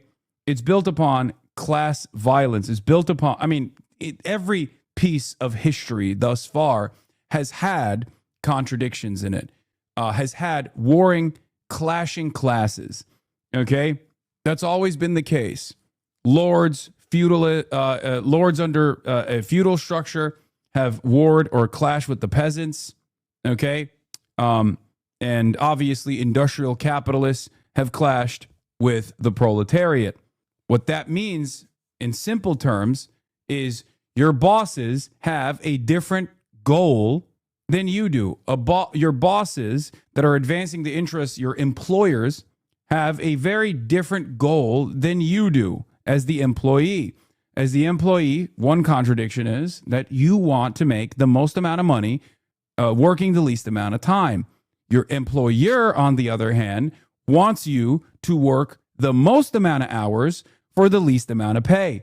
This has always been the case throughout history, okay? This has always been the case. Every piece of history, every piece of historical development that has taken place, taken shape around the world, has been when those contradictions have met one another in clash. Oftentimes, progressive historical forces, even if it's bourgeois forces warring against the monarchs, for example, have advanced history in a progressive manner. This is the French Revolution, for example, where the bourgeois elements in society have advanced or progressed history in a direction where they eliminated by way of a bourgeois revolution, and same with the landed gentry and the slave-owning class as well within the American Revolution, another historically progressive revolution, even if it wasn't a proletariat revolution, right? Even if it wasn't a workers' revolution, was still a historically progressive revolution nonetheless against the maintenance of a colony, right? Against the British Empire. When these forces clash with one another, one side wins out over the other, and it's a complete domination of the other class. We currently exist under a system of global capitalism where clearly the employer class, okay, the bosses, and the forces that defend the bosses are the class that won over the working class. Seems a little reductive. Bro literally said Karl Marx, basically one of the godfathers of sociology, is reductive. What I'm describing to you is literally just the opening statement, okay? That's incredible. This is not reductive, it's descriptive. It's descriptive in a way where it forces people to recognize how history has evolved. Stagism is reductive. Okay. Oh. What is this? There's a great interview with Jason Hickel on this very subject. What's the role of... Oh, this is imperialism. This is imperialism, the highest stage of capitalism, described by a London School of Economics professor. Okay, in modern terms. Anyway, listen. This other one was really good too. Clara Mattei talking about capitalism not being natural. We're in a situation. There's some, this is, we're not going to get into that currently. Okay. Getting back to the point I was making. The acceleration as Take the Chatter had was basically just let the ruling class eat up everything until society implodes on itself because state capacity has been sold off to the highest bidder. But I was describing contradictions. Okay, because the chatter asked me, what do you mean by contradictions? What does exhausting the contradictions mean? Okay, exhausting the contradictions, or at least like letting contradictions run its course, is when the pedal gets to the metal. Okay, when when speculation-based market forces meet the reality of a hard limit of a physical substance, a contradiction that's being exhausted in real time would be the realization that there is a bubble in the energy markets, right? That would be the exhaustion of a contradiction. When you run out of runway because the strategic reserves are out and there's no more oil transiting the Strait of Hormuz, and you're an Asian economy, an Asian country that desperately needs more oil to be transited to your ports so you can continue, you are so engaging in revisionism. Please do not do bourgeois revolution revisionism. The American Revolution was a direct result of the British threatening slavery. I love you, man. Thank you so much. You're right. I too also think it's revisionist. The progressive historical forces in this regard were the British Empire. I hate this stuff. I hate this argument. First of all, there's many different schools of thought in this interpretation and this analysis of the American Revolution. I'm not even hitting like the AOC version of events where I'm simply stating that it was actually really good and everyone had honest and decent anti-imperialist goals in the American Revolution. Okay, this is one school of thought that you have, or that you probably watched a fucking YouTuber or something do a shitty job of summarizing. Okay, he just said it wasn't a proletariat revolution. I know it wasn't. I said it was a bourgeois revolution. He's saying it wasn't even. I don't even understand. Please do not do bourgeois revolution revisionism. The American Revolution was a direct result of the British threatening slavery. You are so engaging in revisionism. I don't know if you're saying that you have not read the counter-revolution of 1776. No, I took a push this year. Okay, AP US history. Yes. The reason why every other historic revolutionary figure has glazed the American Revolution is because there are elements of it that were a progressive historical force in comparison to being a part of British colonial rule, regardless of the overarching goals of the founding fathers. In any case, another chatter asked me about the exhausting of the contradictions, and I'm giving you one example of it. I don't even know how we got here. Yes, I know the Chris Rabb rally is live with AOC. I know. Keep showing up for me, and you keep showing up for each other. And that's why I'm running. That's why I'm running. Oh, what the Because you're my neighbors. And that's what neighbors do. And it means so much because it's been a challenging 10 months. Yeah, I said it. I've been running 10 months. And it's meaningful because this is an affirmation that I'm walking in my purpose. No, I did max out the YouTube volume. It's not working. And I said purpose, not position. Big difference. Purpose transcends whatever moment you are in. When I won the same night as what's his name on 2016, it was a mixed evening. And then a month later when I took office, we had what's his name in the Oval Office, and I was going into the smallest Democratic minority in 60 years. And I had thought, is this what winning feels like? This sucks. And I expressed to my mom, I said, Mom, Howard Zinn didn't read Chatter's AP history class. No, the Chatter's thesis is the one that other Chatters were also bringing up, which is the Horn thesis. Exactly what you're supposed to. The idea that, and it doesn't even necessarily contradict what I'm saying to a certain degree, which is the idea and then that I was walking to my office. Yeah, this is what you're talking about, which is the idea that like the founding fathers were not primarily invested in ridding themselves ridding themselves of colonial control, but they also were invested primarily in defending slavery, chattel slavery. The only argument that I have against it is that it was a historically progressive bourgeois revolution because at the end of the day, while they still primarily invested themselves in the continuation of chattel slavery, they also were trying to to rid themselves of colonial control. The British were still slavers at that point. They only banned it, the practice in the homeland. I don't have, and maybe I'm right, maybe I'm wrong on this, but I don't have a firm belief that under the Commonwealth, if America, Hasan thinks slavery is okay, you have to be the most fucking insane person on the planet to make this statement. Like, either you personally believe that under the Commonwealth that slavery would have absolutely been abolished and it simply would not have continued, and westward expansion could not have continued under British control with British domination, which I don't think there's, which I don't agree with. Okay. Like, I think it would have been all the same. It just would have been controlled by the British Empire. That's my assessment. My assessment is that it still would have taken shape in a similar manner. And the founding fathers, instead of fighting against British colonial rule, would have basically been the compradors, the ones that collaborated, the ones that would have chosen to collaborate with the monarchy, would have still maintained the exact same system, if not worse. I said, well, if I run without integrity, I've already lost. There's only one way to run. There's only one way to run. And it's in community. And it's in movement. Yeah, I mean, look at And Canada, that's what exactly. I want you all to realize. Look at Canada, look at Australia, look at relics of British Commonwealth and British colonial control, and you will see very similar atrocities Don't let take anyone shape. tell you otherwise. Because right now there are a lot of people closest to the pain who are afraid for very good reasons.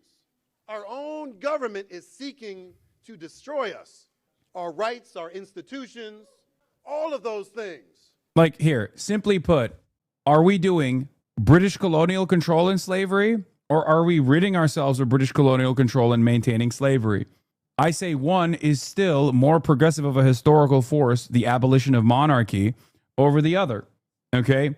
Slavery still remains intact in both of those circumstances, or at the very least, it remains intact for a period of time. To be fair, the British did abolish slavery before the Americans did. Let's be real. Don't you see our power?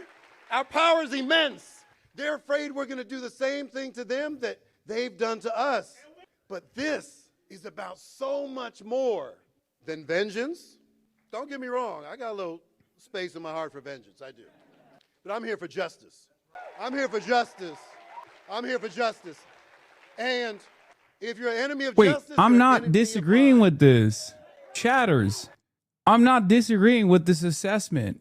I'm not saying that the fucking founding fathers were no, the argument is, are American forces still slaughtering indigenous people and then paying taxes to the fucking British monarchy, or are they slaughtering indigenous people with their own personal autonomy? One would be a more historically progressive force than the other. That's the only argument that I'm making.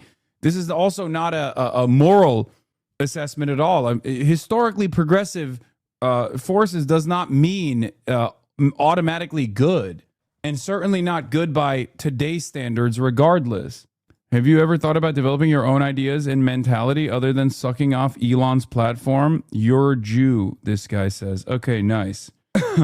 Just so chatters understand, the Slavery Abolition Act didn't go into effect on British colonies until 1834. Like Jamaica, there would have still been slavery in the U.S. regardless. Our city, and we will build and rebuild as many times as possible, because freedom is a place we make together. All right, folks, I am very pleased. This is a surreal moment for me. I did not think I would ever be in a position to be... Yeah, I was not disputing this argument that America was still America was a settler colony regardless. One of my favorite bonus reps. Am I right? Is she your bonus rep too? She's my bonus rep. I got a few, but this sister is extra special. Also, watching every left comment anarchist is trying to solo you. Yeah, I can't watch this for the time being because in the next 20 minutes, don't engage with this garbage. This is just the latest bad empanada talking point. What's the bad empanada talking point now? Yeah, I'm gonna have NITHYA RAMAN on in a brief moment. The American Revolution thing. Oh God, it's fucking annoying every time, dude. Anyway, wait, is AOC coming on now? How many people are in attendance? Do we know? Are we ready? Yeah, it'd be cheaper. It'd be better if you moved to a nation in the periphery so you could live cheaper and reap their resources, I think. It's not bad. Empanada is Rathbone. Yeah, I should move to I should move to a nation in, well, yeah, a nation in the periphery and still make American wages. This will be the most ethical way to move here. On what Rep. Rab was just talking about in the history of this city. Because it was here in Philadelphia nearly 250 years ago that the founding of our nation introduced a radical new idea into the world, that all people were created. Can we get a sneak peek on the points you're going to bring up with NITHYA? Why the fuck would I do that? What literally think? Why the fuck would I do that right now? Have anticipated Think for a second. how profound, consequential, and divinely inspired that promise would become. I wouldn't even give that information. I would not give that information to their team. Why would I give that to you? Are you a staffer? Our Declaration of Independence. And they were also carving out a cornerstone of what it means to be an American. The promise that each and every one of us was born to be free. And since in Philadelphia, every generation of Americans has inherited the responsibility. Guy says, why won't you just change up the questions a little bit? Sure. Let me just leak the info here, and then in the next 10 minutes change up all of the questions just so you can get a fucking 10-minute sneak preview because you couldn't wait. Oh my Lord. What are we fucking doing today, man? I started off today with such a good mood, and it has been fucked. Okay? Can you guess how many from this pig? Please ignore the tweet at the Chris Rab rally with AOC. These people are not Democrats. This is the unhinged party comparable to the most extreme far right. I mean, it doesn't. Controversial opinion. I should have went to this. I mean, I didn't know that this was happening, but we would have fucking. I mean, it's good. It's good that there's older people here, though. Chat was expected to be annoying about NITHYA. No, I know. Old people vote. Yeah. Philly boomers are a good demo to have. Don't ignore my message. Don't be in a bad mood today. I'll make you, daddy, I'll make you feel better. Thank you. First pick taken before the rally started. You can see people coming in. I want to know. I'm sure someone will say it. At the Chris Rab rally, a Muslim guy just called Sharif Street a Zionist Muslim. I mean, it's true. Sharif Street is a Muslim. He also is a Zionist. Who do you think is stumping for Sharif Street? Cory Booker. What's Cory Booker's perspective? Why is he doing that? Why is he fucking doing that? There's an expectation. There's a goal there. It's because they're worried about Chris Rab. Also, this is dope. Today marks the Nakba Day, an annual day of remembrance to commemorate the expulsion of more than 700,000 Palestinians between 1947 and 1948, or 49, during the creation of the State of Israel in the year that followed. Inea is a New Yorker and a Nakba survivor. She shared her story with us, one of home tradition, memory over generations. This is beast mode, for the record. People will say that that's marginal. It's inconsequential. Those people are stupid. That is fucking beast mode. Okay. A New York mayor recognizing the Nakba is an incredible move in the right direction. Okay. Zohran Mamdani becomes one of the first mayors in the U.S. and among the small handful of prominent U.S. officials generally to recognize the Nakba, the mass expulsion and forced displacement of 700,000 Palestinians. Anyway, the thing I was gonna bring up was also the fact that it's not Twitter that ruins my mood. By the way, what ruins my mood is chat sometimes and the way that chat behaves. And I'm obviously not gonna stop. Okay, just because chat ruins my mood. Yeah, it's the expulsion of 700,000 Palestinians and the death of 15,000 Palestinians. Anyway, the other, where is it? What was I going to show you? Oh, the two things I wanted to say about Sharif Street and who's, what a little baby, annoying, shut the fuck up. Did it hurt to hear it? So you chose to be the thing I'm talking about? Thank you for proving my fucking point. What's going on with people today? I don't know. Anyway, Chris Rab is apparently doing really well in the polls as far as we know. Okay? And that is part of the reason why Senator Cory Booker will rally with Sharif Street, PA3 candidate, in Philadelphia, May 18th. AOC is rallying with Chris Rabb today. And so he's doing a get out to vote rally on Monday, May 18th. Now it's interesting to have Cory Booker be the special guest. I don't know how much motion Cory Booker has in Philadelphia. I don't even know how much motion Cory Booker has in general, right? AOC is a much larger draw AOC is a much larger draw overall amongst the Democratic Party. We'll see how much motion Cory Booker has in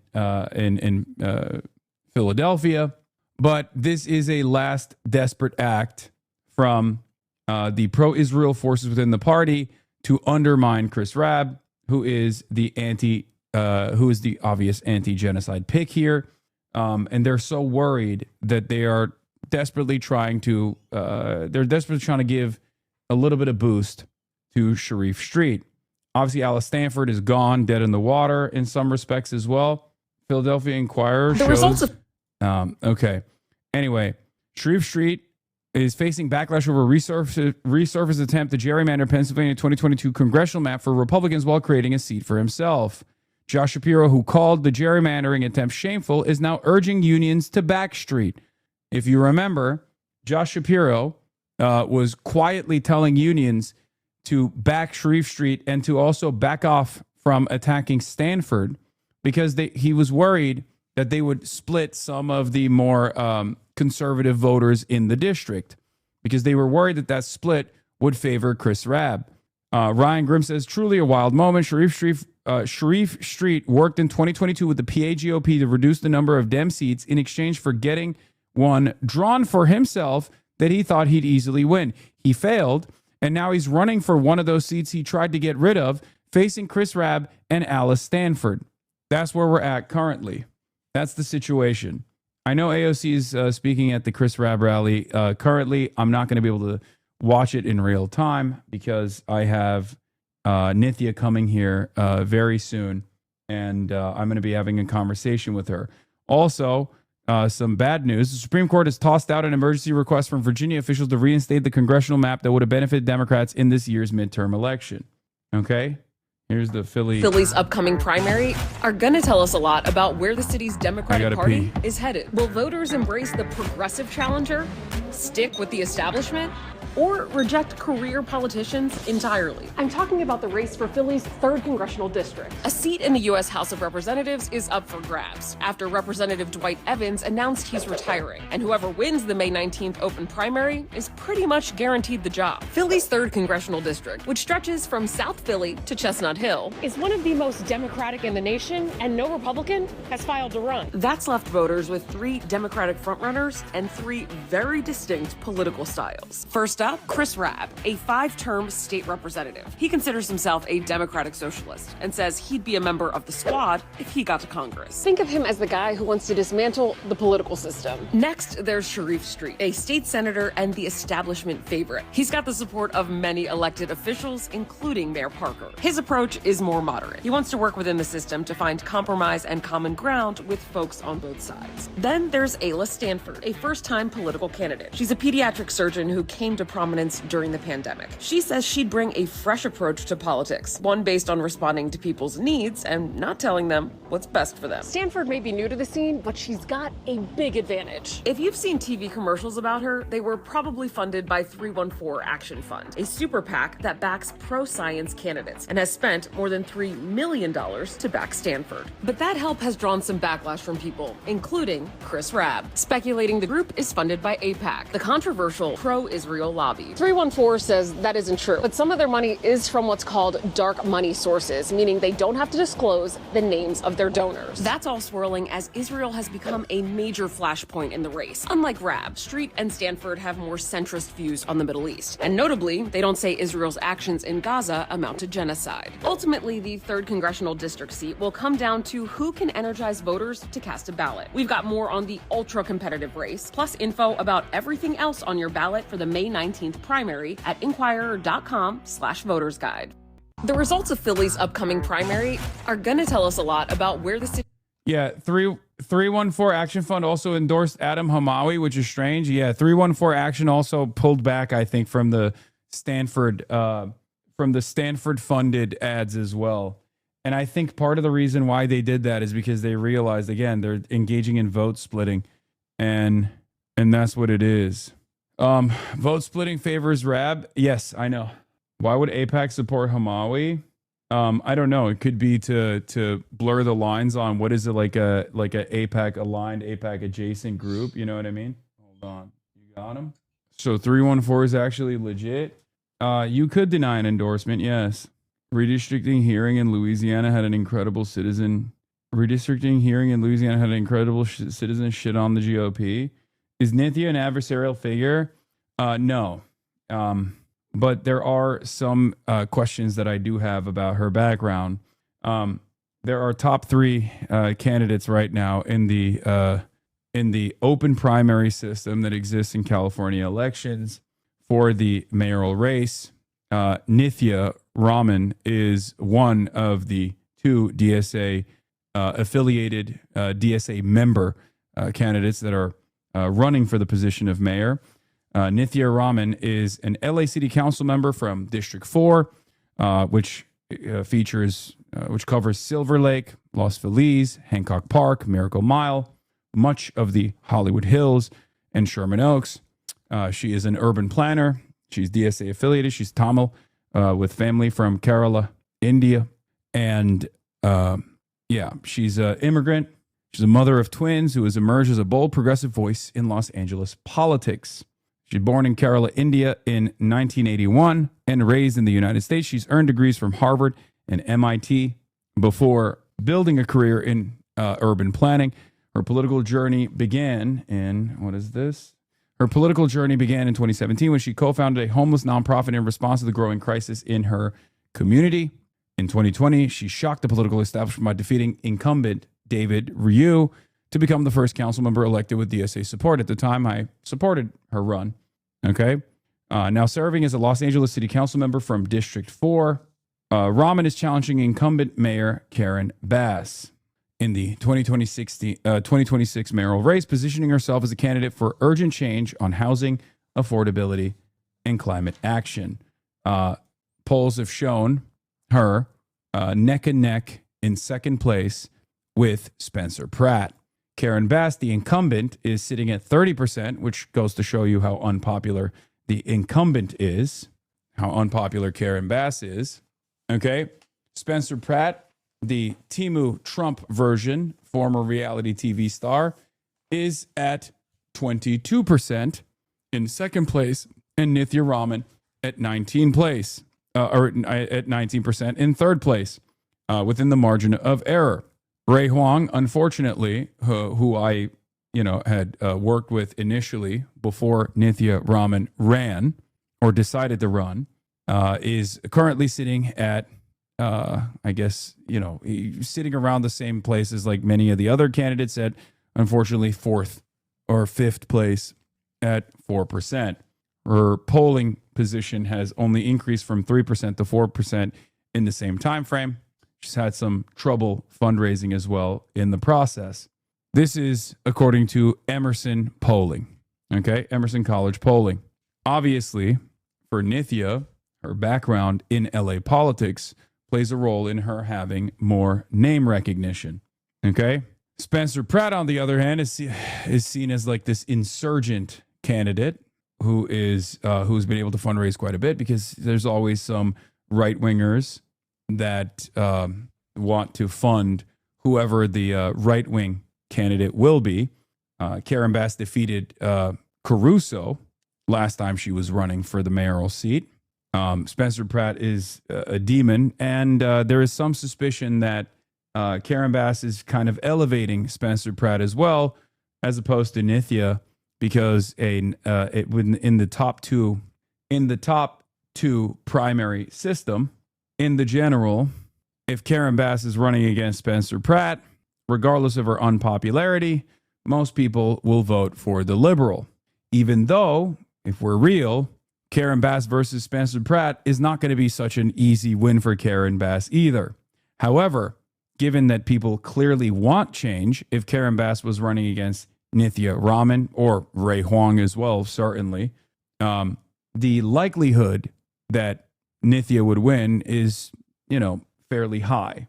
I don't know what a Karen Bass versus Spencer Pratt matchup looks like in comparison to a Karen Bass versus NITHYA RAMAN matchup, but that is the honest assessment of the race as it stands. Now, of course, I have a lot of questions for NITHYA, someone who I've appeared alongside in the past at local events.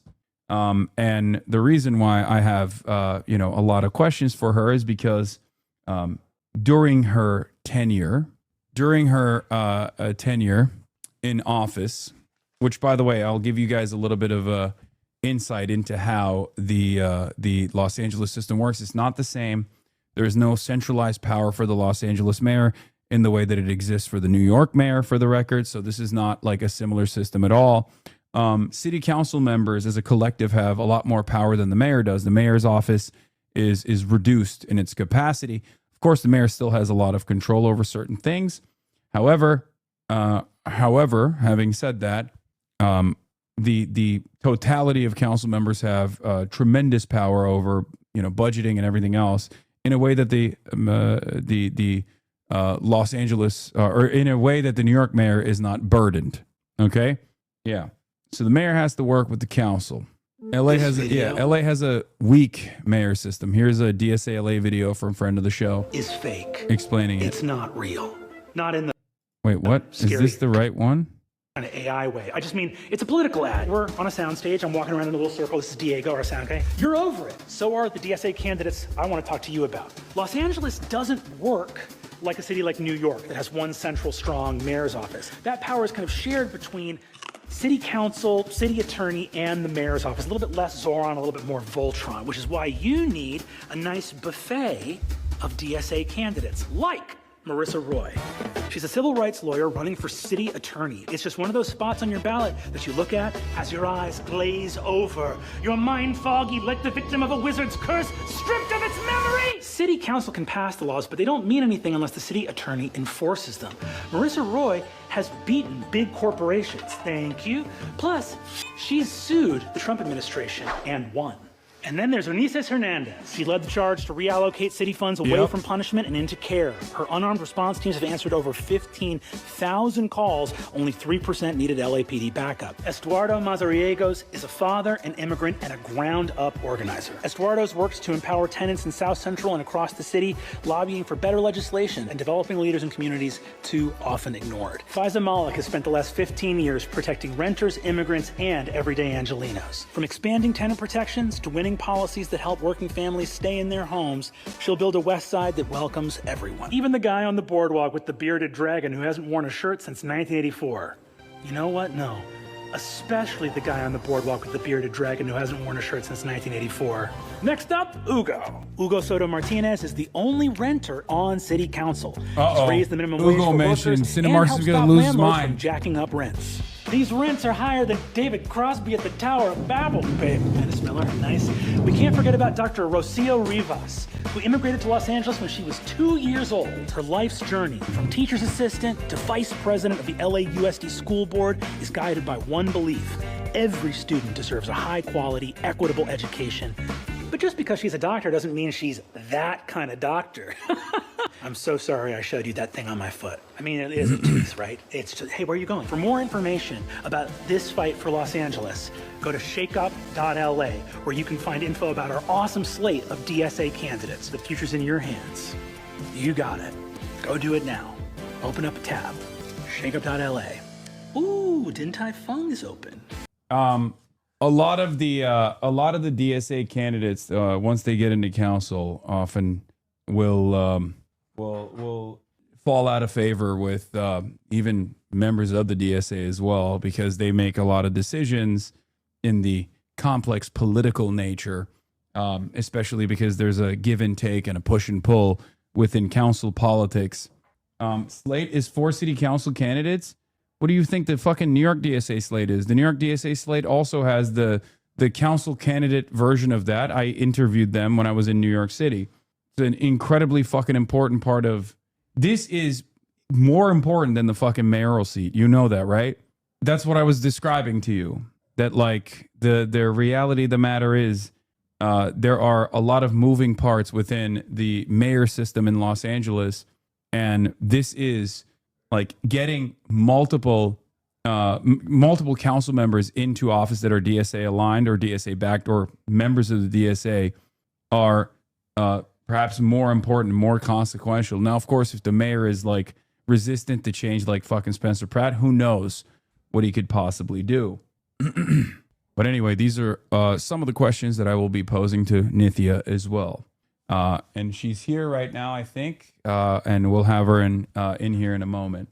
It's like how Chicago being mayor sucks ass because you have to deal with the alderman system. So electing good aldermen is more important than mayor, low key. Yeah, I agree.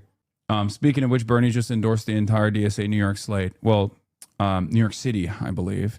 Not all the congressional races. I think the congressional race endorsement structure is different for Bernard. Okay. Can you send me the doc link too? Thank you. Hello. What's up? Of course. And so are you. All right. Yeah. Let's have you right there. All right. NITHYA RAMAN, everybody.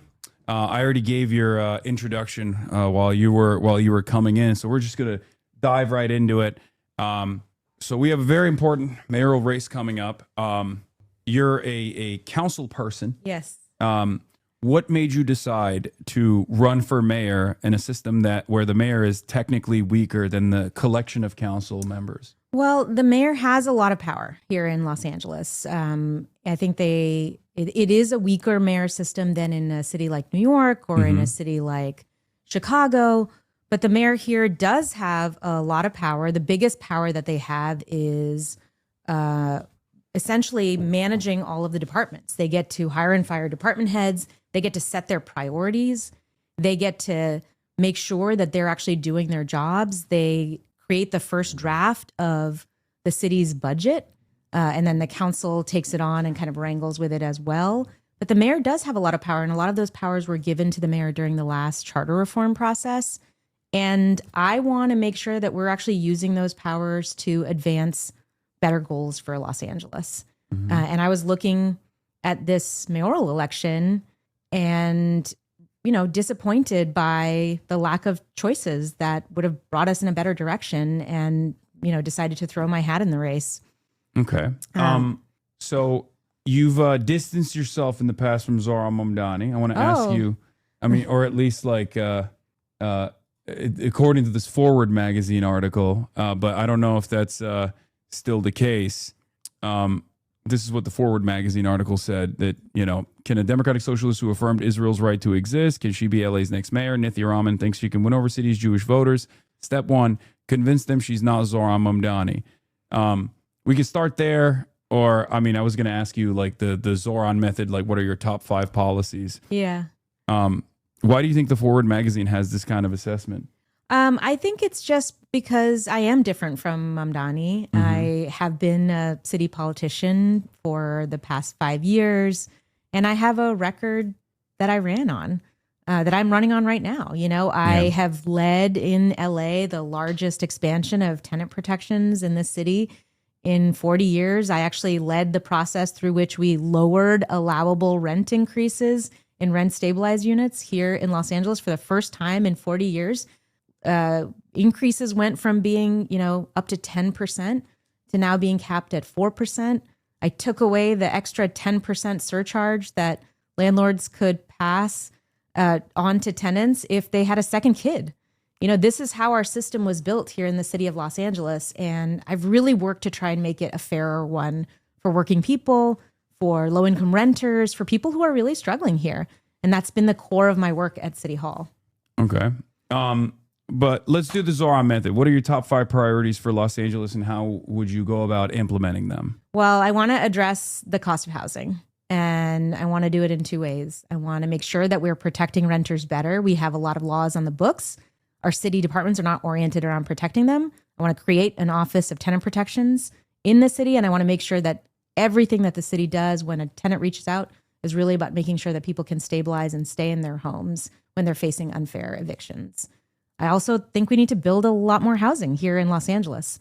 I don't know how much you know about the history of LA, the history of housing politics in Los Angeles, but this city has pushed back against the construction of new housing, and in ways that have made it more segregated. Wealthier neighborhoods have pushed back housing a lot. And we have a shortage of something like 500,000 units of housing, especially affordable housing. I believe, housing really should be a right, and people need to be able to afford to live here. The city cannot build the amount of social housing, public housing that we need. And I want to make sure that we are able to generate more units so that the cost of housing actually goes down. So for me, this is really at the core of what I want to do here in LA. I also think we need to address homelessness with services, with shelter, and make it really effective so that people don't lose faith in our system right now. I think a lot of people are looking at our responses to homelessness. This is a city that has taxed itself 3 times in the last few years to pay to address the crisis on our streets with compassion, with care, with shelter, with housing. If we don't make that system work for people, I think people lose faith in government. And I really believe in government, and it has to work. We have to show that this approach of offering shelter, offering services can work to address the crisis on our streets. Otherwise, people will turn away to a much more carceral, much more, enforcement-focused system that I think is really bad for Los Angeles. Out of the top 3 candidates, you actually have a lot of experience with homelessness initiatives. You have a lot of hands-on experience. One of the most frustrating things that I saw on that debate stage was when Spencer Pratt was talking to you about how, if you want to fix homelessness, if you think you can communicate your way out of homeless people being homeless, you should go talk to them.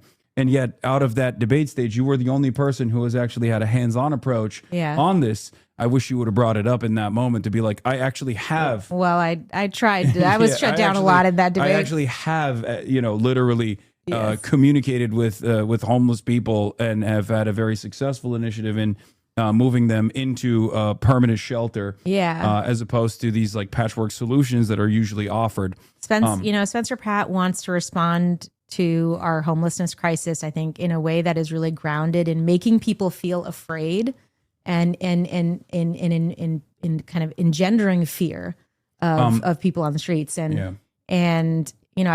I think we can address this crisis effectively, and we can address it with real policies that work. And that is sheltering people, that is housing people, that is making sure that people have mental health services and substance use services.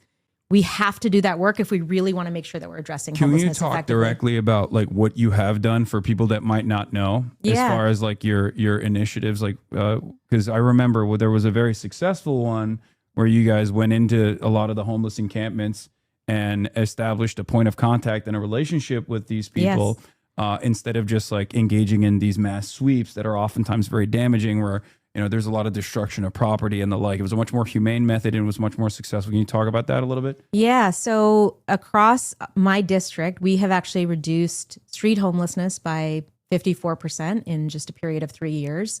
And we did that not by pushing people across the sidewalk to another sidewalk or pushing people into another neighborhood, but by going to them encampment by encampment, person by person, offering shelter, offering housing, moving people indoors. And then once people are indoors, then you can clear the sidewalk and, get rid of the trash in those areas, stay clear, because people's homelessness has actually been addressed. I think that is the most important aspect of this, is that we have to address homelessness. You can't just push it around from place to place. That doesn't work. It's never been proven to work. This is the only evidence-backed solution. And it is also the only humane solution. And it is what we've done in my district. And it is that system that I want to bring citywide in a much more effective way than we're doing it right now. Yeah. Housing policy and homelessness are intertwined with one another in a very important way, even though a lot of people like Spencer Pratt and not right now. A lot of people like Spencer Pratt and even others, like even Karen Bass to a certain degree, don't often make that connection. Los Angeles has the fewest homes per adult in the country. 18 to 24-year-olds are the fastest growing demographic in among the homeless. There's been a 64% increase. So you've talked about increasing housing construction, about your propositions are about tripling annual housing construction. There are some critics of this, though, however, obviously. There are some NIMBYs, some critics of this say that this benefits the developers and it will gentrify communities. How do you ensure that the housing boom still serves working class Americans rather than wealthy investors? Well, first, I want to make sure that new housing doesn't displace existing residents. That is really important. That's why you need to do protection and production side by side. That's why I've been so focused on making sure renters are protected throughout my work. And I want to make it a core focus of my work if I'm mayor as well. But I also think that you can build new housing in ways that actually benefits communities and doesn't actually accelerate displacement. So you can create plans for cities that ensure that working families are safe by making sure you're planning in ways that creates more density in neighborhoods that are wealthier, that have historically resisted it, while limiting new density, limiting new growth in neighborhoods that are really suffering from gentrification and displacement. And you can embed that into your plans for the city. You can embed kind of protection of working class people right into the plans that you have for where you want to build more housing. And that's exactly what I've pushed for in my time in council successfully, and exactly the vision that I have for building more housing going forward. I also want to be very clear that the market will not provide housing for everybody. Not everyone will be served. There are going to be the lowest income Angelinos, the people who will never be able to afford what the market is providing them. And that is where I think the government needs to step in. We have to build public housing. We have to build social housing. We have to build affordable housing. All of this is part of my vision for how we address our housing crisis, but we have to do all of it if we want to actually get us out of this moment of crisis here in Los Angeles. So you mentioned public housing. Are you in favor of socialized housing then? You're in favor of public housing? I love public housing. I phone banged for HHH, which was actually an expansion of supportive housing, which is I think of as public housing. I campaigned for Measure ULA, the mansion tax, which is giving the city a source of funds for building new housing for the first time. And we're building affordable housing. We're building social housing. We're building exactly the kind of housing that is free of market constraints, that can serve the needs of those people who aren't being served by the market. Okay. You've blasted Karen Bass's Inside Safe program that's designed to reduce homelessness. Can you explain a bit about the program and why it's had its problems, like the $85,000 per year price tag for a simple motel room? There's some other stats we can get into as well. 40% return to the street. Yeah. $225 a night in motels. Only 1,243 of the 5,800 participants served moved into permanent housing. And it's $110 a day for food, but people were served instant noodles. Yeah, it is. I think the program at its core is something that I think is important for LA. Like, let me just be very clear. I support efforts to shelter people in housing that is dignified. And the motel program is one pathway to doing that. But the way that the program has been designed and the way that it has persisted in its design for many years is that it is too expensive to address the scale of the crisis. And we are leaving people on the streets because we're not doing the work to actually generate the kind of shelter that we need. We cannot do that. We cannot allow people to suffer on the streets of Los Angeles. This is the moral crisis of our time. And we absolutely cannot waste money on too expensive solutions that don't bring as many people indoors as possible. I want to do the work to actually build a system that's effective at sheltering people, that brings people indoors into options that are more cost effective and that are actually better at keeping people housed. This seems to be a consistent problem with a lot of California projects statewide, and certainly is an issue in Los Angeles as well. How do you address corruption that takes place in certain programs such as this one, where clearly there are, in certain instances at least, friendly NGOs and even friendly for-profit institutions that take on government contracts. Yeah. And instead of trying to create the most efficient system possible, it simply serves to pay the people that are friendly with the government, or at least are lobbying the government. Is there a way to address this corruption inside of Los Angeles? Yeah, I mean, I think that's why I've been really focused on oversight. I think oversight is really important.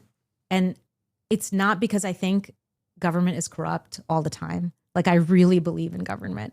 In this job because I want this city to work for the people of LA. And programs that are too expensive like this, instances of corruption that show up, every time that happens, residents lose trust in their city government. And that's bad for Los Angeles. That's bad for this city. And I've really pushed on the issue of homelessness to make sure that we are creating a system of oversight that really works, that we know where every dollar is going, that we know how the money is being spent, how many people are being brought indoors, what kind of services they're getting. And if we don't do the work to build that system, people will lose faith in government. And I worry about that. I don't know about you. I mean, you've lived here for over a decade now, right? Mm-hmm. And I don't know how you feel about the city and the city government, but I feel like people have a sense of alienation from their city government right now. People have a loss of faith. And I don't know whether you're seeing that reflected in your experiences with Los Angeles, but definitely. I mean, I think there's a lot of issues with Los Angeles city government. Okay, I have a question for you. So we've talked a lot about these initiatives. We talked about corruption, and you talked about a bloated budget in certain instances. You've been critical of Karen Bass and the way that she's used the existing city budget in the past. One of the questions I obviously have is Kenneth May's analysis as well. This was a huge problem where it seems that the police budgets have increased over and over again. And part of that was in an effort to justify additional budgets for the police, a police union budget that you've also criticized. Karen Bass actually took away some of the funds from the technicians that were responsible for fixing the fire engines. This led to less fire engines being readily available in the wildfires as well. So there were obviously a lot of criticisms of Karen Bass, some stupid, some silly, and some valid. Do you agree with the assessment that the police budget is ginormous and is eating away at some of these necessary social services, some of the necessary services like even the lights not being turned on at night in many streets of Los Angeles? Yeah, I mean, the size of the police budget is driven, people talk about our annual budget, but it's really the size of the police budget is driven by the contract and the size of the contracts that are signed. And the mayor is the lead in negotiating that contract, and then the council has to approve it. And in 2023, we approved a new contract for LAPD, which I spoke out against, I pushed back against, which gave PD more money than the city had. And that, along with kind of other knock-on effects, led to a $1 billion budget deficit in the city last year. $1 billion. Mm-hmm. We were about to lay off 1,600 workers in response to that budget deficit. We barely avoided those layoffs. And what we did to avoid those layoffs was to cut every single city service down to the bone, every single one. We cut things like pothole repair and graffiti removal and streetlight repair.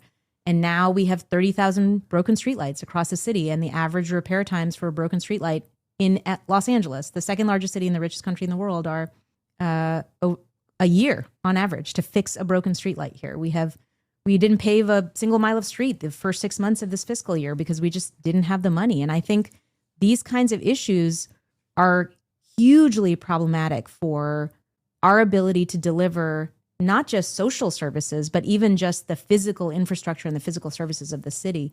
And, it is driven by that contract. Okay. And so now the city's struggling. We have a really big problem. So I do have a tough question here for you on the police budget. I'm sure you're ready for it. But around the same time as Black Lives Matter was taking place and the George Floyd protests were happening in 2020, you openly called for defunding the police. You have since then said that you do not want to defund the police, whatever that might mean. Obviously, for many at the time, there were different attitudes. I want to hear what you meant when you said defund the police. Yeah. For me, it means taking away some of the expansive police budgets and reappropriating it to social programs. homelessness initiatives and the like, and also allowing there to be, crisis managers that go to specific cases like, domestic abuse and instances like that are that don't require immediate armed police response. Your platform called for transforming Los Angeles Police Department into a much smaller specialized force. However, in February 2026, 2 days after the launching of your mayoral campaign, you told NBC LA, we need to maintain the size of our police force. Was it, wokeness rising up everywhere in 2020 that led you to say that? What did you mean by defund the police? And why has your assessment changed since then? After being in government for the last 5 years plus, I think it is really important to make sure that we are able to respond to calls for help from the public. If we don't answer 911 calls quickly and with the right people showing up when you call, I think we lose the faith of Angelenos, and that really concerns me. Right now, I want to have a very honest conversation about how we deliver that.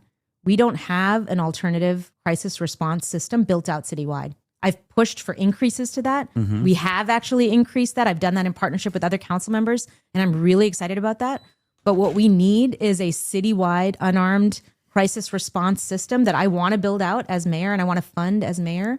But we only have that in patchwork pieces, and we absolutely need to be able to respond to calls for help. And right now, LAPD is our only response system. And I think that we have to be honest with our constituents and with the public, even when, it means maybe saying different things than you said before about how we actually ensure that we're able to respond to calls for help. Okay. I think I as mayor, I have a different vision for how we actually build out that unarmed crisis response system, though. Right now, it's a patchwork. It's only in a few neighborhoods. It doesn't integrate with our 911 system effectively. So if you call for a mental health crisis worker, you can be on hold for 50 minutes. And then it takes even more time for somebody to come out. I don't think that's a crisis response system. You have to have it work with 911. And that is the system that I want to build out. And my dream is for a system of public safety in Los Angeles where when you call for help, someone picks up the phone quickly and the right person shows up when you call. It can be an armed officer when you need one. And then it can be that unarmed crisis response person when you need a mental health responder, homelessness response, whatever it may be, that never requires an armed officer, and maybe safer and better if an unarmed person comes up. So let me just get it out of the way. I'm not a police abolitionist. This is very frustrating for some of my anarchist fans to hear. I believe that, police serve a necessary role. The problem with policing is not the existence of police necessarily. Some unit has to maintain the presence of law and order. However, the problem that I have with Los Angeles Police Department and police departments all around the country is that they don't really do their jobs. They don't do their jobs efficiently, or sometimes they don't do their jobs at all. Or when they're doing their jobs, they do it in a very violent manner. Obviously, the LA Sheriff's Department has a litany of other complications. The question for you is, and this is an obvious problem for Zoran as well, has been plaguing Zoran's mayoral administration.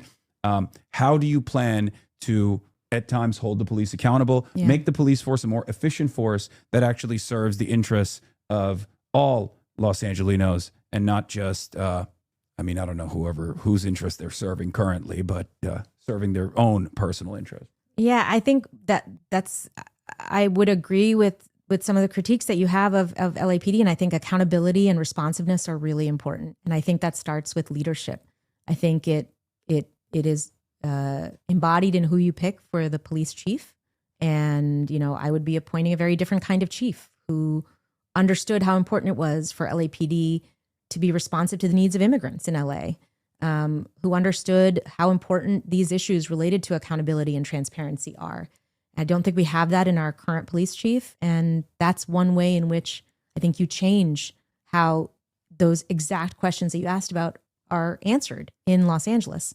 There's also a police commission in place, and the mayor's appointees actually form that police commission.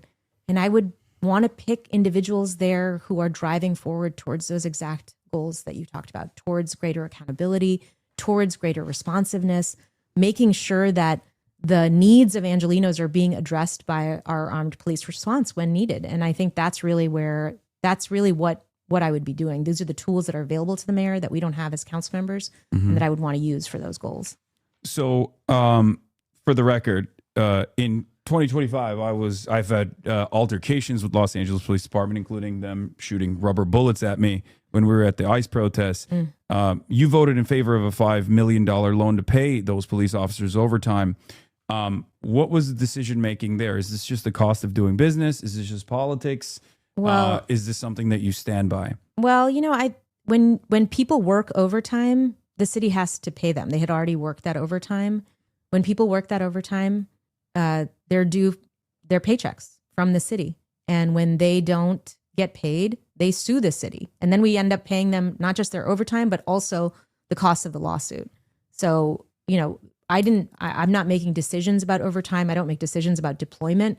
But once that is happening, once people have already worked their jobs, that's part of the contract that all city employees sign with the city, which is that if you are asked to do a job, you get paid for it. And if you don't, you get to sue the city to make sure that you're paid. So that was just a very practical response to the situation. Like I said, the biggest impacts for the LAPD budget, the graphs that Kenneth Mejia Controller Mejia is putting out, have to do with the size of the contracts. And I think, when we talk about how we actually impact these issues, I think thinking about that contract process, thinking about how you actually have a real debate about what you need to maintain the size of the force that we need for Los Angeles versus how much money we actually have to spend on police versus everything else that we need to pay for. That's the conversation.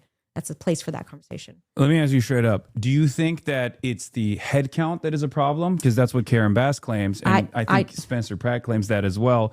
And that there needs to be more law enforcement officers that we hire? Or do you think the real problem is that we're not utilizing the existing massive behemoth of a Los Angeles police force that we currently have appropriately to efficiently, engage in response? I think deployment is a huge issue that we don't have a lot of good answers to. There was a study conducted last year from RAND that the police department actually commissioned that talks about exactly this question and found that many officers who are supposed to be deployed out in the field are actually doing secretarial or administrative work, even within our existing police force. So they talk about the fact that we don't have enough police officers, but they're not deploying all of our police officers in the way that the police chief wants them to be deployed. That's challenging. I think we really do need to think about deployment, how we're sending people out, where we're sending people out to, and how we're ensuring that that deployment is generating the greatest safety. Here's the other thing that I really want to underscore. A lot of calls that police officers are answering right now don't need to be responded to with armed officers. And if we don't invest in our alternative response systems, we will never be able to take that call load off of LAPD and actually manage deployment better for where armed officers are actually needed. This is why a citywide unarmed response system is so important. This is why we need to have it not just in a couple of different neighborhoods, but really across the entire city. And this is why it has to be integrated with our 911 response, not a system through which you're waiting an hour plus for someone to come out. Yeah. I agree with you for sure. So you're saying that you're in favor of maintaining the current head count, but also lifting some of the burden, the workload that cops are currently engaging in an effort to make them a more efficient force that can deal with solving crimes and things like that. Yeah, you need to be able to investigate. You need to be able to solve crimes. You need to be able to address rings that are doing a lot of the bad things that we're dealing with. All right. Let's get to ICE a little bit. We got to talk about that. Trump deployed 700 Marines to our city. Federal agents in unmarked vehicles arrested and disappeared over 10,000 Los Angelenos last summer, including U.S. citizens holding people in basement cells in the Royal Federal Building. You called the raids cruel and unconstitutional. As mayor, will you commit to refusing any LAPD cooperation with ICE for any reason and to even prosecuting agents who break state law? And do you believe ICE should be abolished? I do believe ICE should be abolished. Absolutely. And I would absolutely commit to no cooperation with ICE between LAPD, not just LAPD, any city department, any city database. None of that should happen. Sharing information with with federal law enforcement just simply should not happen, federal immigration enforcement. I'm proud to have been one of the co-authors of the Sanctuary City Ordinance here in the city of Los Angeles because I believe this so strongly. I am an immigrant to America myself. I'm a naturalized citizen. Mm-hmm. And so this issue is really personal to me. It's really personal. It is something that I think strikes at the heart of what this city is. This is a city of immigrants. And we have to be fighting and really demonstrating to our residents that we stand up for them and that LAPD shouldn't even be appearing to cooperate with ICE. I think that, again, it really undermines trust in the city. And I think it's bad for LA if that's the case. We really have to be much more forceful about this.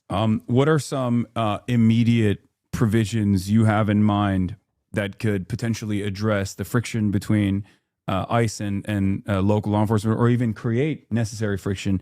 One of the things that I suggested to Jacob Fry was, it's a pie in the sky idea, but the potential ticketing of ICE cars, if necessary, because they do love parking illegally regardless. Is there any such enforcement that you have in mind, like the violation of mask bans, for example? Yeah, I think making sure that when there are city or state regulations that are trying to protect Angelenos, including the state mask ban, which is right now, by the way, the courts deemed it unconstitutional, and now the state is working on a new one. Our chief of police said that he wouldn't enforce it. I think we have to enforce laws that are in place to protect Angelenos. The state and the city are working towards putting those in place so that we have more of these protections. We absolutely should be enforcing them. That may look different from what, from things that might be dangerous. So for example, on the mask ban, our city attorney may need to play a more important role because that kind of violation is a misdemeanor. And the city attorney can actually go out and prosecute people for not following those rules and regulations. We can actually make sure that we're stepping up and prosecuting actively when federal law enforcement is not following local regulations. And I think that's what the city needs to be thinking about much more. But I also want to say that in the response to ICE locally here, community groups often took the lead. And I would really like to see a much more robust organizing backbone from the city and from the mayor's office. Across Los Angeles, we've seen differential impacts of ICE raids, which are still continuing. Lots of activity and money coming into certain places, donations, all of that. And in other places, lots of raids with not a lot of support. I think the mayor's office should act as kind of that backbone for response and make sure that resources are being directed where they're needed. Make sure that we're doing active know your rights trainings in multiple languages. This is a city that has an incredible diversity of people. We have to be able to go out there and talk to all of them and make sure that they have the tools they need to stay safe. And that can and should be anchored in a mayor's office that sees this at the core of their function. All right. We're going to get back to housing. And I have some more questions for you on that front. Voters passed the mansion tax, which you said you were in favor of, to fund affordable housing and tenant defense. In January 2026, you moved to carve out a 15-year exemption for developers. United to House LA called that a boogeyman for tax breaks for developers. Are tenant organizers wrong, or are you giving developers what they want under the YIMBY label? Well, I actually think that what I was trying to do was measure the mansion tax. I think it's really, really important to have that money in place. Mm-hmm. And the mansion tax is facing some very real threats. There is efforts in Sacramento to put an elimination of the mansion tax, of transfer taxes entirely on the ballot. It's now on the ballot. And we're going to have to spend a lot of money to ensure that that measure doesn't pass. And the biggest driver for that measure being on the ballot was LA's mansion tax and opposition to it. I thought carving out this 15-year exemption for new multifamily housing would actually make it so that the state level initiative wouldn't have gotten on the ballot. It got a lot of funding from people who were frustrated that the city wasn't taking action on these issues. That being said, I also do think that we need to be building a lot more housing. The city and the state and the federal government are funding public housing, social housing, all of affordable housing. We're building to our fullest capacity. And guess what we're building every year here in LA? A few hundred units. That is not enough. We need more housing to make sure that working class people can stay here. We need more housing to make sure that young people can come here and see this as a city of opportunity. We absolutely need more housing. We have to make sure that the market is building what we need, whether it is housing for families, whether it is lower cost housing, not just $5,000 studios. And we can generate planning laws that do that. But I will never back away from the statement that we need more market rate housing as well, because the city simply cannot fund all of the housing that is needed. All right. You're an urban planner. Mm-hmm. We have some big events right around the corner. Yeah. Measure HLA, Healthy Streets Los Angeles, was passed in March 2024, but only saw 400 feet of compliant bike lanes built in the year that followed. We've also lost over 260 of our neighbors in traffic crashes since HLA took effect. You authored the Transit Signal Priority Motion. You supported the Mobility Plan 2035, and were one of the only 6 council members to endorse the Healthy Streets Los Angeles initiative measure. As mayor, what happens to LA Dot leadership and the council colleagues who spent a decade slow walking the transit network Los Angelenos have already voted for and also paid for? And this extends to virtually every other ballot initiative and measure, because as we all know, people in Los Angeles and even in the state of California broadly will vote for the most advanced, most progressive ballot measures. And then, unfortunately, city government and state government fucking stops it dead in its tracks for decades until people say, what the fuck happened? How do you fix that? Yeah, well, I really believe in better transit. I really believe in making sure that people have an alternative to their cars. And by the way, this is a economic justice issue too. We shouldn't have a city where you have to also have a car in order to get around. I think it's totally possible to build out a public transit infrastructure and a walkable, bikeable infrastructure that allows people to have options, that doesn't force people to buy a car in order to just get to their jobs. But we're not doing that right now. And a big reason is because our departments are not delivering on these outcomes for people. I have a pretty clear sense of how we can change that. We need to do better coordination. It isn't just the Department of Transportation that's responsible for delivering these outcomes. It's the Bureau of Street Services. It's the people who build our sidewalks. It's the people who build, who plant our street trees and maintain those. We have to be able to, in order to deliver on the big, ambitious goals of HLA, ensure that all of these departments are working together in a cost-effective way such that we can actually build out the mobility network of our dreams. And I'm pushing for exactly that kind of leadership across these departments and changes in our processes that will ensure that we're building that transit infrastructure. There's also ways that we can invest in transit infrastructure that are not crazily expensive, that won't break the bank, that can actually generate much safer streets. So for example, in neighborhoods, you can put in very low cost interventions like bollards and roundabouts within neighborhoods to create a neighborhood network of calm streets, not on your arterials, but inside a neighborhood where the traffic is slower, where it's safer for families to walk, where it's safer for kids to bike. Like, that's the vision that I have for Los Angeles. And we can build that out with relatively low cost interventions.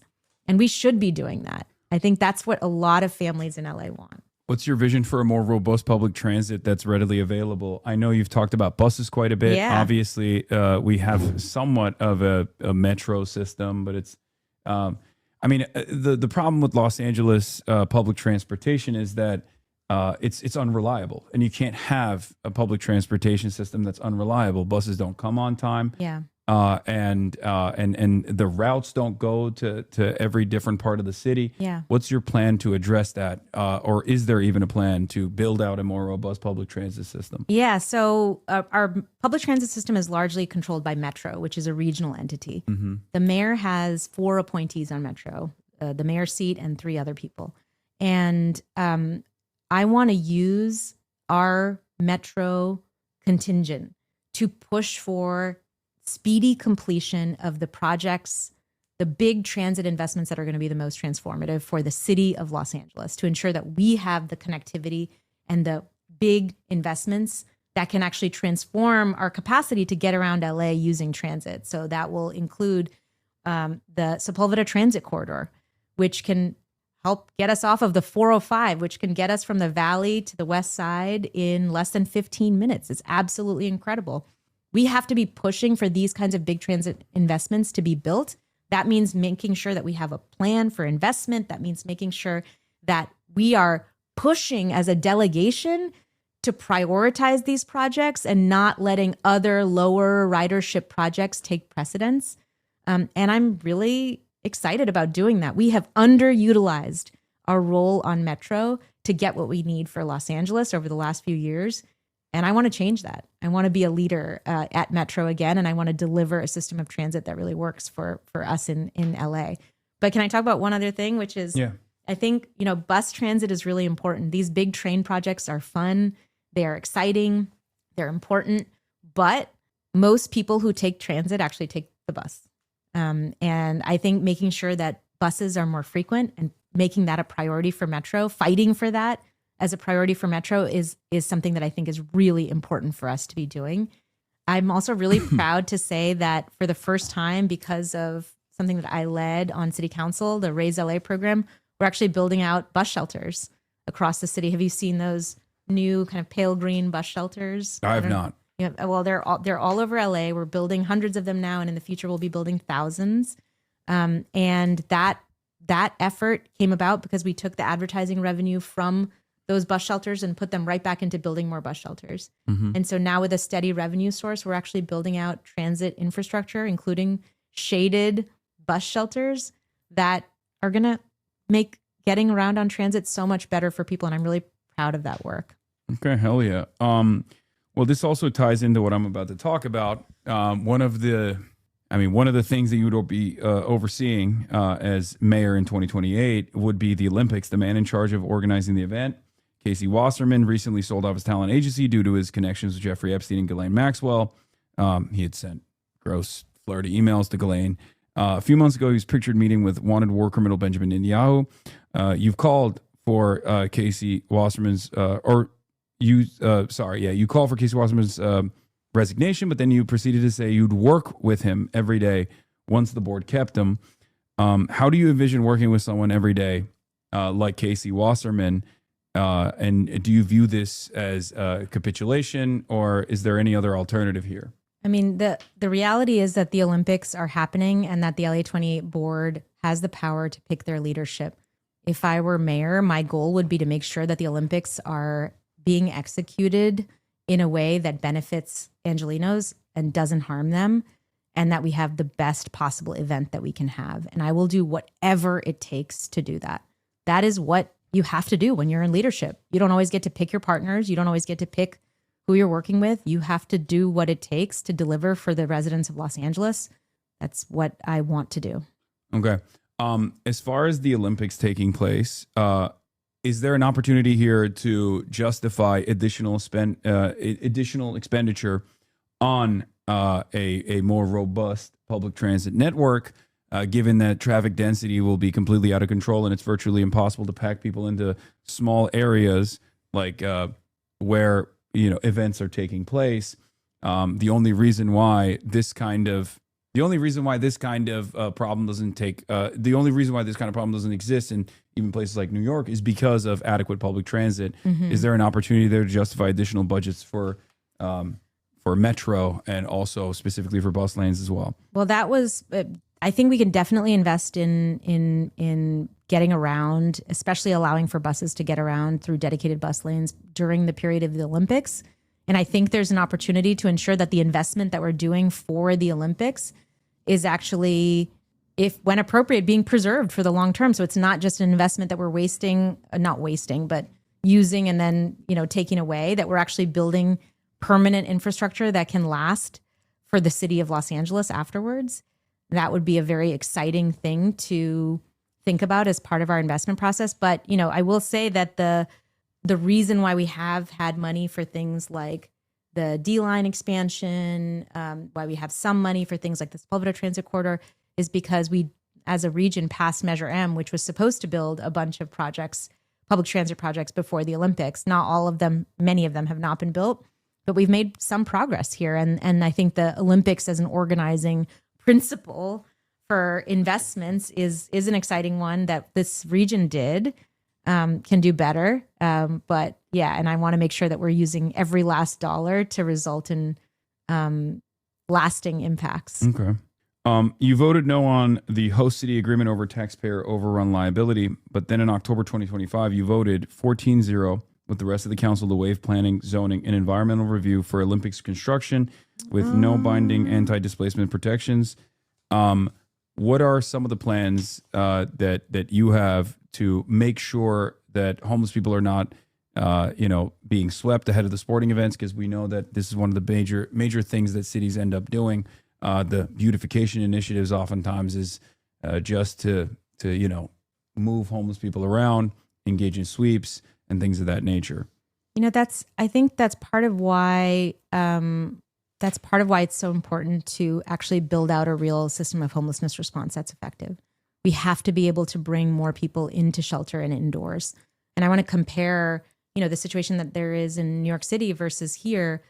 Here we have a third of the shelter beds that we need for our total homeless population. New York has 100% of the shelter beds that it needs for its homeless population and has very little unsheltered homelessness as a result. Mm-hmm. Here in LA, 2/3 of our homeless population is on the streets. They're experiencing unsheltered homelessness.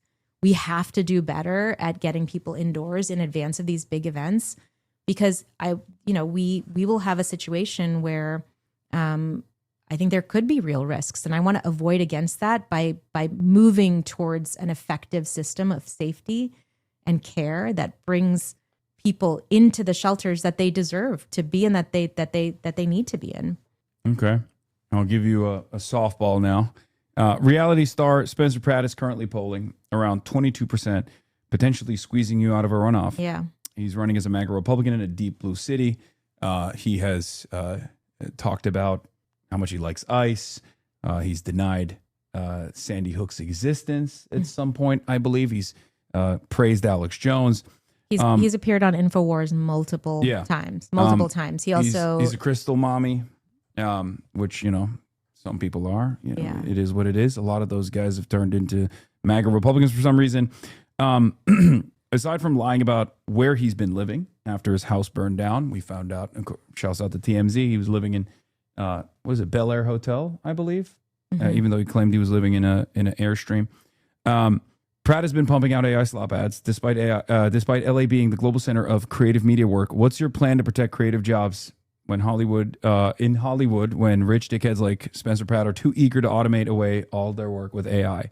Well, I think we need to be fighting for Hollywood. We've lost tens of thousands of jobs here in LA over the past few years, and we've been very quiet. The city has been very quiet about watching these jobs walk away, and it's been really, really frustrating. We saw a little expansion of the tax credit from the state level. I think the mayor, if I'm mayor, I'll be the loudest advocate for a tax credit that doesn't have a cap, that ensures that we're accommodating things like above the line costs, that is guaranteed years into the future. Netflix built a studio in New Jersey. They should have built it here. And the tax credit can be the thing that really ensures that we can have that investment happening in LA. And LA's leadership, our mayor, needs to be the loudest advocate for that. That's what I want to be doing. And we absolutely have to be fighting for that. I think we can also make it easier to shoot here. We can make it easier to make sure that costs are lower here for people who are working here, take away all of our red tape. But we have to be out there fighting for this industry. And I think it's incredibly, incredibly important. I'm also really worried about the potential for job loss from these mergers. We've seen what's happened across different companies that have merged and the numbers of jobs that have gone away. I'm glad to see that the Attorney General is suing this merger. I'm not sure how successful that will be, but I think that kind of proactive pushback against this kind of corporate consolidation is really important. I have some real concerns about this. Okay. Now for the elephant in the room, a tough one, but a few weeks ago you posted multiple statements, rightfully acknowledging the Armenian genocide and celebrating the Armenian diaspora in Los Angeles. As you might know, the word genocide was coined by Polish Jewish lawyer Raphael Lemkin in the early 1940s during his studies of the Armenian genocide with the intention of criminalizing it and preventing the ongoing Holocaust from ever happening again. Do you agree with the dozens of human rights organizations, including Amnesty International, Human Rights Watch, that Israel has committed a genocide? I do, yes. Okay. I said that.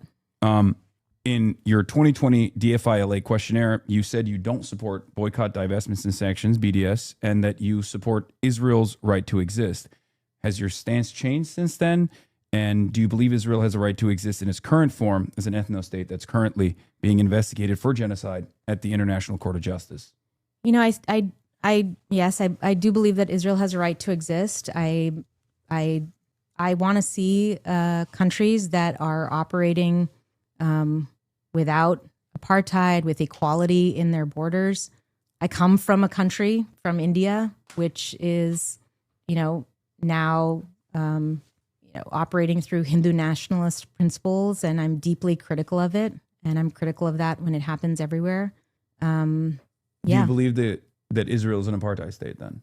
I think that it is. Yeah, I think that they're not treating people fairly, that they're treating people unequally. I do believe that.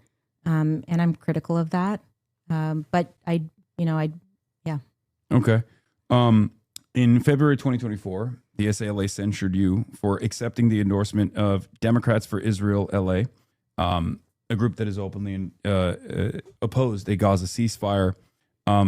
Knowing what we know now and seeing the videos of Gaza in ruins, do you disagree with that endorsement? Would you still seek it out at this point?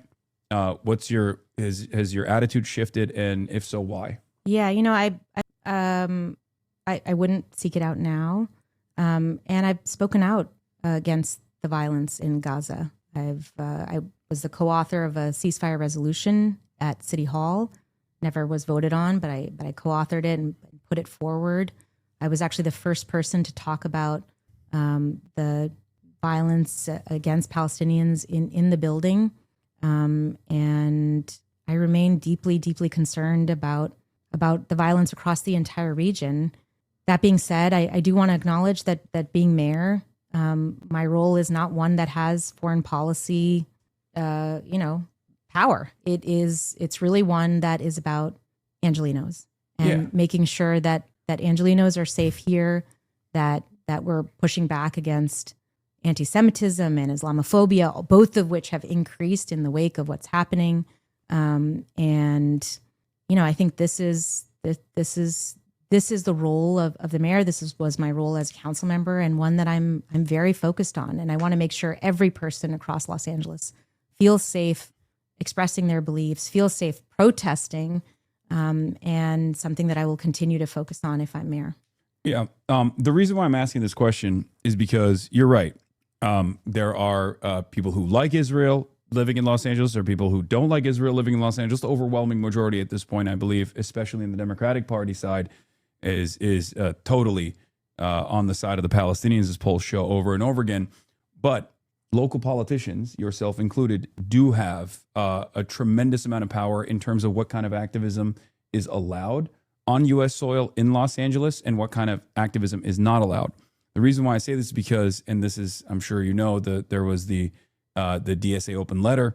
You co-authored a city resolution that made anti-Palestinian LA United School District resolution a city council priority and was used to shut down the United Teachers Union of Los Angeles's members' historic BDS resolution vote as a result of a smear campaign.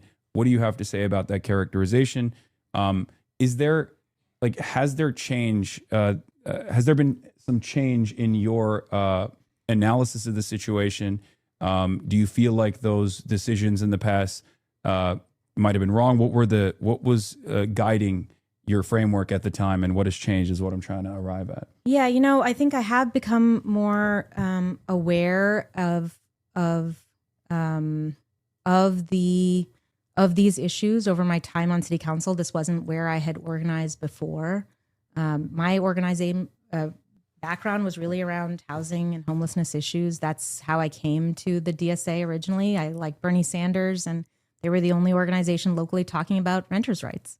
And I appreciated that. And that's why I got engaged on this issue.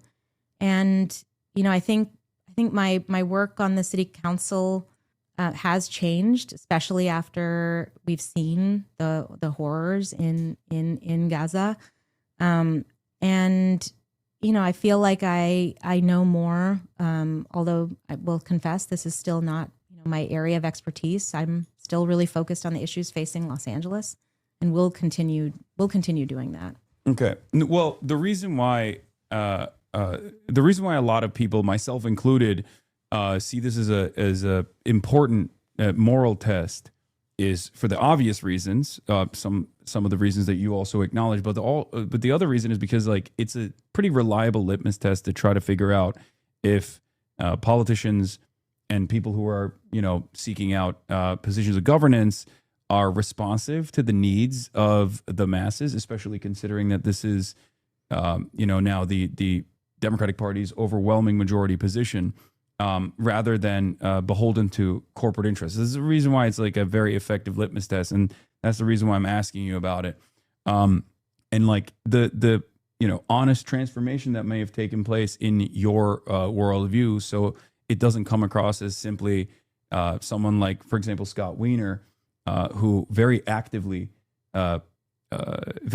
pushed for a lot of pro-Israel provisions, and then now is trying to claim that he actually recognizes that there is a genocide that has taken place because he has a congressional seat that he's trying to win at a time when, you know, everyone is on board. So if there has been a difference in opinion or a change in your mentality, what has been some of the things that you saw that made you reconsider your previous position? You know, I spoke out about this issue in the ceasefire resolution and in city council because I saw the violence in Gaza and was moved by it. And I think that a lot of people across the country have had that same evolution. And it is, you know, has been one of the biggest issues animating this country, especially in the last election. And, you know, I think I've moved with the people. Okay. I've learned more. And I'm committed to learning more as well, while also acknowledging again that the mayor's seat is not primarily one that is focused on foreign policy issues. And I think no, of course not. It is really a place where people are looking to the mayor's office to ensure that we have a safe city for everyone. And to ensure that their ability to speak out about these issues and to work on and to protest, for example, the rights of protesters are really important. And we have to make sure that LAPD is responding in better ways to these kinds of protests. People have to be able to exercise their First Amendment rights. And I think these are the kinds of things that, these are the kinds of places where I think it's important. And these are places where I have spoken out in the past as well. When there was, you know, I think a lot of violence in UCLA, I called for an investigation into what had LAPD done in that, in response to that protest encampment. And, you know, I think these are places where I have pushed back really on these questions already, and places that I would continue to think about where the city can do better going forward. Okay. Question about where the city can do better. In June 2024, you co-introduced legislation calling for an immediate and permanent ceasefire and the immediate and unconditional return of all hostages. In the same month, Karen Bass and Joe Biden condemned local protests against stolen Palestinian land sales taking place in the Adas Torah synagogue. How do you view the connection between these two actions, and will you vow to end the illegal sale of stolen West Bank land in Los Angeles? Is a practice that is also taking place in New York as well. It's a big point of contention. A lot of people, including Zoran, at certain times has fallen short of abiding by what he had previously said he would do. What is your view on this? like protesting outside of a synagogue is oftentimes the only thing that the media covers, when in fact what's taking place inside of the synagogues, places of houses of worship, not always, of course, but whenever there is a protest, it's usually because of these settler fairs that are taking place, which are illegal.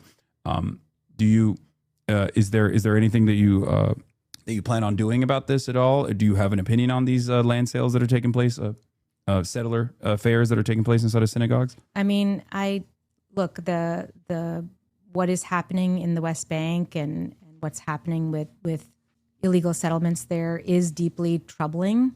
I will confess that I don't know that much about this particular issue, so I don't want to make a commitment to something that I'll do as mayor that I don't know that much about. That being said, and as I said in that article, I really value the ability of people to exercise their First Amendment rights here in the city of Los Angeles. And I want to make sure that religious institutions and people in them feel safe while also honoring our First Amendment right to protest. That's going to be a difficult thing to balance in a very, very troubled time here in Los Angeles. What I make a commitment to doing for everyone in the city is to ensuring that I'm willing to engage with all of our partners, to ensure that we are moving forward while guaranteeing both of these things. And I think it's possible to do that, but it requires deep engagement. It requires work. I've always been willing to do the work, and I'm committed to doing that going forward as well. Okay. All right, sure. Let's. I'll just move on from that then. There's a lot of, like, Israel is a foreign country. However, there are a lot of connections with local governance, a lot more than many Americans are comfortable with, a lot more than many Americans are aware of. One example is that the Los Angeles Police Department does train with Israeli counterterrorism experts. This is a practice that was a post 9/11 practice that has played a major role in some of the practices that LAPD, alongside numerous other local law enforcement organizations, utilize, like the kettling and corralling practice that many protesters have often criticized. While some of the cost of this counterterrorism expertise is covered by outside orgs, do you believe that our police force should be using our taxpayer dollars to go train in a country that's actively committing an internationally recognized genocide by the very same forces that are committing said genocide? I would say here that I don't think LAPD should be training in ways that are like those of on a war in military terms. That troubles me, and I think we shouldn't be treating this city as if it's our enemy. That's not what LAPD needs to be doing, and so the commitment that I make today and always is really to ensure that LAPD is receiving training to be able to keep people safe, and making sure that we're not militarizing our police force, I think, is really important. We are not at a war with our people. We are here to keep the residents of Los Angeles safe, and I want to make sure that we're training people accordingly. So do you oppose that private grants and donations would still send police to train in Israel? Or is that something that is outside of your purview as mayor? It is a little bit outside of my purview as mayor, but again, I would be pushing for better responses here that ensure that LAPD's training is appropriate for what their job is here in LA, which is the safety of Angelenos, guaranteeing the safety of Angelenos, responding to people who are dealing with situations. That's the kind of training that they need. Okay. Last but not least, you jumped in this race at the very last second, right before the registration deadline. I believe it was a week after I had done something with Ray Huang as well, who's another DSA member who's running for mayor as well. She's polling at 3% or 4%. But you've previously endorsed Karen Bass, who's someone who's referred to you as an ally. What are the decisions that led you to run for mayor as opposed to retaining your seat or fighting for it? Yeah, I'm upset right now with the state of Los Angeles, and I feel like our mayor has made decisions that have betrayed working class Angelenos over and over again. in return for political donations that are now funding her campaign, whether it's on the bloated police contract, which now the police union is funding millions of dollars, over $1 million against me in this race to make sure I don't make it into the runoff, whether it is expanding our kind of use of Airbnb here, taking away from our housing stock, which is also now donating to her campaign, or whether it's investing in things like our, $3 billion convention center expansion in return for support from downtown business interests who are now funding her campaign. All of these have taken away from our capacity to be able to provide basic services here in Los Angeles for working people here in the city. And it, as someone who is a representative of LA, who is here because I want to fight for people in Los Angeles, watching that happen has been really, really frustrating. And the only credible opposition that she had in this mayoral race was Spencer Pratt, a MAGA Republican who, believes 9/11 is an inside job. And what is scary about this individual is that, I think that at a time when people have lost trust and faith in local city government, that kind of energy, that kind of negativity, that kind of, rhetoric can have real purchase here in LA. I think that's bad for LA. I think we deserve a better option. Let's have a real conversation about how Los Angeles can get better. And I want to be a mayor that builds a better city. I know, look, I am not here in this seat running for mayor who is going to have 100% agreement from every kind of uber left person here in the city of Los Angeles. I know that I've been criticized plenty, but I've also brought about, through the work that I've done on the Housing and Homelessness Committee, some of the biggest material improvements for people who live in the city, who are being priced out of the city, who can't afford to live in the city. And I've been laser focused on making those improvements time and time again. That's the pitch that I'm making to the city as I'm campaigning for mayor is, can we build a city that works better for the people? Can we build a city that's not focused on political gain? It's actually focused on material gains for working people here in Los Angeles.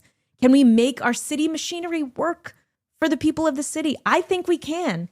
And I have the experience and the know-how and frankly, the work ethic to get it done. You don't have to agree with me on every single thing that I've done on city council or every single position I've taken. You don't have to agree with me that I'm in the exact right position for all of your issues. But I do think that the vision of Los Angeles that I have, which is more hopeful, more just, more fair, that is a vision that I think a lot of people can get behind and should get behind. Otherwise, we have a very bleak future ahead. Do you think that's why in October 2022, Nuri Martinez, Kevin De Leon, Ron Herrera, and Gil Cedillo were caught on tape plotting to gerrymander you out of office because you had organized renters and homeless people? You demanded resignations. What in your platform breaks it and brings about transformational change for the city's politics as opposed to everyone else? What? Sorry, I didn't. I said, what in your platform actually breaks and brings from the norms? Yeah, and brings about transformational change? Here's the thing: that process, that conversation that they had behind closed doors, was about redrawing the lines to benefit themselves. It was about personal political gain. And I put independent redistricting on the ballot, and Angelino's passed it and stood up against corruption as a whole. And now the city is better off for it.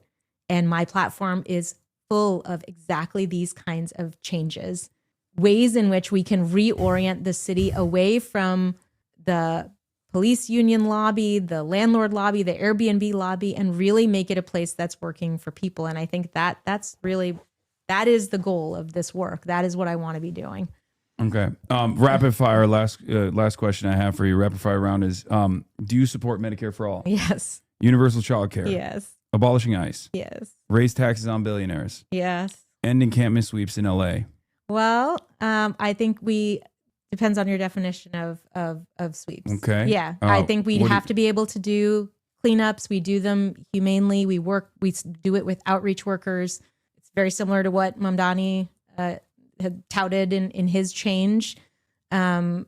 I don't think we should be violent. I don't think we should be arresting people, but cleaning up and making sure that we offer hygiene is really important. Okay. And I'll stand by that. $30 citywide minimum wage. Oh, interesting. I supported the tourism worker wage. Yeah. Okay. NAAPD's pay trips to Israel. If not on our dime. Okay. A free Palestine. Free Palestine, yes.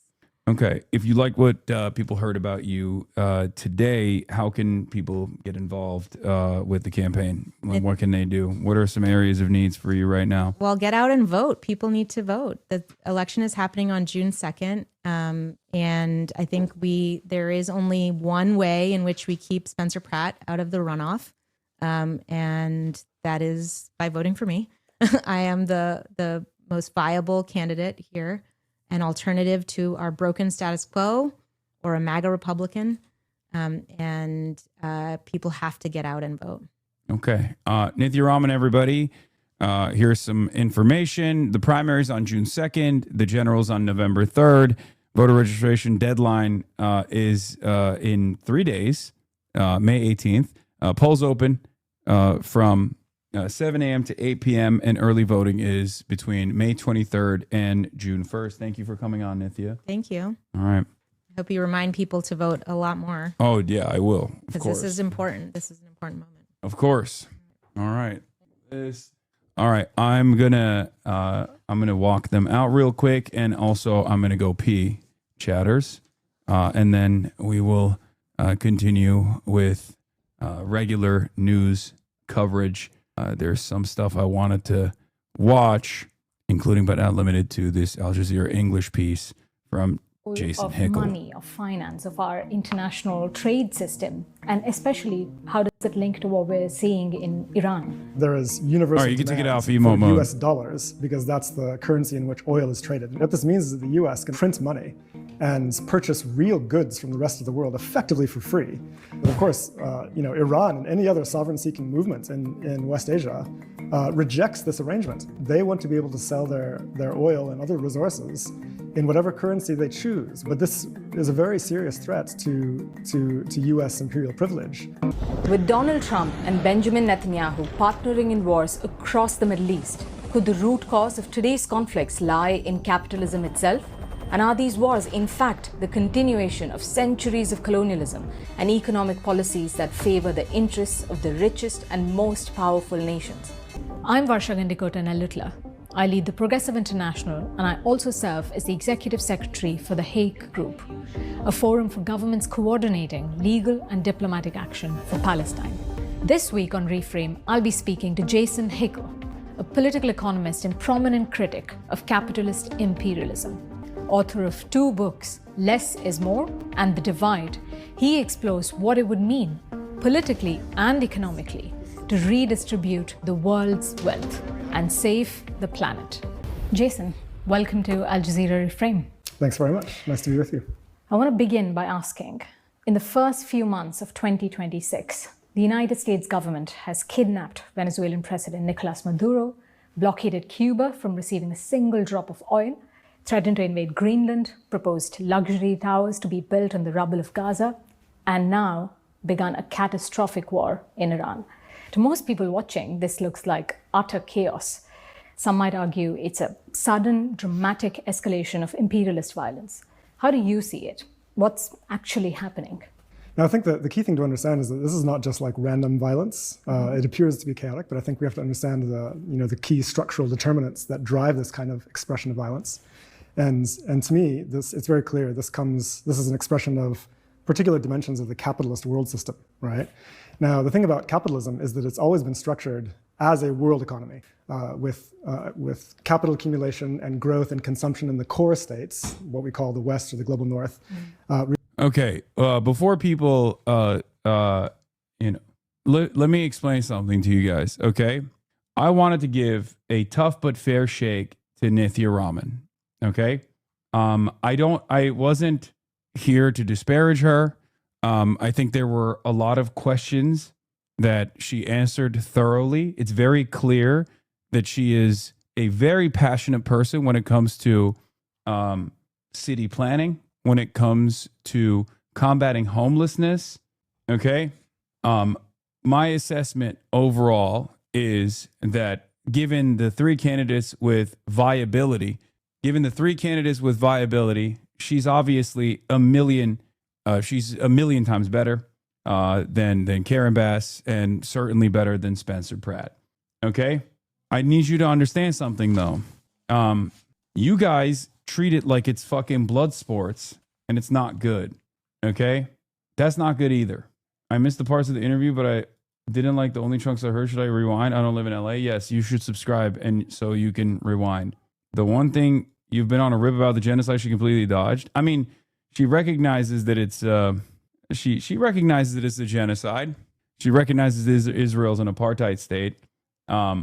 If there were a lot of chatters yapping for hours about how you were going to do easy softball questions on her, you need them to sign this. I mean, look, this is not like tough but fair, I think. Okay, and I don't like that. I don't like that you guys are treating us as blood sports either. Okay, I think it's these were fair questions that needed to be addressed, at least from my perspective. She at no point said it was a genocide. From what I saw, she dodged it at every turn. No, she did say it was a genocide. What are you talking about? She did. Similar perspective to Tom Steyer. How would you answer the land sales on worship properties if you were in her shoes? I would move to ban illegal sales. What do you mean? In the city, it's literally illegal. You can't sell stolen property. It doesn't matter if it's being conducted inside of a house of worship. I would apply pressure to groups that were doing it as well. Like, I don't think she's anyway. I hope this was lying chatter. What the fuck? I didn't hear her say that, but enough people are saying she did. I believe she did. I'm not deliberately lying. No, she did. She recognized it. Oh, I wanted to see the crowd at the Rab rally. Nice. Great. A lot of motion. Are you more or less favorable to her after that? My assessment on NITHYA did not change at all. My assessment on NITHYA didn't change at all. I think like the tactical voting decision in this circumstance is to absolutely try to get her in the second place. If Ray Huang had a shot at getting there, I would have a different calculation, but she does not, unfortunately. I am in this photo somewhere. Nice. Do you have ranked choice? I'm confused about the second place comment. No, there's an open. There is an open primary. I feel like the Zoran template answer as a state with equal rights should be easy to adopt for these candidates. I know. We watched you interview candidates and politicians for numerous years now, and I feel like she was a deer in the headlines and scared to answer questions honestly. It's not a hateful response to her interview, but I feel like she lacks confidence. I think she's a nerd. She's a housing nerd. That's not a bad thing necessarily. So the primary in California is an open primary. For those of you who don't know, it's an open primary system. And because of that reason, you can have either two Republicans in the top two slots, which then move on to the general. You can have two Democrats in the top two slots, which move on to the general. Or in certain instances, one Republican and one Democrat that is in the top two slots that move to the general. I think not every progressive candidate can have Zoran charisma, and that's okay. Yeah, no, this isn't even that. I mean, Zoran happened to be also very knowledgeable on this one particular issue that became a major fixture of virtually every fucking campaign in 2024 and onward, right? Stop comparing everybody to Zoran. But yeah, I think that she wanted to sidestep a little. Look, I didn't grill her as hard as I could. I'll just say this. Like there's definitely a lot more that I could have said in that situation. And there were plenty of instances where I, dropped it, because I do think that Israel politics, unfortunately, is unbelievably interconnected with Los Angeles politics, and she herself has played a role in that as well. It's not even about being charismatic. It's just no. You guys are being. Look, out of the top three contenders, she is absolutely better than the other two. Okay, that's it. She's better than the other two. Anyway, AOC has a good speech at the rally about AIPAC. Defense, they want for war and silence. while American tax dollars go to the genocide and displacement of Palestinians and the invasion of Iran as the global economy descends into chaos. Because somehow in Washington, I will tell you firsthand, there is always money for conflict and war and military escalation in the interests of the powerful. And yet, there is never the blank check that they find for that. There is never enough money for healthcare, housing, childcare, wages, infrastructure, bridges, water, air, electricity, none of it. It's very good. Very, very good. A shot of fuck APAC. That the man who got the most votes is now getting the most money spent against him. It's a badge of honor, really, Rep. Brad. You should take it as a compliment. Because corporations and lobbyists don't spend that. I think she could be molded. She could be swayed. LA's not an ultra-left place, so being ultra-left may actually hurt her in the primary. She's not AOC. AOC's old speeches were not as powerful as it took time to get there. Wait, what are you talking about? That much money in opposition out of charity.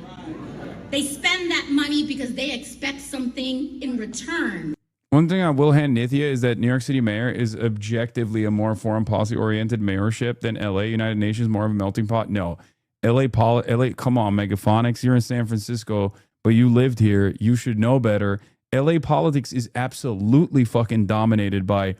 LA is a place where there is a tremendous amount of like pro-Israeli initiatives that take shape, right? It's just, it's not even, it shouldn't be the case. It shouldn't be the case at all. But like, why do you think there are bills that are advanced, like the adoption of the IHRA definition of anti-Semitism that dictates that criticism of Israel is actually criticism of Jews? It's anti-Semitic. Shit like that has a tremendous impact. It could lead to prosecution. It stops people from being able to protest against Israel, right? How dare you question the mega penis? Okay, chill. AOC said MAGA is the last breath of the Confederacy. There's this video that's been going viral. I saw it last night. I think many of us seen it, of a young man who was testifying against redistricting out in the South. And he said something very true, that MAGA is the last dying breath of the Confederacy. And it could not be more true.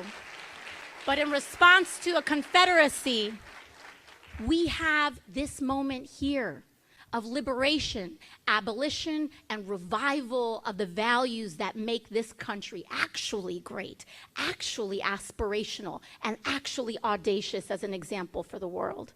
It's in places like Philadelphia. And we have every freedom that we have today because somebody in each generation refused to accept the world as it was. Somebody kept going when the odds looked impossible. Somebody decided that the promise written in this city belonged to them too. And in this moment, Philadelphia, that somebody is you. I'm legitimately disappointed you'd be willing to say Ray's campaign is dead without having a sit down at the desk when she's clearly the better candidate. That's all. This sucks, man. I'm not trying to duke it out. We just have better options. I mean, I supported Ray's candidacy from the start. And she made a lot of, she had a lot of different opportunities. Like, what do you want me to do? Again, I'm not Magic Man. Okay. I'm not. I purposely didn't tilt the scales in anyone's favor up until this very last moment. It's like people present me as this fucking kingmaker, but I'm not. Okay. Also, I'm not a campaign manager either. Do you vote or no? Yes, of course I vote. What the fuck kind of question is that?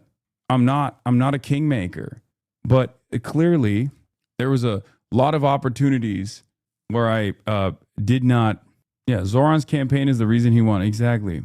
Gabor Monte thinks you're powerful enough. I don't think I'm powerful enough. Like, I've seen the initiatives that are taking place right now where there's like people like, it's just Zoran didn't win because he's hot or has good ideas. He won because the New York DSA went all out in canvassing. I mean, that played a role in it too. Everyone played a role in it. Everybody played a role in it. Okay. Anyway, It's fucking frustrating where everybody constantly compares every candidate that they have questions for to John Fetterman and candidates that they like to Zoran Mamdani. Both are annoying. I'll say it like this. I hope that Spencer Pratt doesn't make it to second place. That's number one. And if NITHYA does, I will do everything in my power to make sure that she is chosen as the next mayor of Los Angeles over Karen Bass. Okay? You could be a modern Lenin, but you would confine yourself to a smaller station for playing humble. Okay, you guys are insane. Sorry, you live in LA. I feel so bad. Your politics are shit. Anyway, how's the weather? It's fucking fantastic. It's 65 degrees and sunny right now. 20K people in a Twitch chat is not deciding the LA mayor's race. I mean, this isn't just 20,000 people. There's going to be clips off of this. Okay, let's be real. I didn't say I have no motion. I didn't say this community has no motion. We do have motion. It's just there's no way to make up a fucking 10-point swing in a matter of weeks like that. Okay, like even with Abdul, part of the reason why Abdul saw a 10-point swing, because he did, okay, is not just because like my community was really pushing for him and they saw him and there was like all of those people in Michigan that were really invested. It was because of all of the accompanying media coverage that came along with that. It was the door knockers, the phone bankers, the funds raised, but then it was also the additional media coverage that came along with that tied that brought a lot of eyeballs to Abdul's campaign. Do you understand? I have no doubt in my What is this? mind that the map's gonna pass. If y'all can give us less than 0 seats, you would do it. Y'all do this under the orders of somebody that said the Civil Rights Act was harmful to white Trump was wrong about everything. That's awesome. people, that it caused reverse racism. RFK said that black children are overfilled on antidepressants and that they need to be reparented on different farms, all of them. Pete Hegseth constantly brings Doug Wilson to the Pentagon to give a prayer service. Doug Wilson is the same pastor that said that slave owners were on strong spiritual ground. I don't have no belief in no morality on anybody that followed Donald Trump. If you wasn't with this map, you wouldn't be underneath this president. You wouldn't be in your party. You would stand up, you would stand against it, you would speak out about it.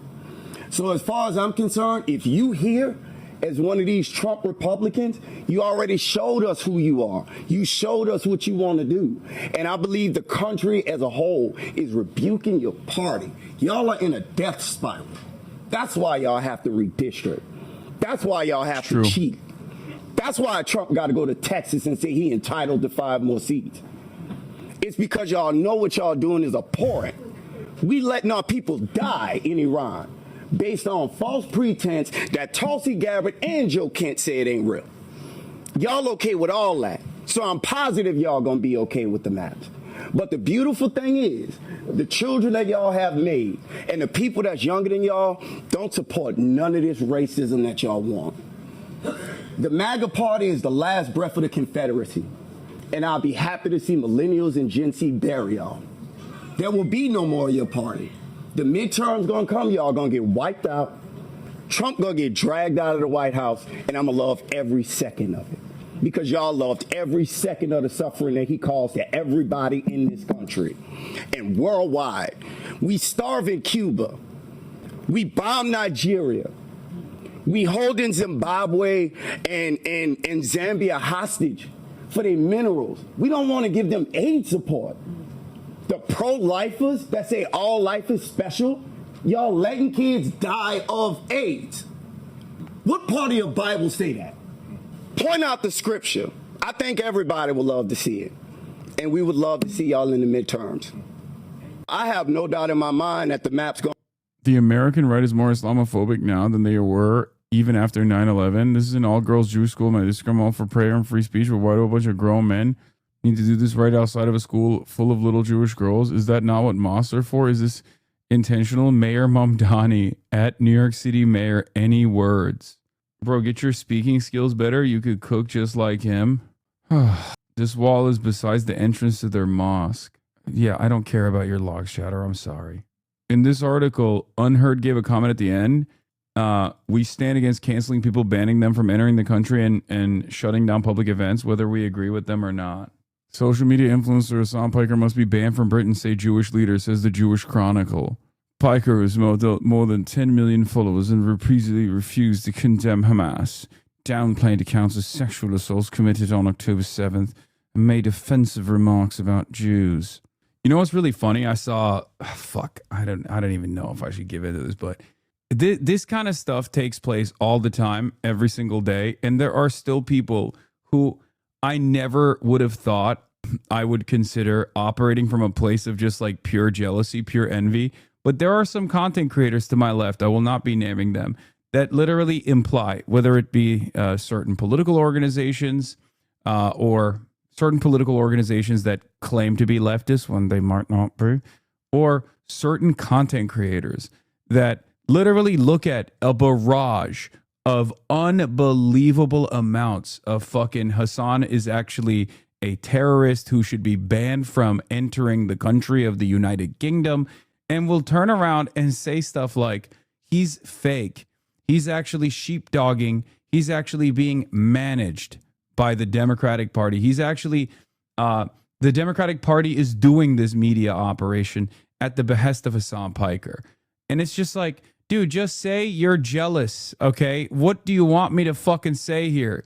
Like, you don't get this level of smoke because ultimately people consider it to be fucking irrelevant in the grand scheme of things, okay? That's it. What are we talking about? What are we fucking talking about? You think I love this shit? You think I like having discourse around whether or not I should be fucking banned from entering a goddamn country? It's so fucking annoying. But it's also annoying because people believe it, okay? It's annoying because there's dumb fucks out there. There are dumb fucks out there who legitimately go, yeah, you know what? You're right. I'm a schizo-communoid, okay? I love parapolitics. I'm a schizophrenic communist who genuinely thinks any and every person that gets a little bit of fucking, a little bit of prominence or has a community that is like relatively sizable must be an op. I think everyone is an op. Everyone's a fucking op. Everyone's an op of the CIA. Everyone's an op of the Democratic Party. Some of you in this community do it as well, okay? I'm a schizo-communoid. I love parapolitics. Sounds like a Disco Elysium line. I mean, there are some people who just are like that. I heard Bill Maher mentions you tonight by name with a photo on the show. Nice. So fucking tired. I hate this shit so much, bro. Anyway, I'm done. I'm done for today. I'm done. Dr. Jihad is tired. Okay. It's fucking 6:30. I haven't eaten yet. I'll be back tomorrow. There's a lot more to cover. Okay. God.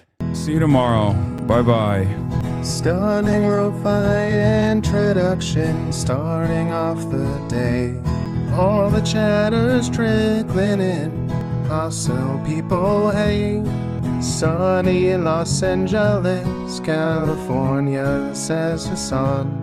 Stun luck to the stun luck to the topics just begun.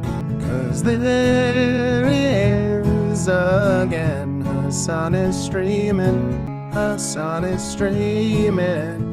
There he is again. Hasan is streaming. Hasan is streaming. Reviewing a Chinese train, telling Kaya place. Sun and Asmin chatter loves, giving grinning's grace. Zoran winning and YC woke two back with the force. The Rogan of the left, to me a dumb himbo still of course. The Charlie Kirk assassination, the Fear and Online show. 8 full fucking years of this, and plenty more to go.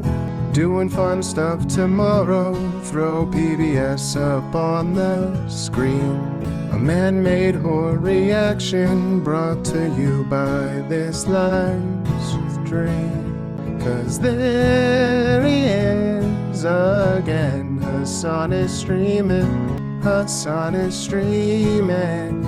There he is is again. Her sun is streaming, her sun is streaming. Kicked out of the DNC, IRL will march the goat. Combating the propaganda that shoved down people's throats. CBS Israeli news, a coup, a regime falls. A full-blown fascist takeover, and still the duty calls. Total radicalization coming out to sea. The system will always fail, it's up to you and me. On these daily streets, whether short or whether long, have helped millions of people keep it moving right along. 'Cause there he is again, her sun is streaming, her sun is streaming. There he is again, her sun is streaming, her sun is streaming. But hey, what can you say? That's BBS for you. But he'll play games real soon, just you wait. Say, hey, what can you say? That's BBS for you. But he'll move on real soon, just you wait. Ba-da-da, ba-da-da, ba-da-da-da-da-da. Hey, what can you say? That's BBS for you. But he'll pull your lawns real soon, just you wait. Sha-da-da, sha-da-da, sha-da-da-da-da-da. Hey, what can you say? That's PBS for you. But he'll do your advice real soon, just you wait. But hey, what can you say? That's PBS for you. Brought on by viewers like you, just you wait.